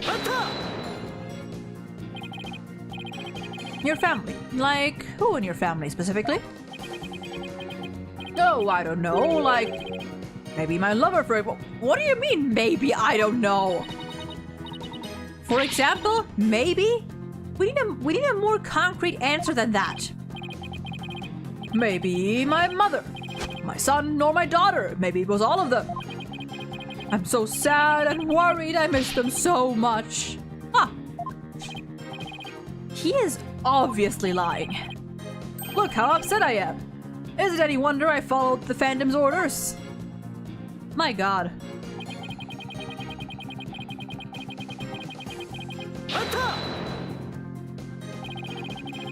You can't think of a single reason that the Phantom might be afraid of the rock? I thought the Phantom wasn't even supposed to have any feelings. How can someone like me, with my wealth of emotions, be expected to understand the guy? The Phantom, a person with very few emotions, would only be afraid of something really big. Like his cover getting blown big. I miss my wife too, Fulbright. I miss my wife too. I don't know what I was going to read there, but it's not what was in that sentence. I'm willing to bet that the Phantom... Nope. I'm willing to bet that the moon rock has something to do with his identity. But what? Maybe the Phantom's fingerprints are on the rock? But fingerprints can be wiped off. And maybe he wanted the rock so bad he literally drew on it and left his DNA? Maybe blood. Maybe blood! We're dealing with a spy here, Athena, not slob. True. But maybe the DNA part isn't too far off. Huh? Something unexpected happened to him during the incident 7 years ago. It was blood! He got blood on it! He got some blood on it! I just know I have something that can show why the Phantom is afraid of the moon rock. I'll just continue with my testimony while you're pondering then, if you don't mind. It's the blood! And how afraid are you exactly? I'm so scared I start to shake even when I see the moon in the sky. Do you shake when you see Miss Sykes' earring? Well, to be honest, since the very first time I met Miss Sykes, I felt more than a little frightened of her. What? I guess some people just inspire that much fear in others. I've been working on making Clavier and Apollo earrings. I've already made some based on Hobo Phoenix. Really? Oh, I'd love to see that when they're done. Oh, that's cool. Do you have any intention on selling them? just curious.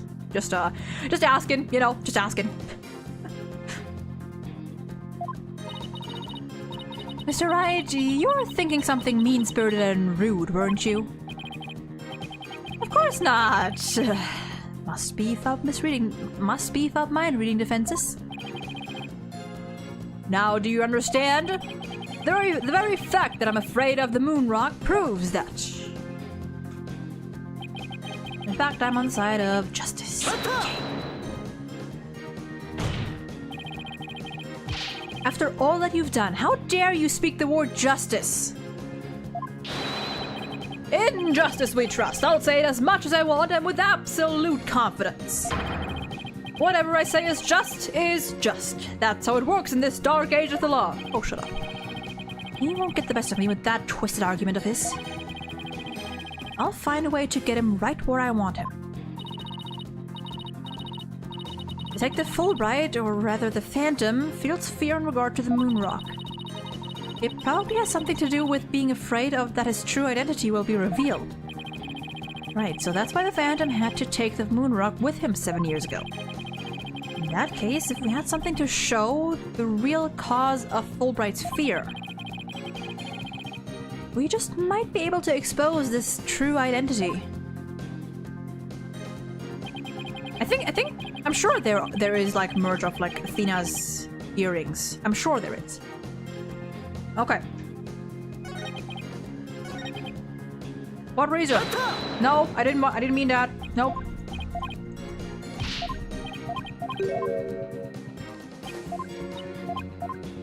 yes, DNA. Yep, I got it. I know what to do. Yep.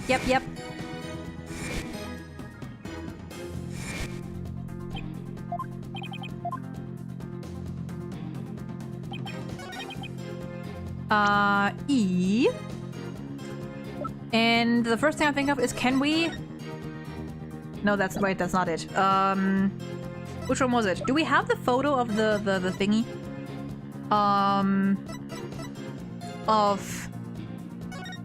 No. Aura statement, lighter, merge ladder.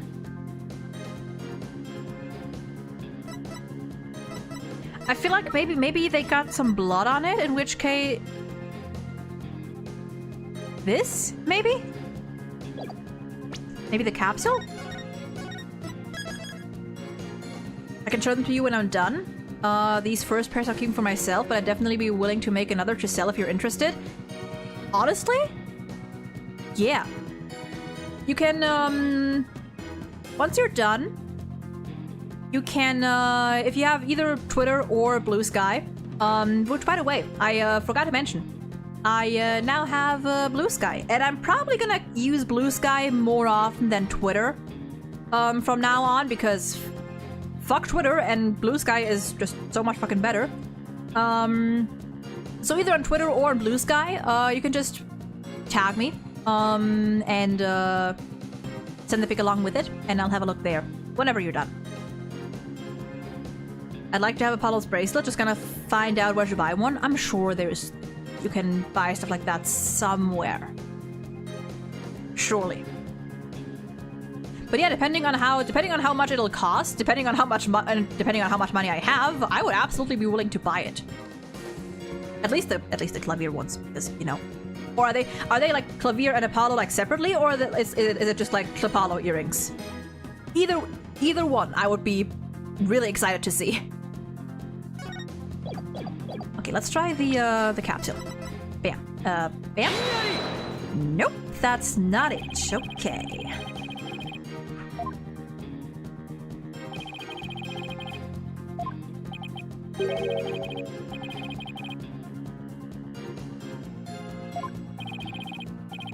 Okay.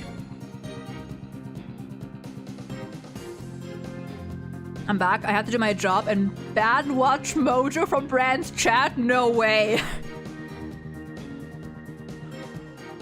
Were they in his chat, or did he just watch another like bad watch Mojo like ranking or something?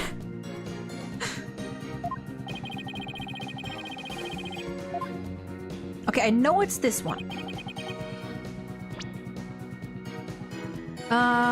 Vision, cross-section, no. More revenues and Terran, anything else in the Phantom's hand?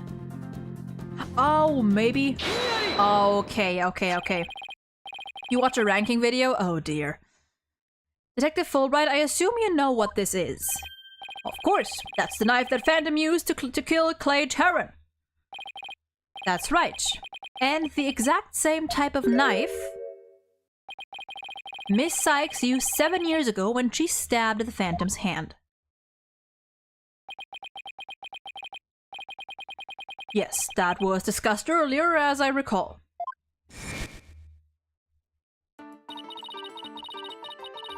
It was entertaining, but I knew it was coming and had to prepare the ban. Oh dear. I'm gonna have to have a look at the VOD later.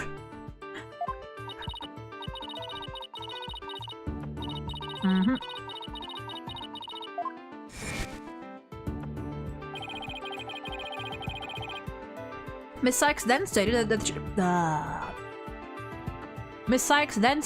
she remembers the culprit bleeding.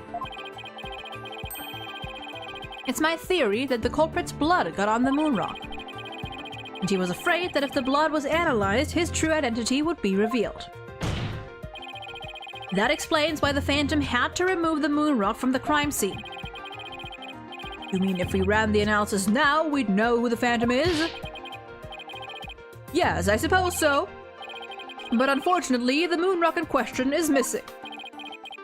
That may be so, but I'm certain I can explain what happened to it in great detail. You can? The knife behind the slaughter. I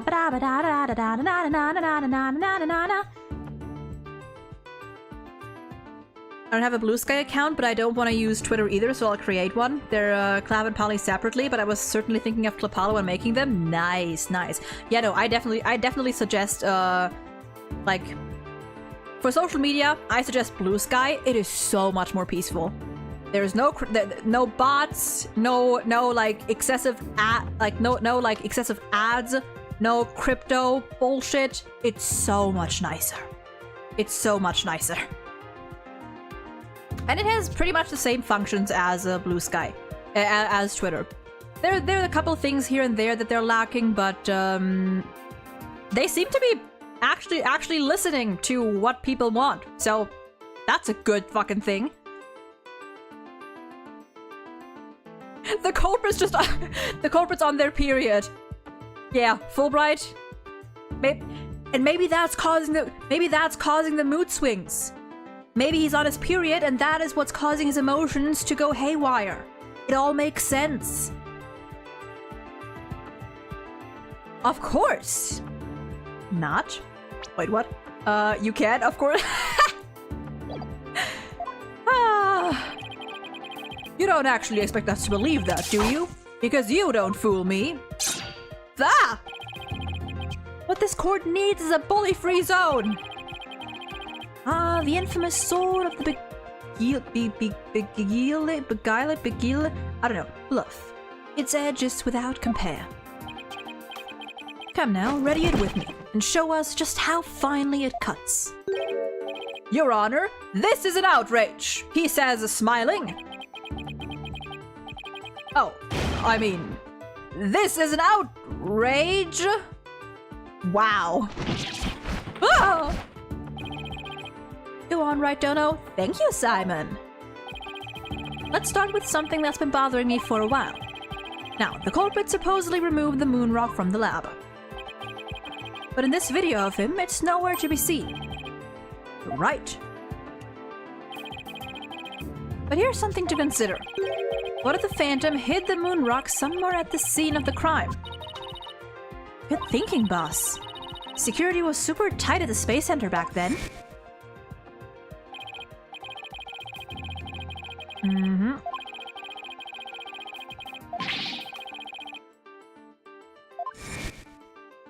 His rage is clearly out.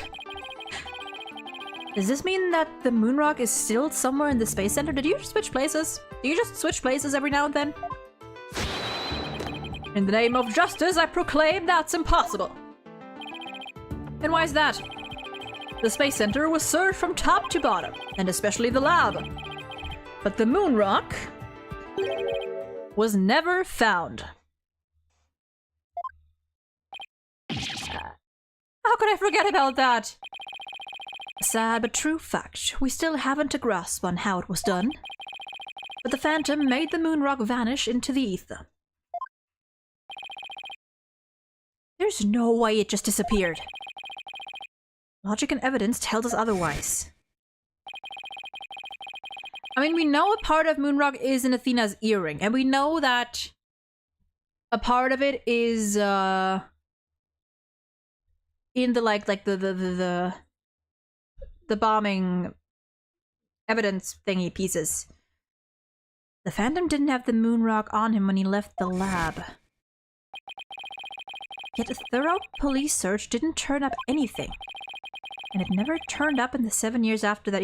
Maybe in whatever. Wait a minute.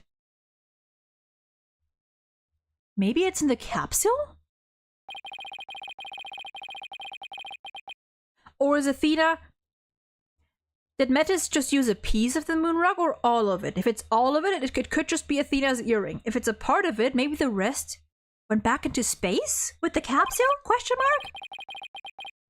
There must have been a way. Think, Phoenix, think.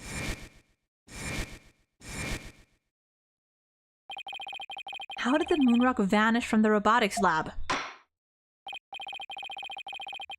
Just got started because a friend of mine taught me how, so I've been practicing by thinking of Ace Attorney characters. It's mostly just for fun, but it'd be awesome to sell a pair or two. Hell yeah! Hell yeah! Yeah, just let me know when you're done. And, you know, maybe. I would definitely consider buying one, that's for sure. So, can you or can you not show what happened to the moon rock, Mr. Wright? Yes, I can, Your Honor. What?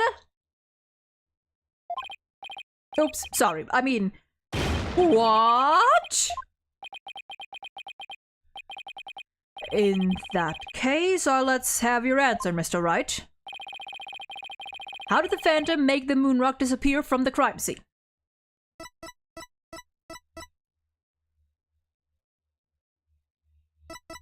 It's one of these. Maybe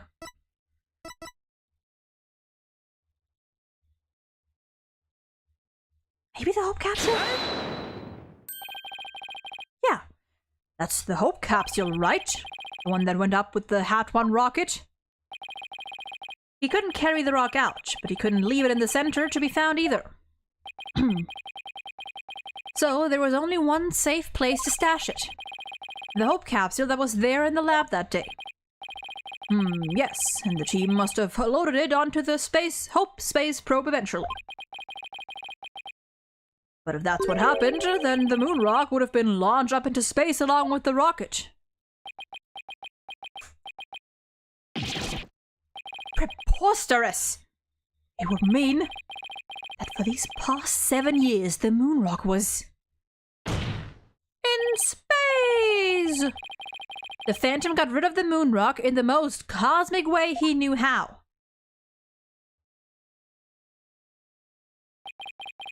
It was out there in the depths of space.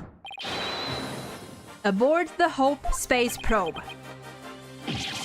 What? Na. Order in the court.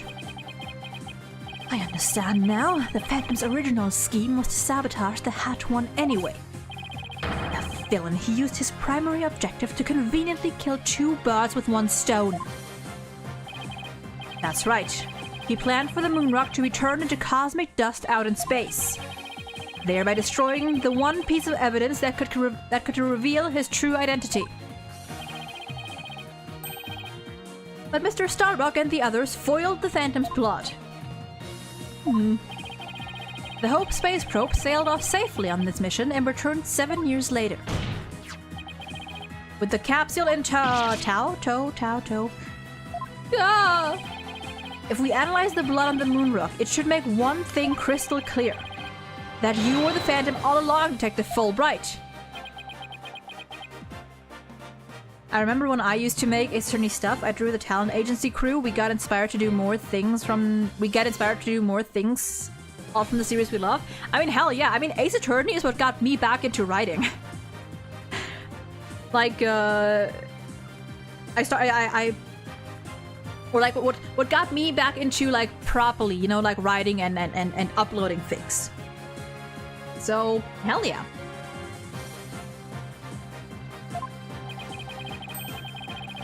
So, he killed Clay just so he could get the moon rock back?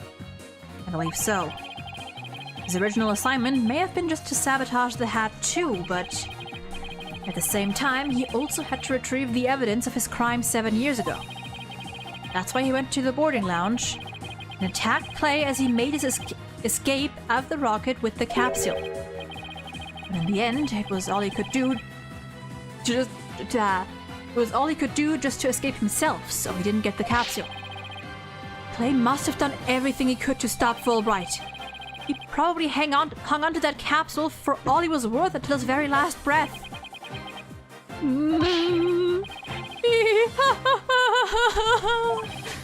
Oh, this is so funny. You make me laugh. You really do. Boy, he's totally out of whack now. It's game over for you, Detective Fulbright. Why don't you just admit it all now? There's nothing to admit. I'm Bobby Fulbright, undercover investigator, I tell you. I am not the Phantom. The blood on the moon rock is just another one of his schemes. A trap. Now, I'm not sure what to think.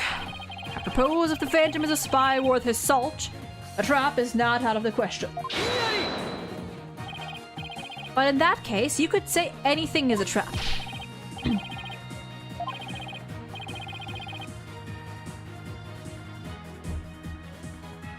That's what makes a trap a trap! I've been framed into taking the blame for the Phantom! Your Honor, I believe further investigation is in order. Ooh. Further investigation? More like plotting your escape. But no more. I will bring you to justice myself if I must. Here and now. I guess it's time to show you just what I'm really capable of. Die, so what? I'm sorry? You guys aren't really...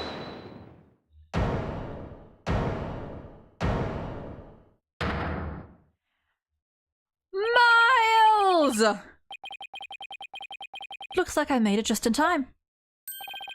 Edgeworth! I have good news for you, Mr. Wright. I've uncovered some very crucial facts. Did you find something out about the Phantom's true identity? You might say that. I started by looking into the first people on the scene 7 years ago. All three, an employee and 2 officers, were registered in the robot's recognition system. But none of them looked the least bit like Detective Fulbright. That's not good. But there's more. I've yet to share my most important finding. Mr. Wright, Prosecutor Blackwell, you best brace yourselves. Uh-oh.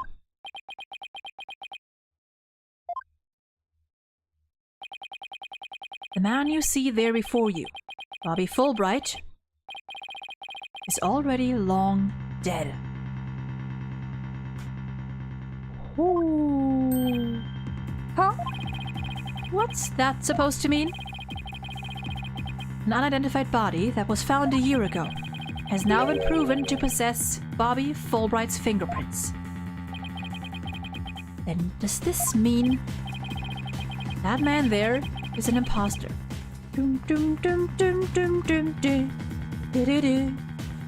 Pretending to be Bobby Fulbright. Amogus! And how fitting for Edgeworth to say it! Then this man, who in the world is he? Oh, the question marks. Enough of your trickery. If you will not reveal yourself to us, then I shall do it for you.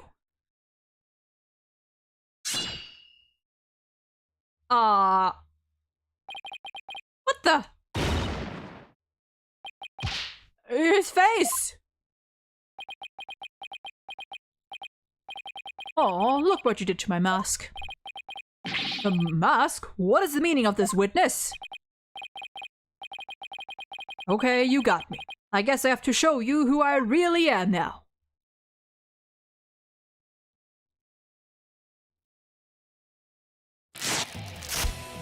I'm sorry. But that's... Hey, Apollo. Yep, it's me, Solomon Starbuck. That can't be right. You can't really be the Phantom, can you? I'm sorry. Yeah, of course not. The real Starbuck was aboard the Hat 1, which was set to be destroyed. Yeah, this is just another mask. I mean, didn't I tell you?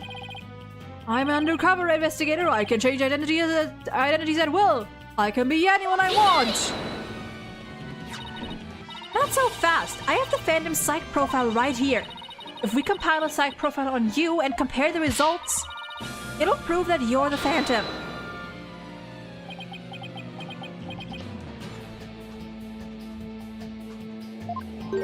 Who now? It's time for me to show you the real meaning of the phrase, the end.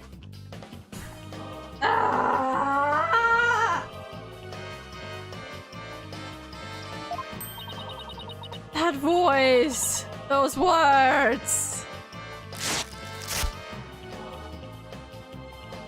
No!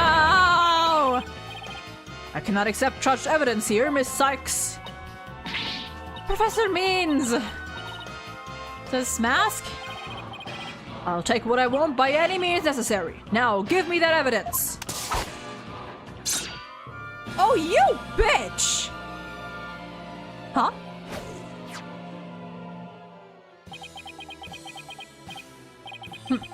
Time to take out the trash. Permanently. How could you? I feel like Taka could have swooped in that time. Now, do you see now how powerful the end justifies the means can be?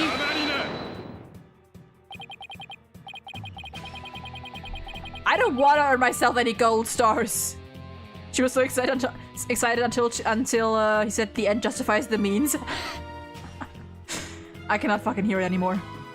How pathetic. You can't even speak without wearing another man's face. Oh, but that's the life of an undercover agent for you. My real face has no meaning or value to me at all. Or perhaps is it really the case that you don't even know who you are anymore? Ooh, that... What must you see when you look in the mirror, Mr. Phantom? Not an awful lot, I wager. Well, aren't you just the master of psychology, Blackwell? That's right, I don't know who I am. I am always living as someone else for my assignments. I don't remember what my face looks like, or even what my personality was like. That's kind of sad. Honestly, when you think about it, that's kind of sad. My face, memories, personality, beliefs, emotions, and soul. I left them all behind. I have no self. I am no one. I am nothing but an endless abyss. Yikes. What's with this guy? Is he even still human? And now we resume with your lesson, Professor Wright. Professor? Professor? God, now I keep thinking of the bloopers. Professor Edgeworth? Oh, huh? I believe you made this argument earlier. If you were to analyze the blood on the moon rock, you could prove that I am the Phantom. Sad lore, I forgive you, Phantom. You know what? Yeah, he was just misunderstood.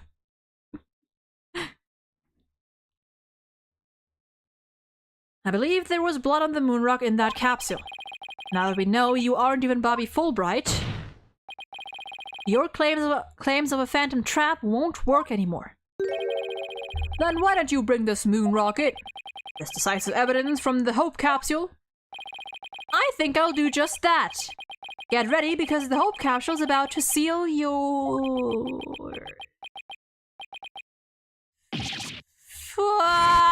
Oh god, you could have let him swear!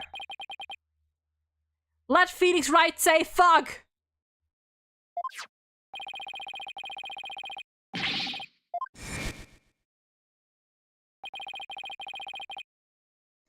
It looks like you have finally caught on. Full marks for the defense for effort. People say the writing of this game is so dark, as written with the Blackwell. Yeah. And this is directed by a group of rookies at the time, or quote, rookies. I mean, yeah, it's the first game without Shu Takumi. Yeah, no, honestly, this game is pretty damn good. This case is amazing. Honestly, this game is, in my opinion, pretty damn good. Like, of course, there's some hiccups, but honestly, that's the case with literally any Ace Attorney game. Like, even the Phoenix Wright trilogy, as much as people like to, you know, put it on a pedestal, even the Phoenix trilogy has some flaws. But what a shame your hope was lost in that courtroom explosion.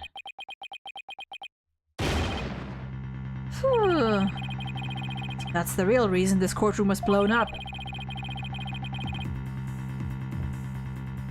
It was all for the Phantom to destroy that one piece of evidence.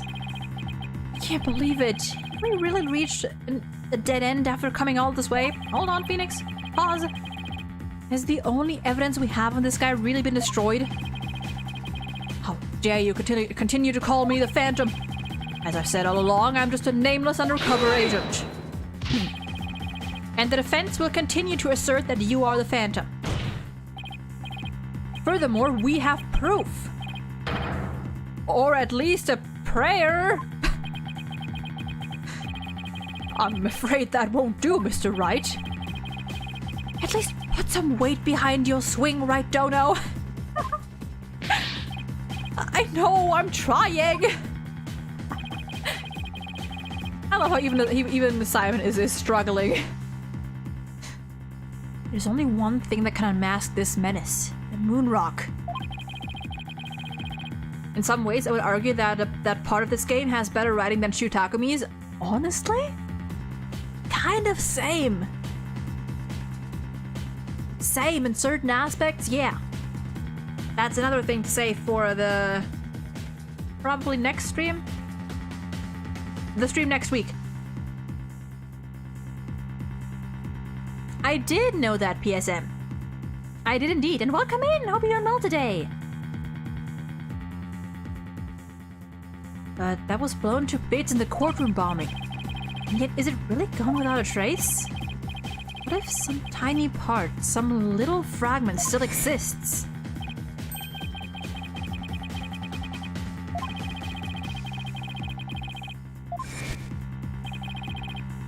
Very well, Mr. Wright, let's see your proof. What evidence will finally prove the Phantom's identity?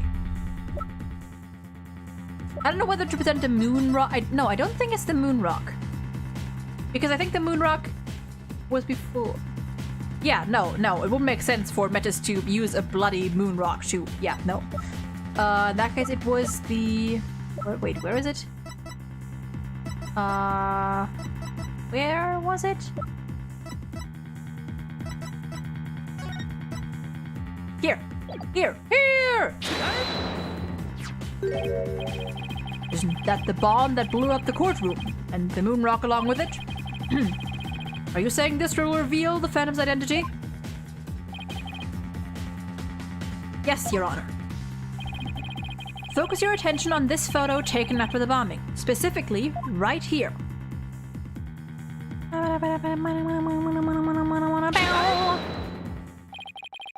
Please take a look at this. Look at this article. This article about the hot one. Now, please note the strange black and yellow rock there on the left. That is the moon rock. And when we look at this photo of the bomb fragments, see how there's a rock-like object with the same coloration? Yes, I see it. It would seem that the moon rock was much more durable than the Phantom thought. If we take a look at all the fragments that the police found, we'll likely find one with blood. And DNA testing on that blood will prove the witness is indeed the Phantom. Unbelievable. But that's impossible. A surprise, to be sure. That's one bloody tough rock. Literally. Or one might say one tough, bloody rock. Honestly, I prefer the series to continue with this kind of concept, M rating and all, at least make it gruesomely realistic. True. Let us have the fragments tested straight away. Oh, and you'll be having a DNA test too, Fulbright. Bailiff, contact the police department immediately and order the testing. Get MS Guy in here!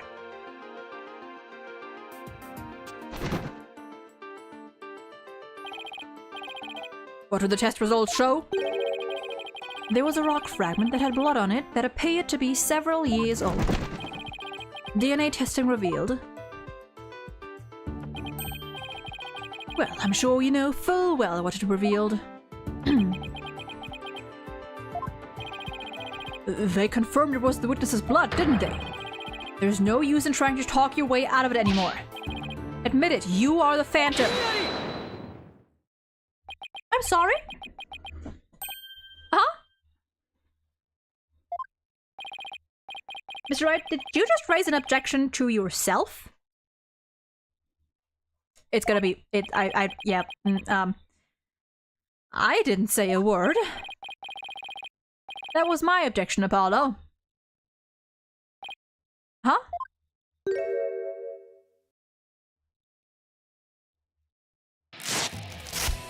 Oh, I hate that! Why? It was a pretty good objection too, don't you think? What the fuck?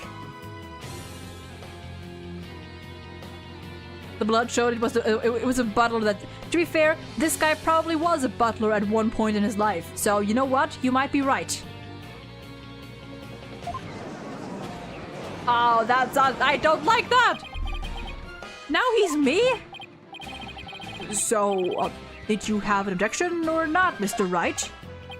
Huh? Oh, no, not really, Your Honor. No, not you, Mr. Wright. I mean, the witness, Mr. Wright.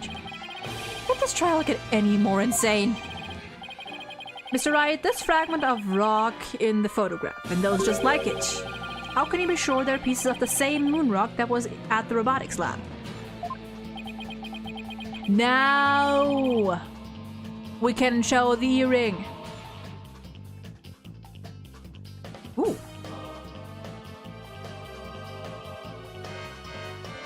Care to explain what you mean?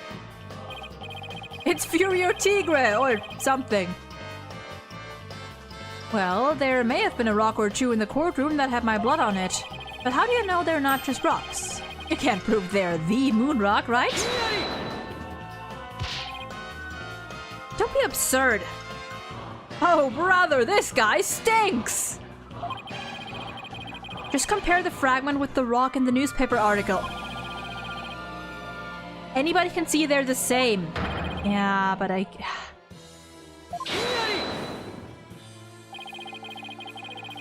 But maybe some other rock with the same coloration happened to be in the courtroom. I guess they realized the scene needed some comedy, and hey, we got it. It's highly unlikely a rock with such a unique appearance just happened to be there. Unlikely, but not impossible. Yep, you can't deny it's a possibility. But your blood was found on one of the fragments. Apollo, there's nothing suspicious about my... Apollo, there's nothing suspicious about my blood being on a piece of rock. And why not? I know it sounds like an excuse, but... Several years ago, I tripped and fell in this very courtroom and was hurt pretty badly. Maybe that's how my blood found its way onto a piece of rubble. Oh, come on now. Even he must realize how ridiculous that sounds. And yet, I suppose it's not completely out of the question. I see you're starting to sweat, Mr. Wright. I thought that the worst of times are when lawyers have to forge... Oh, fuck off! You're the last person I want to hear that from. Well, then why don't we get those fragments analyzed?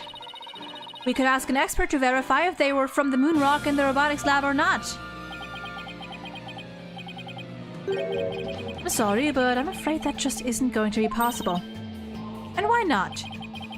In order to prove that the fragments are from what you say they are from, you'd need a sample of the moon rock from 7 years ago to compare it with.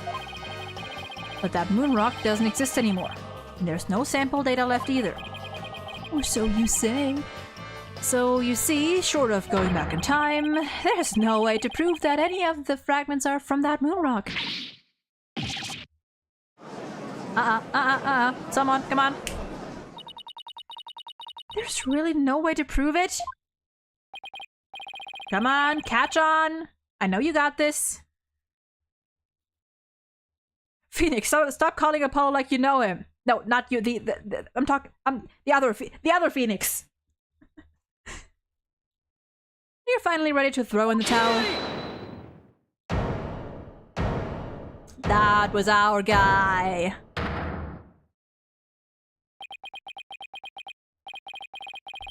So the moon rock doesn't exist anymore, huh? That's right. It was such a valuable rock too. Shame, really. But it's lost to us forever. He's wrong. It's not completely lost. There's another piece of it right here by our side. A shining fragment of hope that can turn everything around. The final piece of evidence to put this phantom away for good. The defense has a piece of evidence that completely contradicts your claim. You have what now? A final fragment of hope that was passed down with great love and care. We do? We do. Even if the person holding it hasn't realized it yet. this true, Mr. Wright? Pay no attention to him, Your Honor. He's just bluffing as usual. I wonder if you'll be able to force your biggest smile when you see what I've got. My guy said, try me, bitch. Da, da, da, da, da. Bam!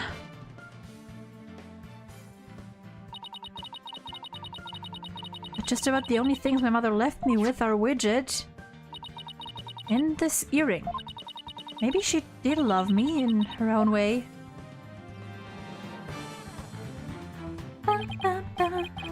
Athena, you may not know it, but your mother left you with a very important piece of evidence.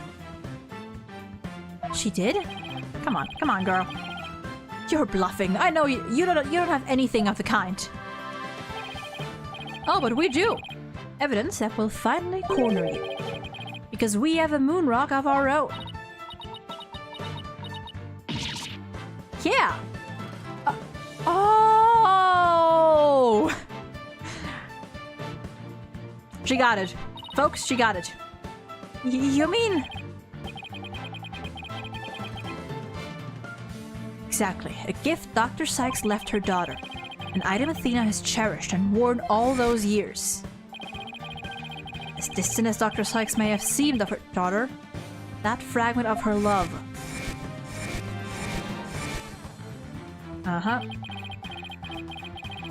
Will shake off the darkness of the past and give us all hope for the future. This is the defense's sample of the moon rock. That's your sample? This earring that Miss Sykes always wears was made from that original moon rock. What? This time, it was right here all along.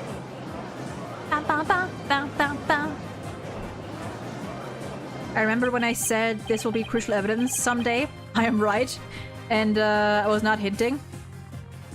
I mean, I feel like it was pretty obvious that like it seemed so out of place or like out of nowhere that like it had to be important. Generally, any piece of evidence that seems important is gonna end up being the most crucial thing. Why do people say Phoenix bluffs when his bluffs are always right? I mean, just because he's always right, or usually right, doesn't mean that he's not bluffing. Like, he's still making shit up. He just happens to be like on the money almost every time. No, it can't be. Also, hold on, I need to get myself some more water. My bottle is empty.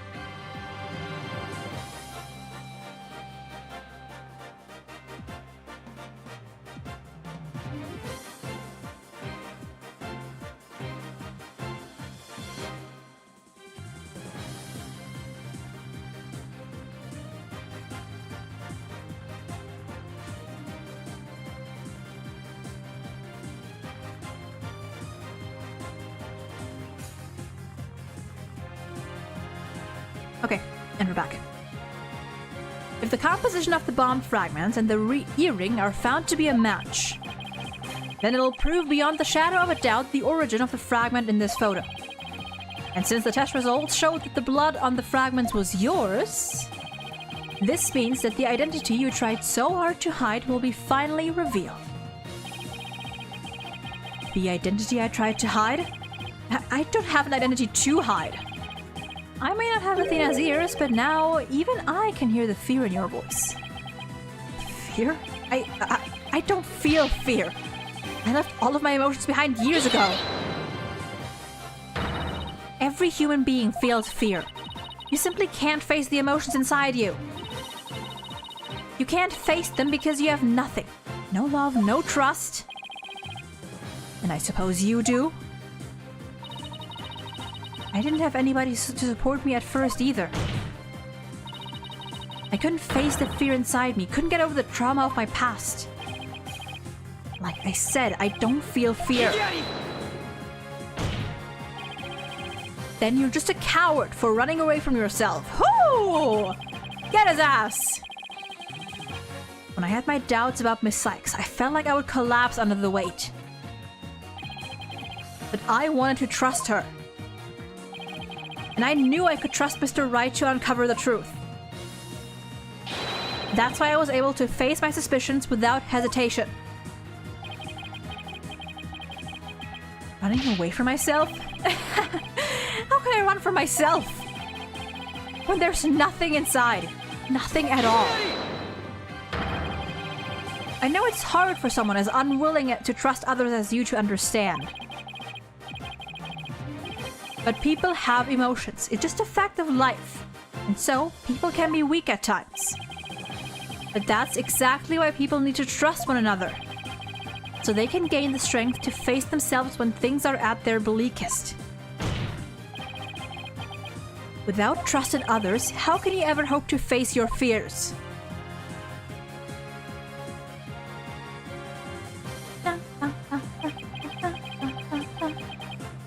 The fear inside of me? Is this? No. Oh, we're getting to him. We're getting to him. Yes, and kind of like Edgeworth knows what he wants to say the moment he opens his mouth.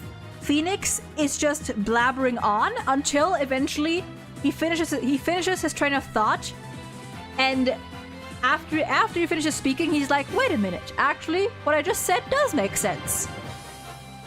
It's like one thinks before speaking and one speaks before he thinks.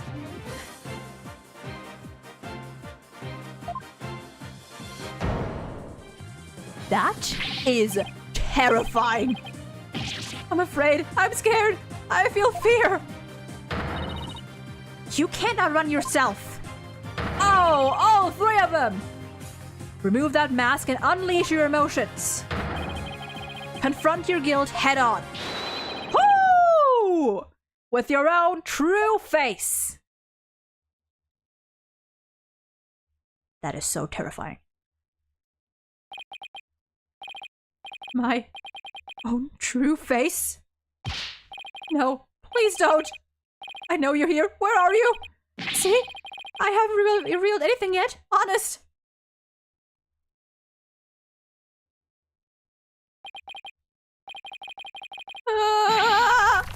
My own true face. I don't have one. My face, my face, my face!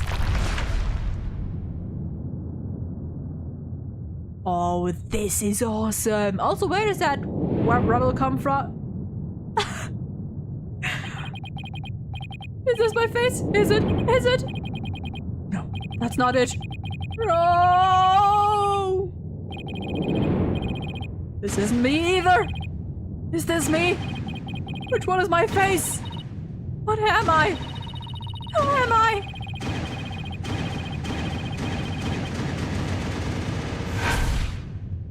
That is...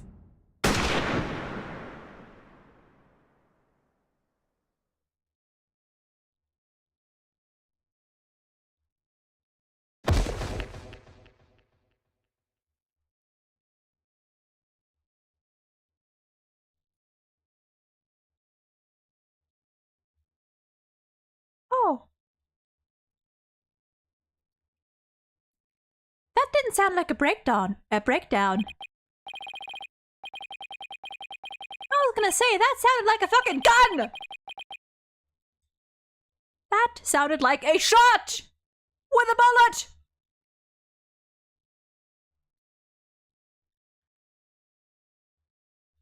A sniper attack in this very courtroom, it chills me to my bones. But this breakdown was fucking amazing. I think the Phantom could be a good cosplayer, you know what, you're right about that. Special thanks to Shelly the Killer. Although he could have waited a bit. I don't know, he could have waited at least a little bit, you know? How to get night all of a sudden? Good question. I didn't really pay attention to that. I mean, he didn't flinch, but he is shuddering.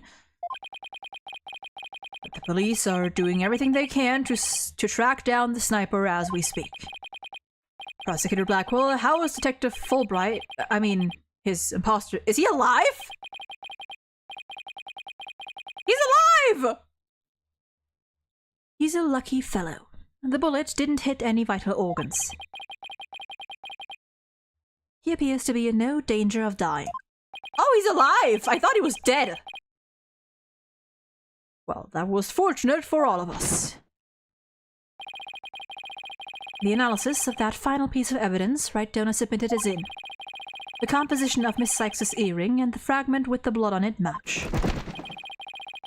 We can now be certain that it is a fragment of the moon rock in question.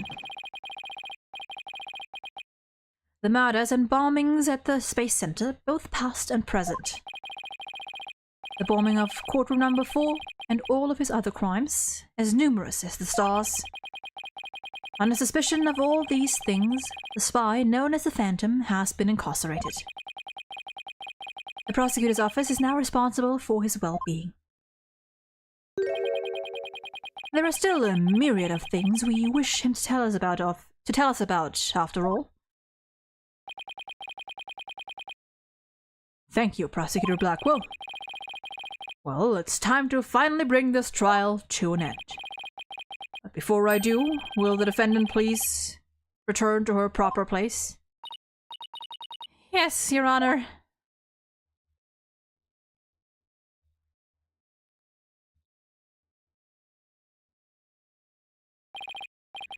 Now then, the court finds the defendant, Athena Sykes, not guilty! Let's go! Hell yeah! Even Blackwell is smiling! Aww! Court is adjourned. To me, the scariest is still the final one from Trials and Tribulations, but this one's a close second. Fair, fair. But what does the Phantom look like? We don't know. Pearls, baby! Okay.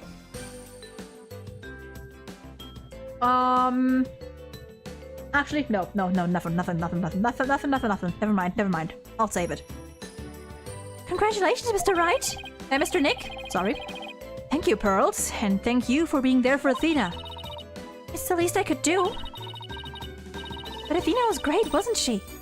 She was so strong throughout the whole trial. Baby! Daddy, I'm so glad to see you. Trucy, are you alright? Are you hurt? I'm fine, Daddy.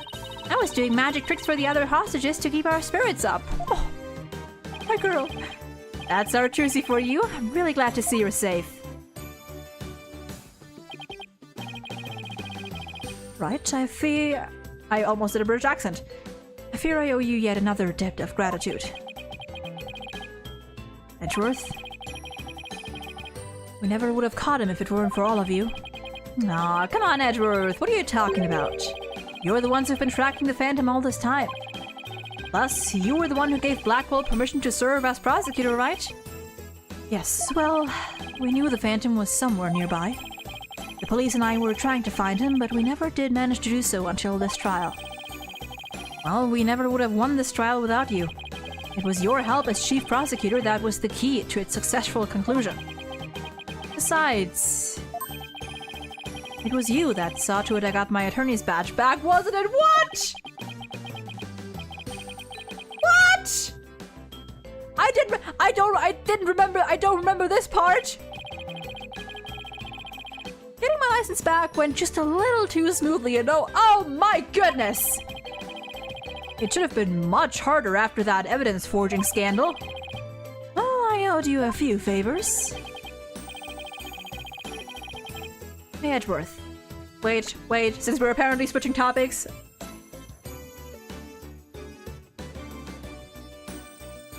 Screenshot time. Hell yeah.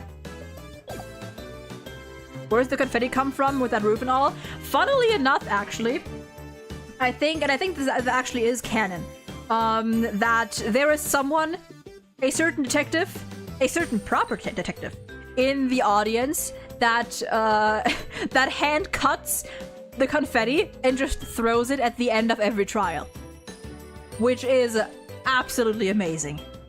Like, you have someone actually there throwing the confetti.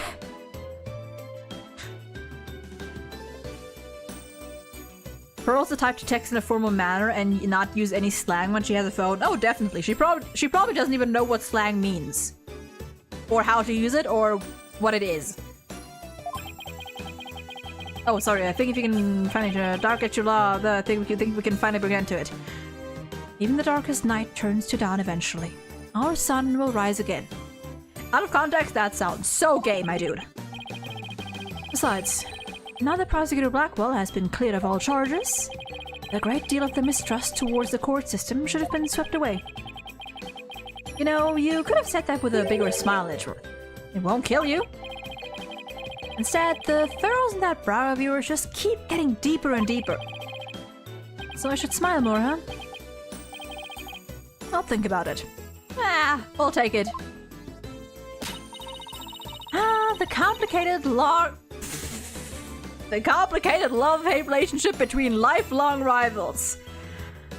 Preach, Athena! Amen! Simon? Simon! Athena, I'm forever in your debt. You went to all that trouble, even taking the bar exam while you were overseas. Well, I knew that if I didn't get your sentence overturned fast, you'd be executed. So I studied and studied. I was frantic. I'm so glad I made it in time. Oh! Just barely, but I still made it. Atta girl, Athena. It's good to see you finally let your tears out. Oh. Yes, I survived by the skin of my teeth, thanks to you. Shame on you, Simon, for trying to throw your life away like that. It was never my intention to just throw my life away. But some things in this world are more important than your own life! Oh, you bastard! Oh, that's so cute! Oh, that's so sweet! Oh, man! Like what? Athena! Athena! Oh, you sweet child! My honor-bound duty to protect you with my life. My mentor's most beloved treasure. Oh god, I'm gonna cry! Huh? She doesn't get it. She just doesn't get it. That's some loyalty. This guy really is a samurai through and through. Well, looks like we can breathe easy now. Apollo, Athena, thank you both. It took all of us together to pull it off. You bet, boss. What a team we are, huh? It was definitely the most amazing turnabout I've ever seen. He said the thing. I'm a lucky guy. My office has the best, most capable lawyers around. Oh. Thanks, Mr. Wright. I'm gonna work extra hard to make up for all the worry I caused.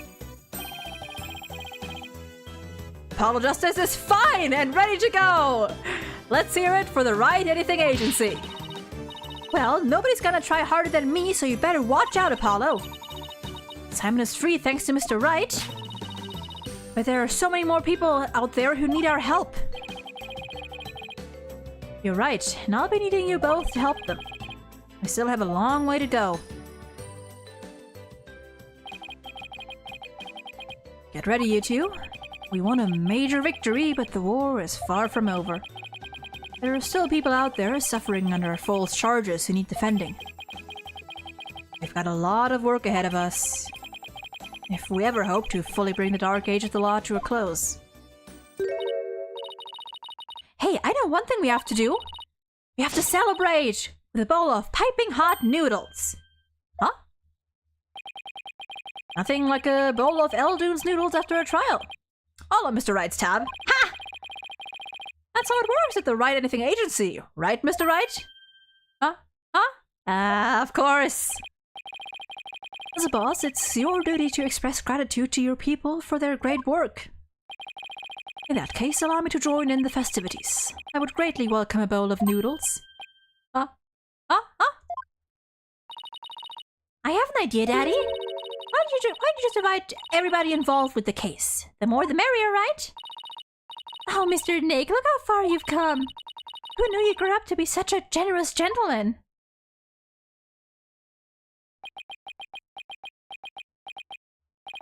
Guys? Under these circumstances, there's only one thing I can say. Ready? Only if I get to join in? Hey, no fair, I want to say it too. Here we go.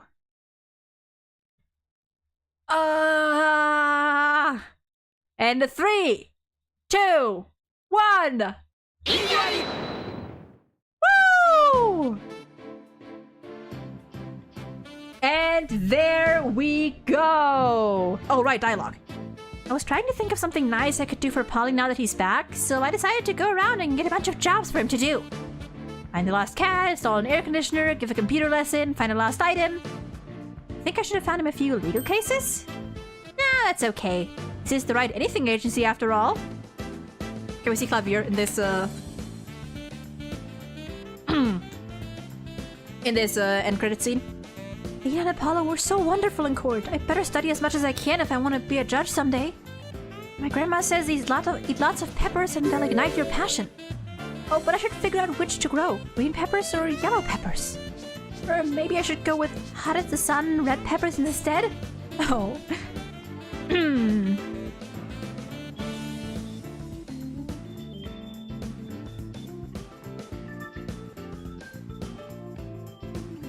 Ah, what do you want? The end of the dark age of the law, you say? How naive. Don't you know it's sometimes necessary to get a guilty verdict by any means possible? Fuck off. What? They're putting me under investigation? The chief prosecutor wants to see me. Ha! Deserved! Fire his ass!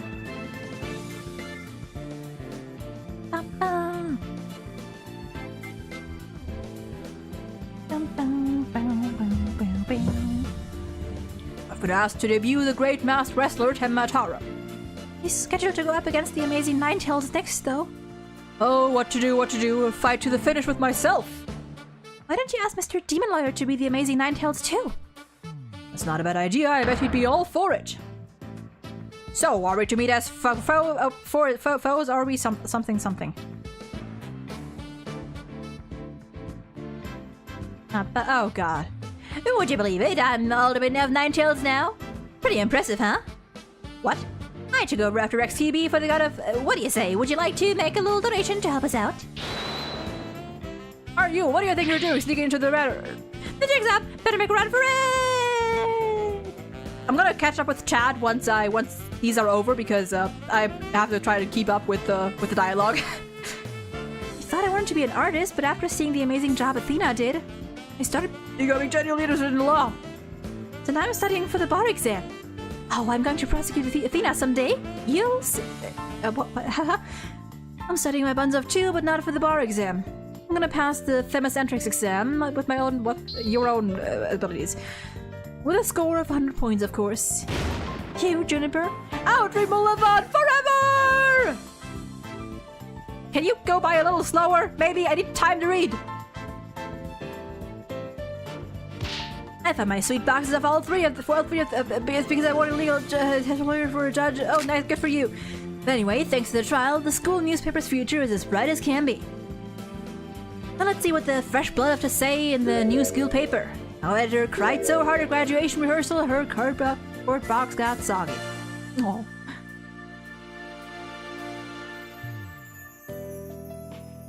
Ah! Ah! I saw the president of the student council sang like no high school student I've ever heard. When she's a judge in her own court someday, I'd love to have a jam session with her. It'd be the coolest trial ever, yeah? I can already hear it now. Ah! I'm good now. I'm good. Oh, that made me so happy. Gave this place a good cleaning from top to bottom, but it's already a mess again. I guess the only thing I can do now is clean up the attitudes of the people in this office. With Mystic Maya due to come here once the training is over, it simply must be done. Clavier jump scare!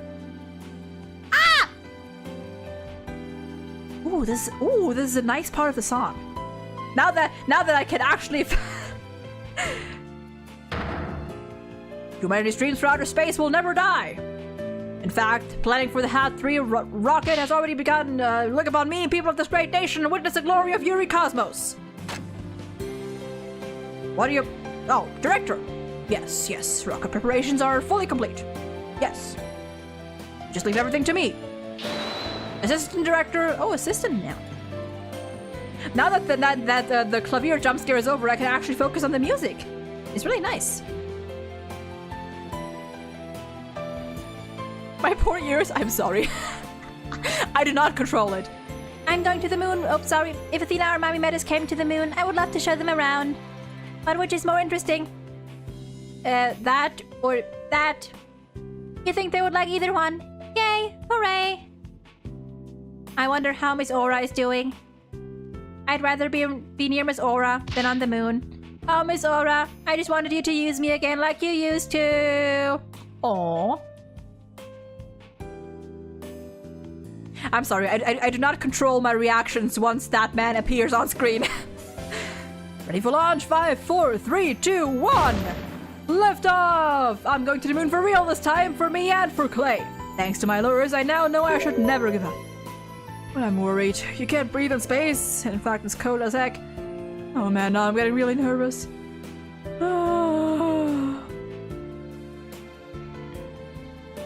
Pongo will be left on the moon and will become Wall-E? No! No, I am not employed here. I simply came to request their services in defense of my sister. But no one's around and I have been kept waiting for a long time. And what sort of case brings you here? Oh, your father was accused and you wish for Athena to defend him?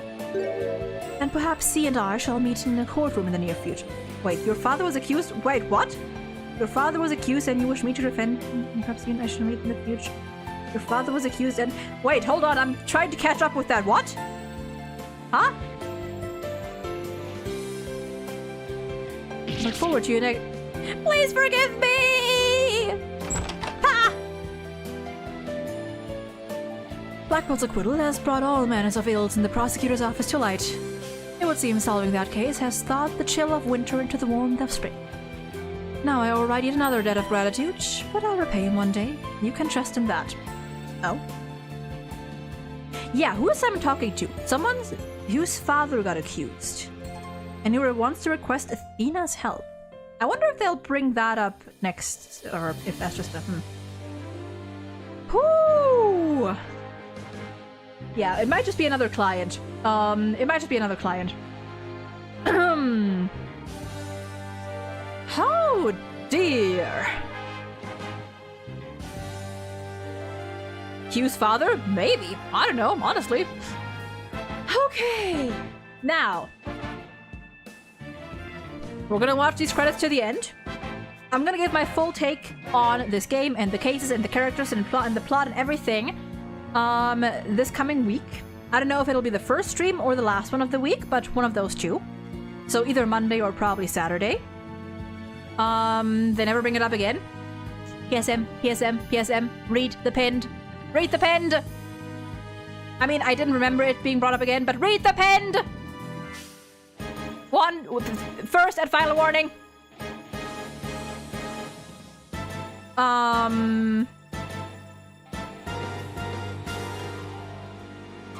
Yeah, we're not gonna end stream immediately after the end credits. There's a I want to there he is.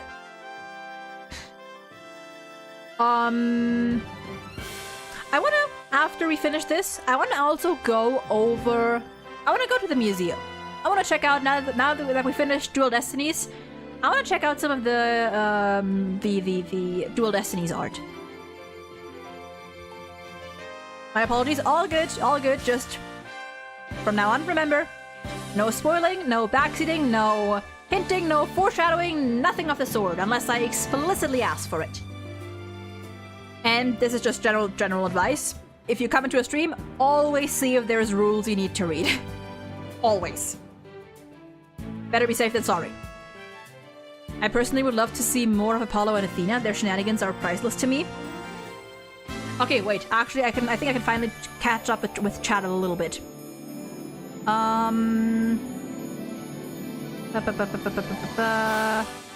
I think from here on I saw a couple.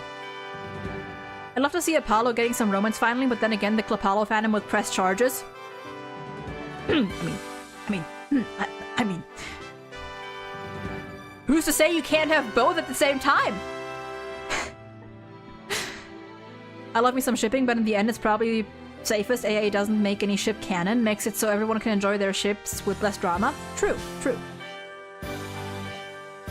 That is true. Oh, Capcom, you legends. Bra.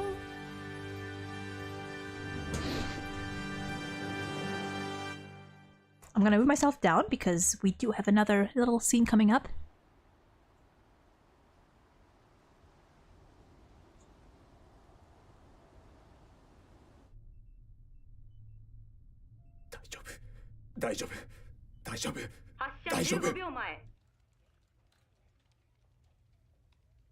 Apollo harem, let's go. Honestly, yeah, Apollo has 2 hands. 7 6 5 4 3 2 1 0 Hell yeah! And off he goes. Aww, aww, look at him. Yeah.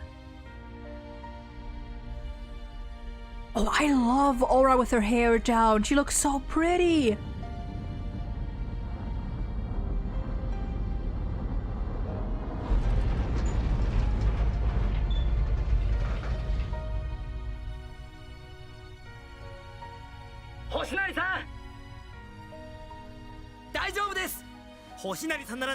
You'll be fine.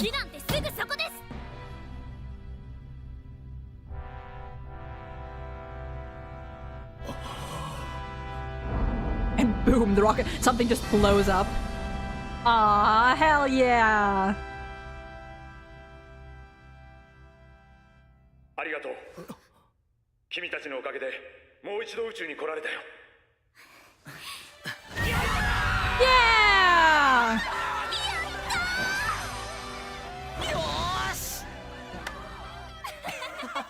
Oh. Oh, look at him smiling at them. Oh.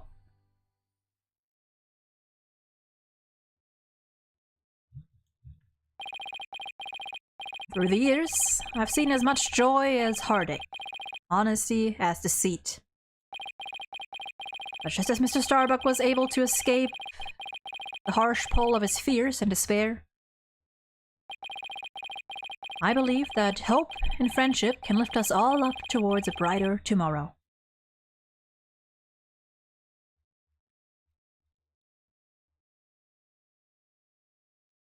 And...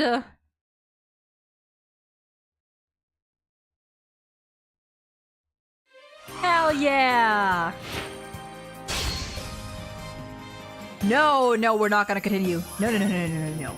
We're gonna take a little break here.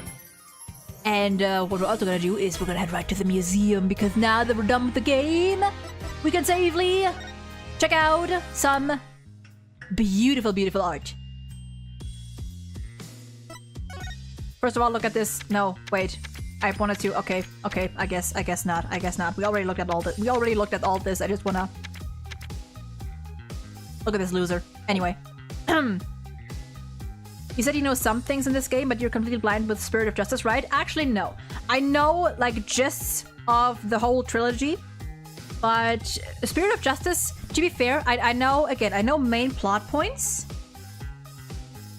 but I think Spirit of Justice might be the game where, like... well, I don't know.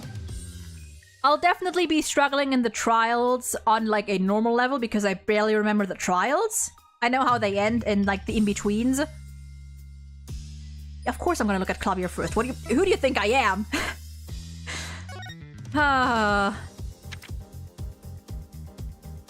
Ooh. Rough design sketches. Ooh, that's nice.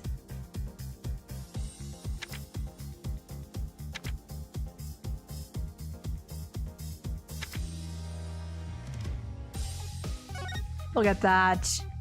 Look at Apollo's dumb face. Ah, babies.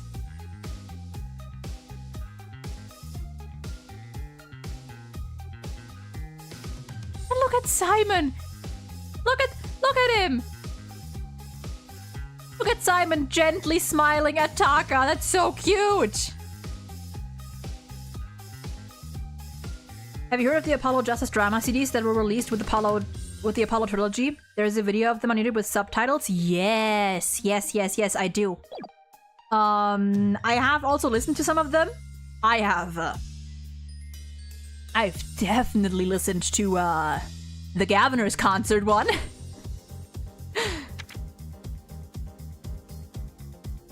Oh, that's so pretty. I've seen most of these arts just online floating around. Okay, and these are the arts for every chapter. Yep. Nice. Character designs. Let's see. Movies, backgrounds, in-game illustrations. Oh yeah, that's nice.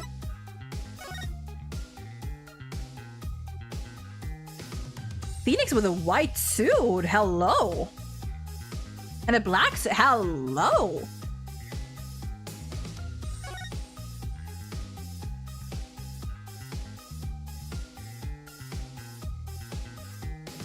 And a little like a knight?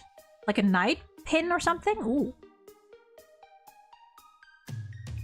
I don't know what that thing there on his arm is supposed to be, but...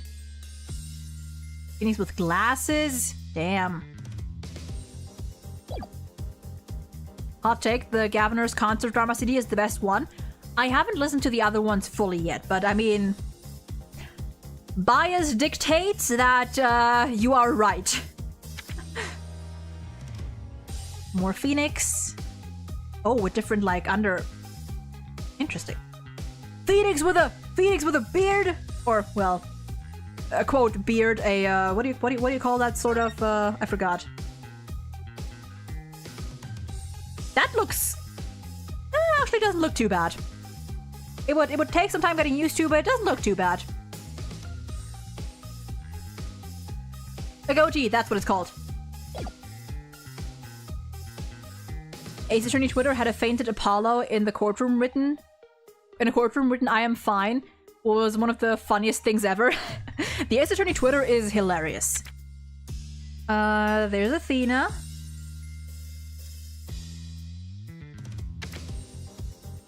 There's tiny Athena. That was supposed to be... Damn. I'm glad they went with this one. This one just reminds me of that lady from what's she called? I don't know what she's called, but from the Très Bien Furio Tigre case. You know the one working at that tech firm or IT firm or whatever. When they were considering giving Phoenix a goatee, the female staff members hated it so much that they did not go through with that design. The Ace Attorney Twitter definitely knows what they're doing. Like, I mean, all I have to say is June 1st. They know what they're doing. Okay, those designs are actually cute for Athena. Those are actually really cute designs. I actually like all of those quite a bit.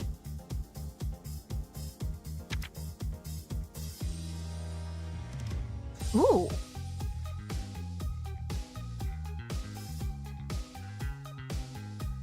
Nice. I like those these concept designs. These ones are very cute. They're more twirly. More twirly and ribbony and just sweet. Yeah, the robot girl, that one. I listened to the Gaviner's drama CD. It was gay as fuck, but it's new content, so I'll take it. Hey, you and me.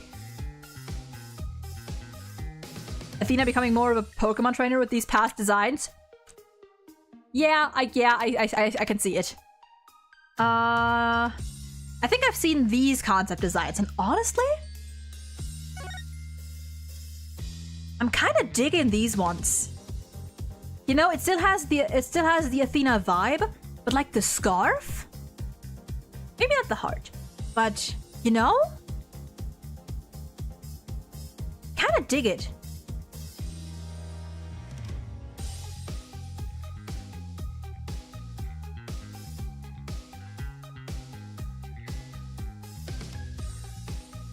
Yeah, no. Or this one. This one also looks really cute.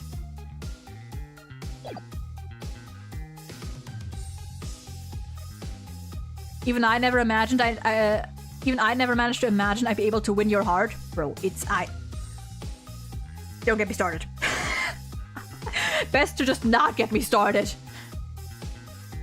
One tweet was with Apollo with a ship behind him. Is this one of the ships I've been hearing about? I think I remember that one.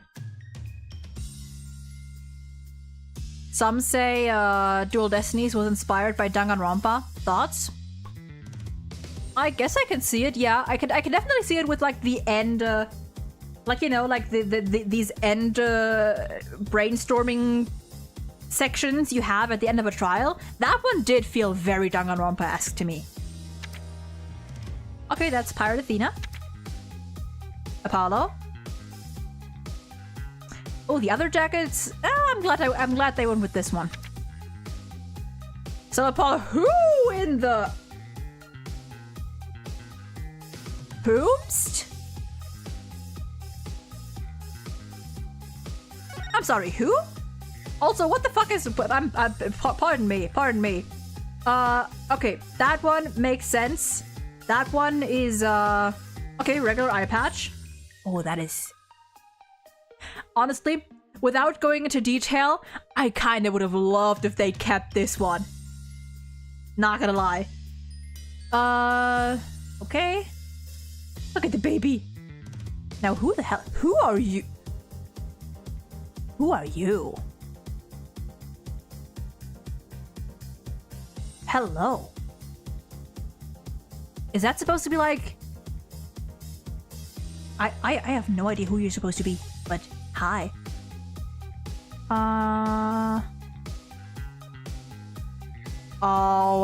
Ooh. Okay, that one looks kind of silly. That one looks so silly. This one, just like with the eye patch one, kind of wish that would have... Ooh, I'm not gonna go into detail, but you know. That would have been kind of awesome too, to have like this. Maybe not like above this, like with the suit, it kind of looks weird, but... People said her design is inspired by the girl from Ghost Trick, but looking at these designs now, it seems it wasn't their first thought. Yeah. Looking at concept art is really fun. One of the original storylines was Apollo getting seduced by a female prosecutor to being a part of the dark age of the law. Got scrapped. I'm happy it did, because I feel like that would not have... I mean, seduced? No way. Coerced in some way, shape, or form? Depending on the argument, I guess. But also no, I feel like that would have really ruined Apollo's character. I wish they'd made it clearer Apollo was copying Chris's behavior due to his trauma over Clay's death and Apollo's lingering trust issues with Phoenix, but sadly we barely mentioned anything from AA4. Yeah. I feel like, I mean, that's just like kind of like an issue from like just an Ace Attorney thing. Like, they don't want to be too specific about like mentioning characters and people from past cases until they, you know, reappear. There's Apollo in his suit. Who the fuck are you up there? Who are you? Who? Oh, they were considering Apollo with long bangs. Honestly, I kind of would have liked that.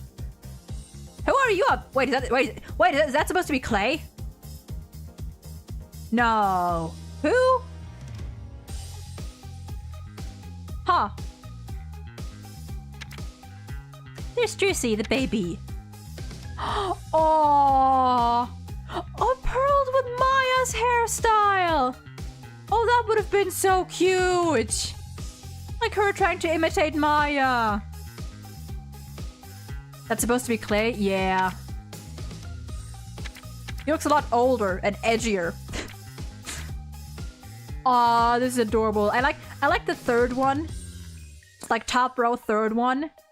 And the Maya one. That's so cute.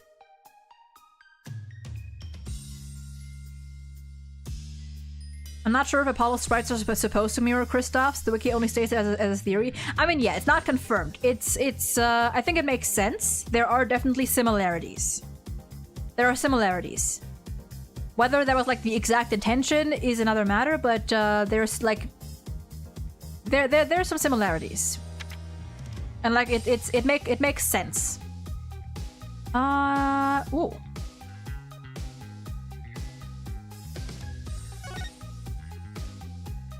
Look at baby Simon. Look at baby Simon there. The purple kind of suits him, honestly. Like the purple bluish, honestly?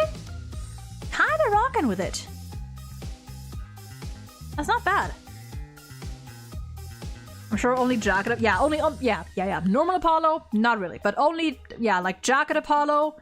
Might have been, yeah. It definitely makes sense. Yeah, normal Apollo wouldn't, but Apollo when he was going through it, I feel like it would have made sense. Oh yeah, and here he has his katana.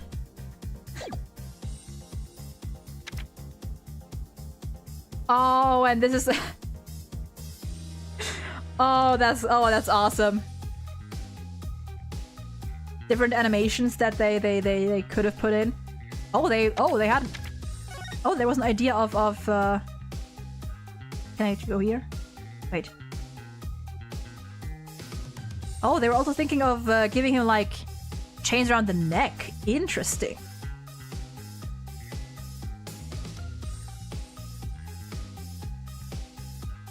Bro, that animation of him like trying to draw, you know, something and getting stopped by his shackles. The funniest Simon animation. It's so good.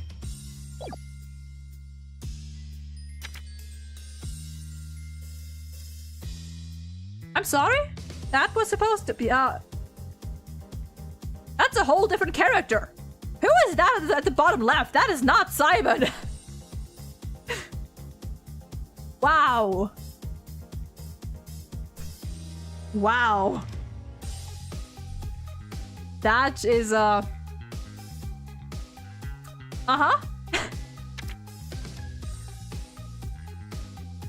Okay, these ones I can get behind a little more. These ones I can sort of get... Ooh, the samurai attire, like, or like, you know, the kimono or whatever. Top left? I kind of like that. Okay, some of these I can get behind a little more, especially like bottom right. The bottom right ones look kind of cool.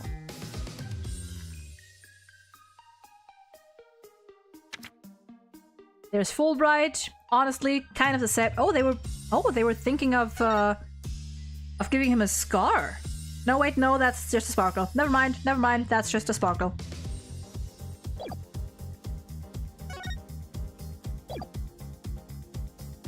I heard the streaks under Simon's eyes are from tear stains from being in prison for 7 years. Not sure if that was ever confirmed though. I'm not sure if it is. It's I won't be surprised. Of course, it's not like that's not something that happens, but you know, symbolism and all that. Oops, whoops. More Bobby. Honestly, Bobby's concept design seemed to be like, except for like top right, seemed to be pretty like on the same level.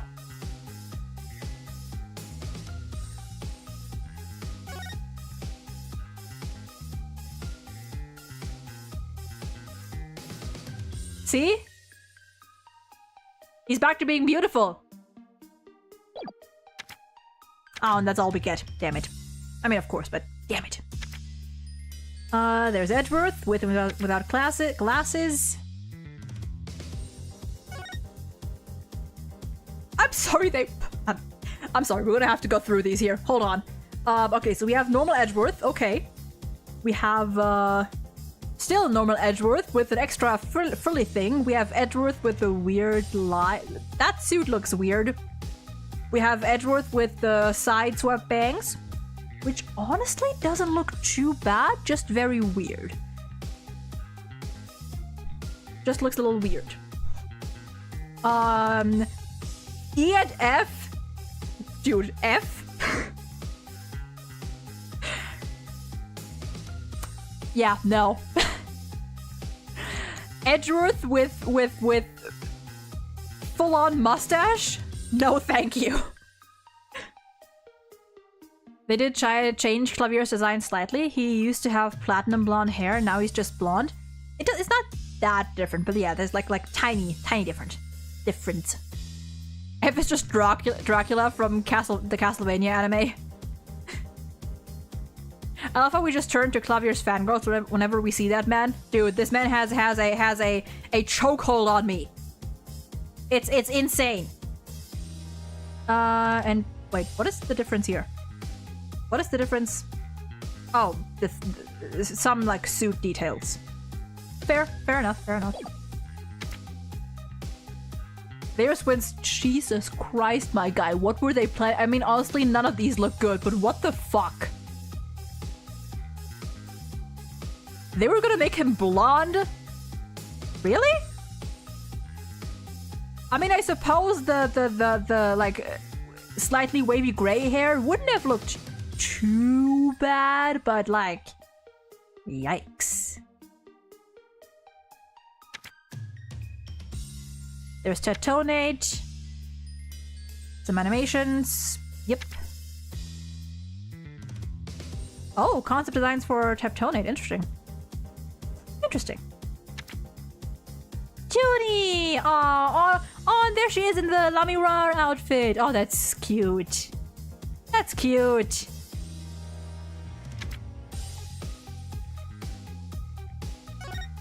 There we have concept designs for Jeannie's outfits. Honestly, I think I like the green and bluish ones the most. But yeah, that's just different colors. Oh, except the this one in the middle. This one has like, what are those? Like they don't have the balls of yarn there or what they are. It's a different ribbon. That's cute. I wonder why they gave us a new pain. I don't know. Honestly, I would have much preferred getting Winston back. I would have much preferred Winston personally, but...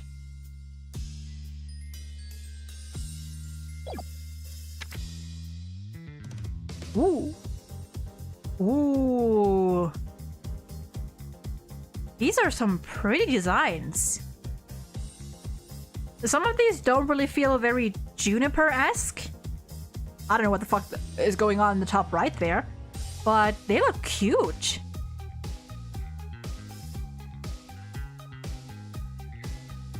Honestly, I'm a huge fan of the headcanon a lot of people have that Clavier would cut his hair sometime after the mission trial, so he doesn't look as much like Kristoff. Same, honestly. Yeah. Understandable as well. There's Jinxie. More Jinxie. Ooh, Jinxie with different hair. She's so cute. She's so cute.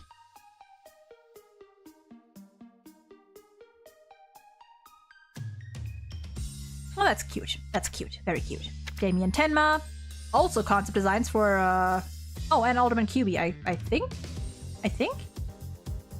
Okay. Uh-huh. From LaBelle. Same thing as in-game. Oh. Not same thing as in-game. Oh. Pain wasn't pain, had to replace. Maybe Clavier's dyeing his hair in a different color. True. Could also be the case. Yeah, these look whack. But they still fit. These ones also... The bottom middle one looks kind of weird, but...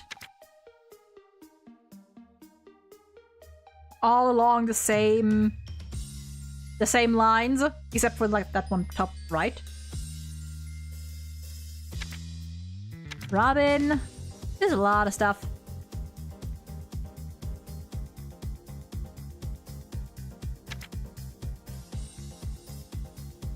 Ooh, Robin with glasses.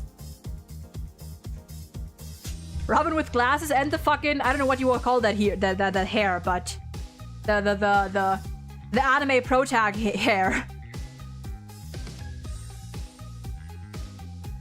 A lot of people also headcanon Clavier does need glasses because of vision problems, but uses contacts instead because he doesn't want to look like Kristoff. I've heard about that one as well. Yeah.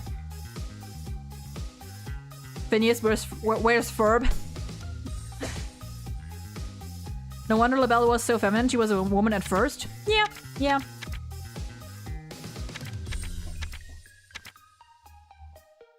Ooh. I like Robin's concept arts. Those are really cool. Hugh. Ooh, Hugh with a ponytail? Oh, I would have been. Oh, yeah. Hugh with a ponytail would have been so nice. Miriam. The various animations. Wow, all of these look terrifying and I don't want to linger too much on them. Also, that is one giant nose up there. Robin reminds me a lot of Sanada Yukimura. Not the actual guy, another Apollo-type anime character who shouts a lot. There. Yep. The animations, Starbuck. Kind of the same vein. I love the one right above me. The one with just like the sad eyes poking out. Yuri Cosmos. What the? I'm sorry, what is that? What was the idea here?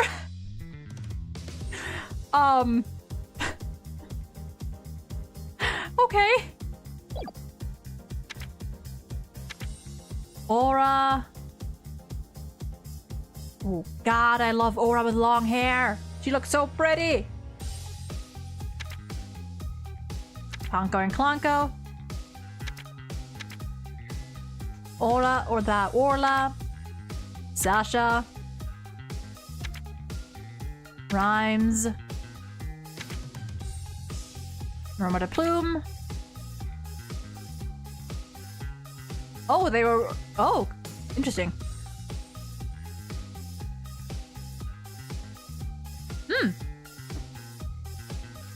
Her with that hair actually looks very nice. That looks like the father of Wesley Stickler. No!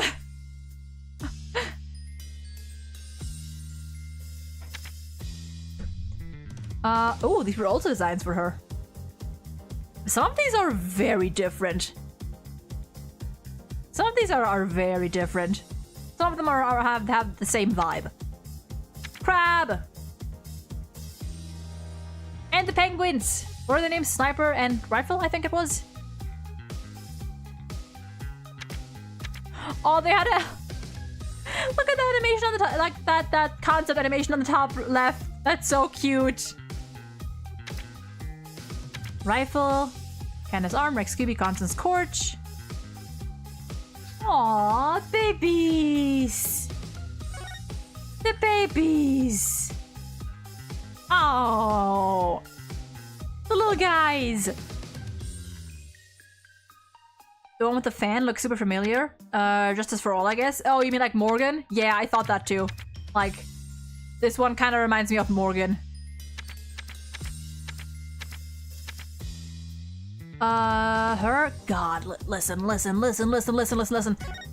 We never even met her, but this woman looks... I love her design. She's so pretty. She is so pretty. Commission pieces, little cheapies, little pixel art. Where's Clavier? Oh my god, he's up there. Oh my god, that's so cute. Oh my god, that's adorable. No, other way. Oh, that's so cute. Look at little Clavier. And little Trucy, little Edgeworth, little Bobby, Simon, Athena. Ah, all of them. Who is that? I can't tell who that one is. Below Simon.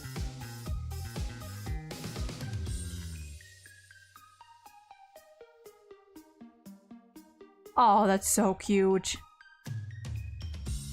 Oh, even Taka! Is that a... Is that...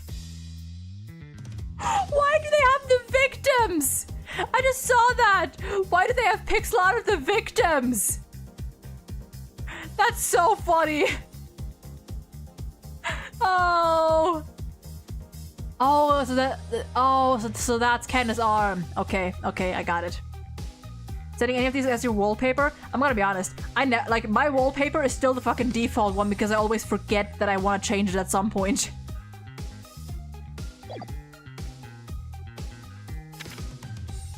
Aw, little chibis. Oh, that's so cute. And the Phony Fanty concept designs. Wow. And we're back to Phoenix. I hope you eventually get an Athena Sykes Ace Attorney someday. I want more Athena leading cases. True. Okay. So. Now, I am starving. And hey, would you look at that? 5.5 hours. 5.5 hours. But you know what? That's fine. So, we are going to take the next week off. Not off streaming, but off. We're not going to start Spirit of Justice just yet next week. We have one stream incoming, which will be either Monday or Saturday. I don't know which way. I'll have to decide that based on how I feel. Which will be our post-game discussion. I've already been taking lots of notes of stuff I want to talk about. If they call the next game Phoenix Wright again, I swear. Funnily enough, that is also another point I want to bring up during that stream that I've just noticed. How do you survive during these streams? Usually I don't. Usually my streams are like 3-ish hours long. Streams like these are exceptions. Usually it's like when I'm finishing a game. Like, I usually kind of just like push through because it's the end of the game. And my voice, I don't know if you can hear it, but my voice is also is also kind of dying. The powers of a VTuber. I usually, again, as I said, usually I'm not an endurance person. Usually I'm not an endurance person because I tend to get very into. I tend to get very into it. But every now and then I make exceptions. Now, the discussion stream will be either on Monday or on probably Saturday. In the meantime, we have 2 more streams next week, which will be number 1, a different game, a different short game, a demo of a game to be precise, that I just happened to find on Steam that I thought looked interesting. And it's also a visual novel, so I wanted to try that out, see how it is. And I don't know how long that'll take. Maybe it'll take 1 stream, maybe it'll take 2, so we'll see about that.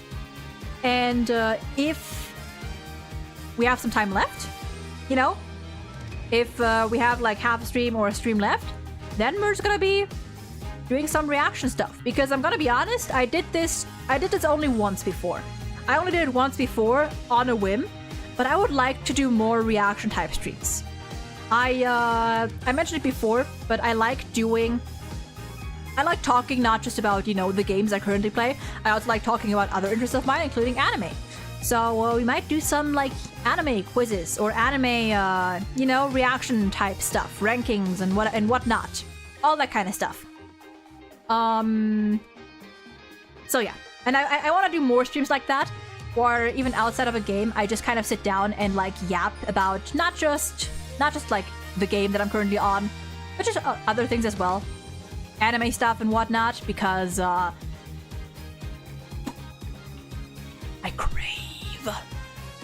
crave, I urge I just want to talk about I just want to talk about anime. A lot more than I have been, which is basically nothing. So we might do that next week as well. I don't know, we might do that. But yeah, that being said, this stream will be done here. I am hungry, I need to get food, and my voice is dying, and I'm tired. I will be back on Monday. If you want to know exactly when I go live, though, make sure to follow my Blue Sky, which is linked. Actually, did I unlink the Twitter? I don't know if I did. I might as well actually just put both on. I might just link like both the Blue Sky and the Twitter. Although I will probably be using Blue Sky more often. So yeah, if you want to keep up with stream updates when I go live or when I have to cancel a stream, go follow the Blue Sky. It's a lovely website, a lovely app as of now. And you know, for other shenanigans and ramblings of mine too.